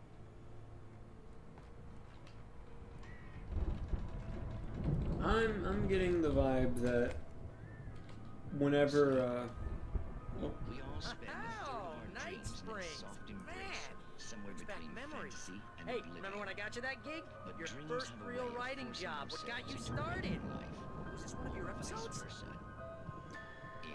Interesting. So I wrote Night Springs. Tonight's episode, The Dream of Dreams. That's by someone else. We join Mr. Jones as he explores the endless dreamscape, only to be brought to a sudden stop by a decidedly mundane situation. A long line of people. Hey, Jones, right? Listen, we're gonna have to wait until His Highness over there is good and ready. Oh, wow. Who's that? You don't know him? What are you, new?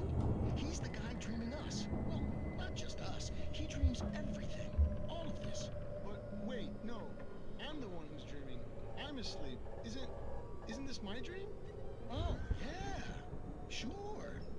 Get real, pal. You're just another dream. I'm a dream. You're a dream.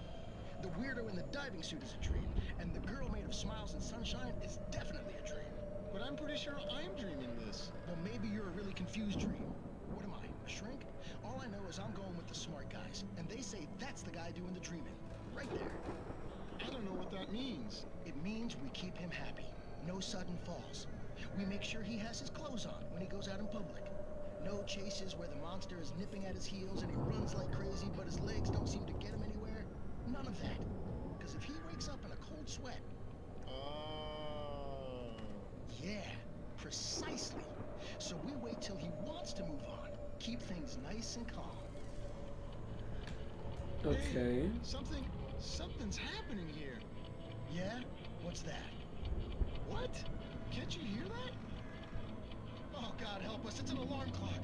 Oh, it's you, isn't it? Please, man, I got a wife and kids. Please don't wait.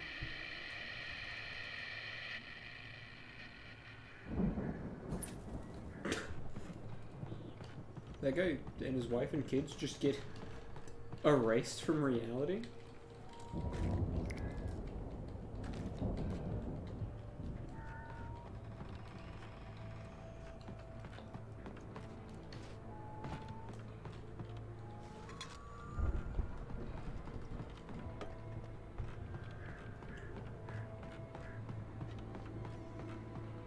Alright. So I'm gonna find a point to stop at, and then we'll be done. It's 1976. Madness reigns at the Anderson farm. Contrary to all logic, the headiest ingredient of their moonshine is unfiltered water from Cauldron Lake. The Andersons feel like gods. Odin can't stop laughing. He contemplates cutting his eye out. Tor runs across the field, naked, shrieking, hammer in his hand, trying to catch lightning. Their songs have power. Something ancient is stirring in the depths, coming back. So, Tom Zane sunk the island. Tom Zane, I believe, is who caused the volcanic activity that didn't hurt anyone. He made sure the volcano didn't kill people when it went off. But it sunk the island. It sunk Diver's Isle. He was trying to get rid of it. The Andersons started using the water to make their shine.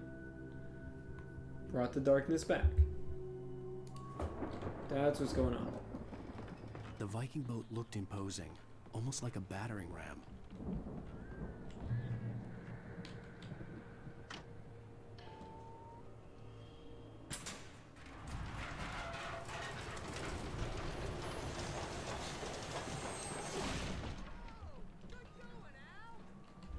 And whenever the Dark Presence is done using people,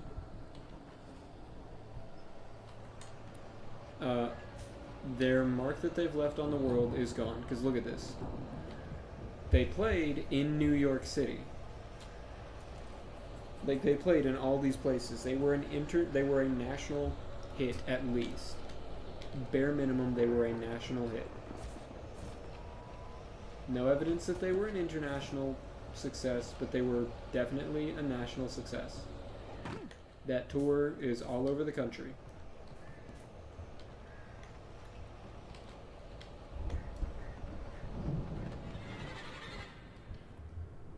Wow, more enemies. Yeah, very cool. Oh my god, Jesus! Wow, yep, that was cool. Alright, well, since I died and we're back at the checkpoint anyway, that's where we're going to call things for the night. Hope everyone has enjoyed, and I'll see everyone back tomorrow for a special episode and a special broadcast of the one and only official Cypher underscore show. Until then, sleep well and I hope you have a great day tomorrow. I'll see you tomorrow night.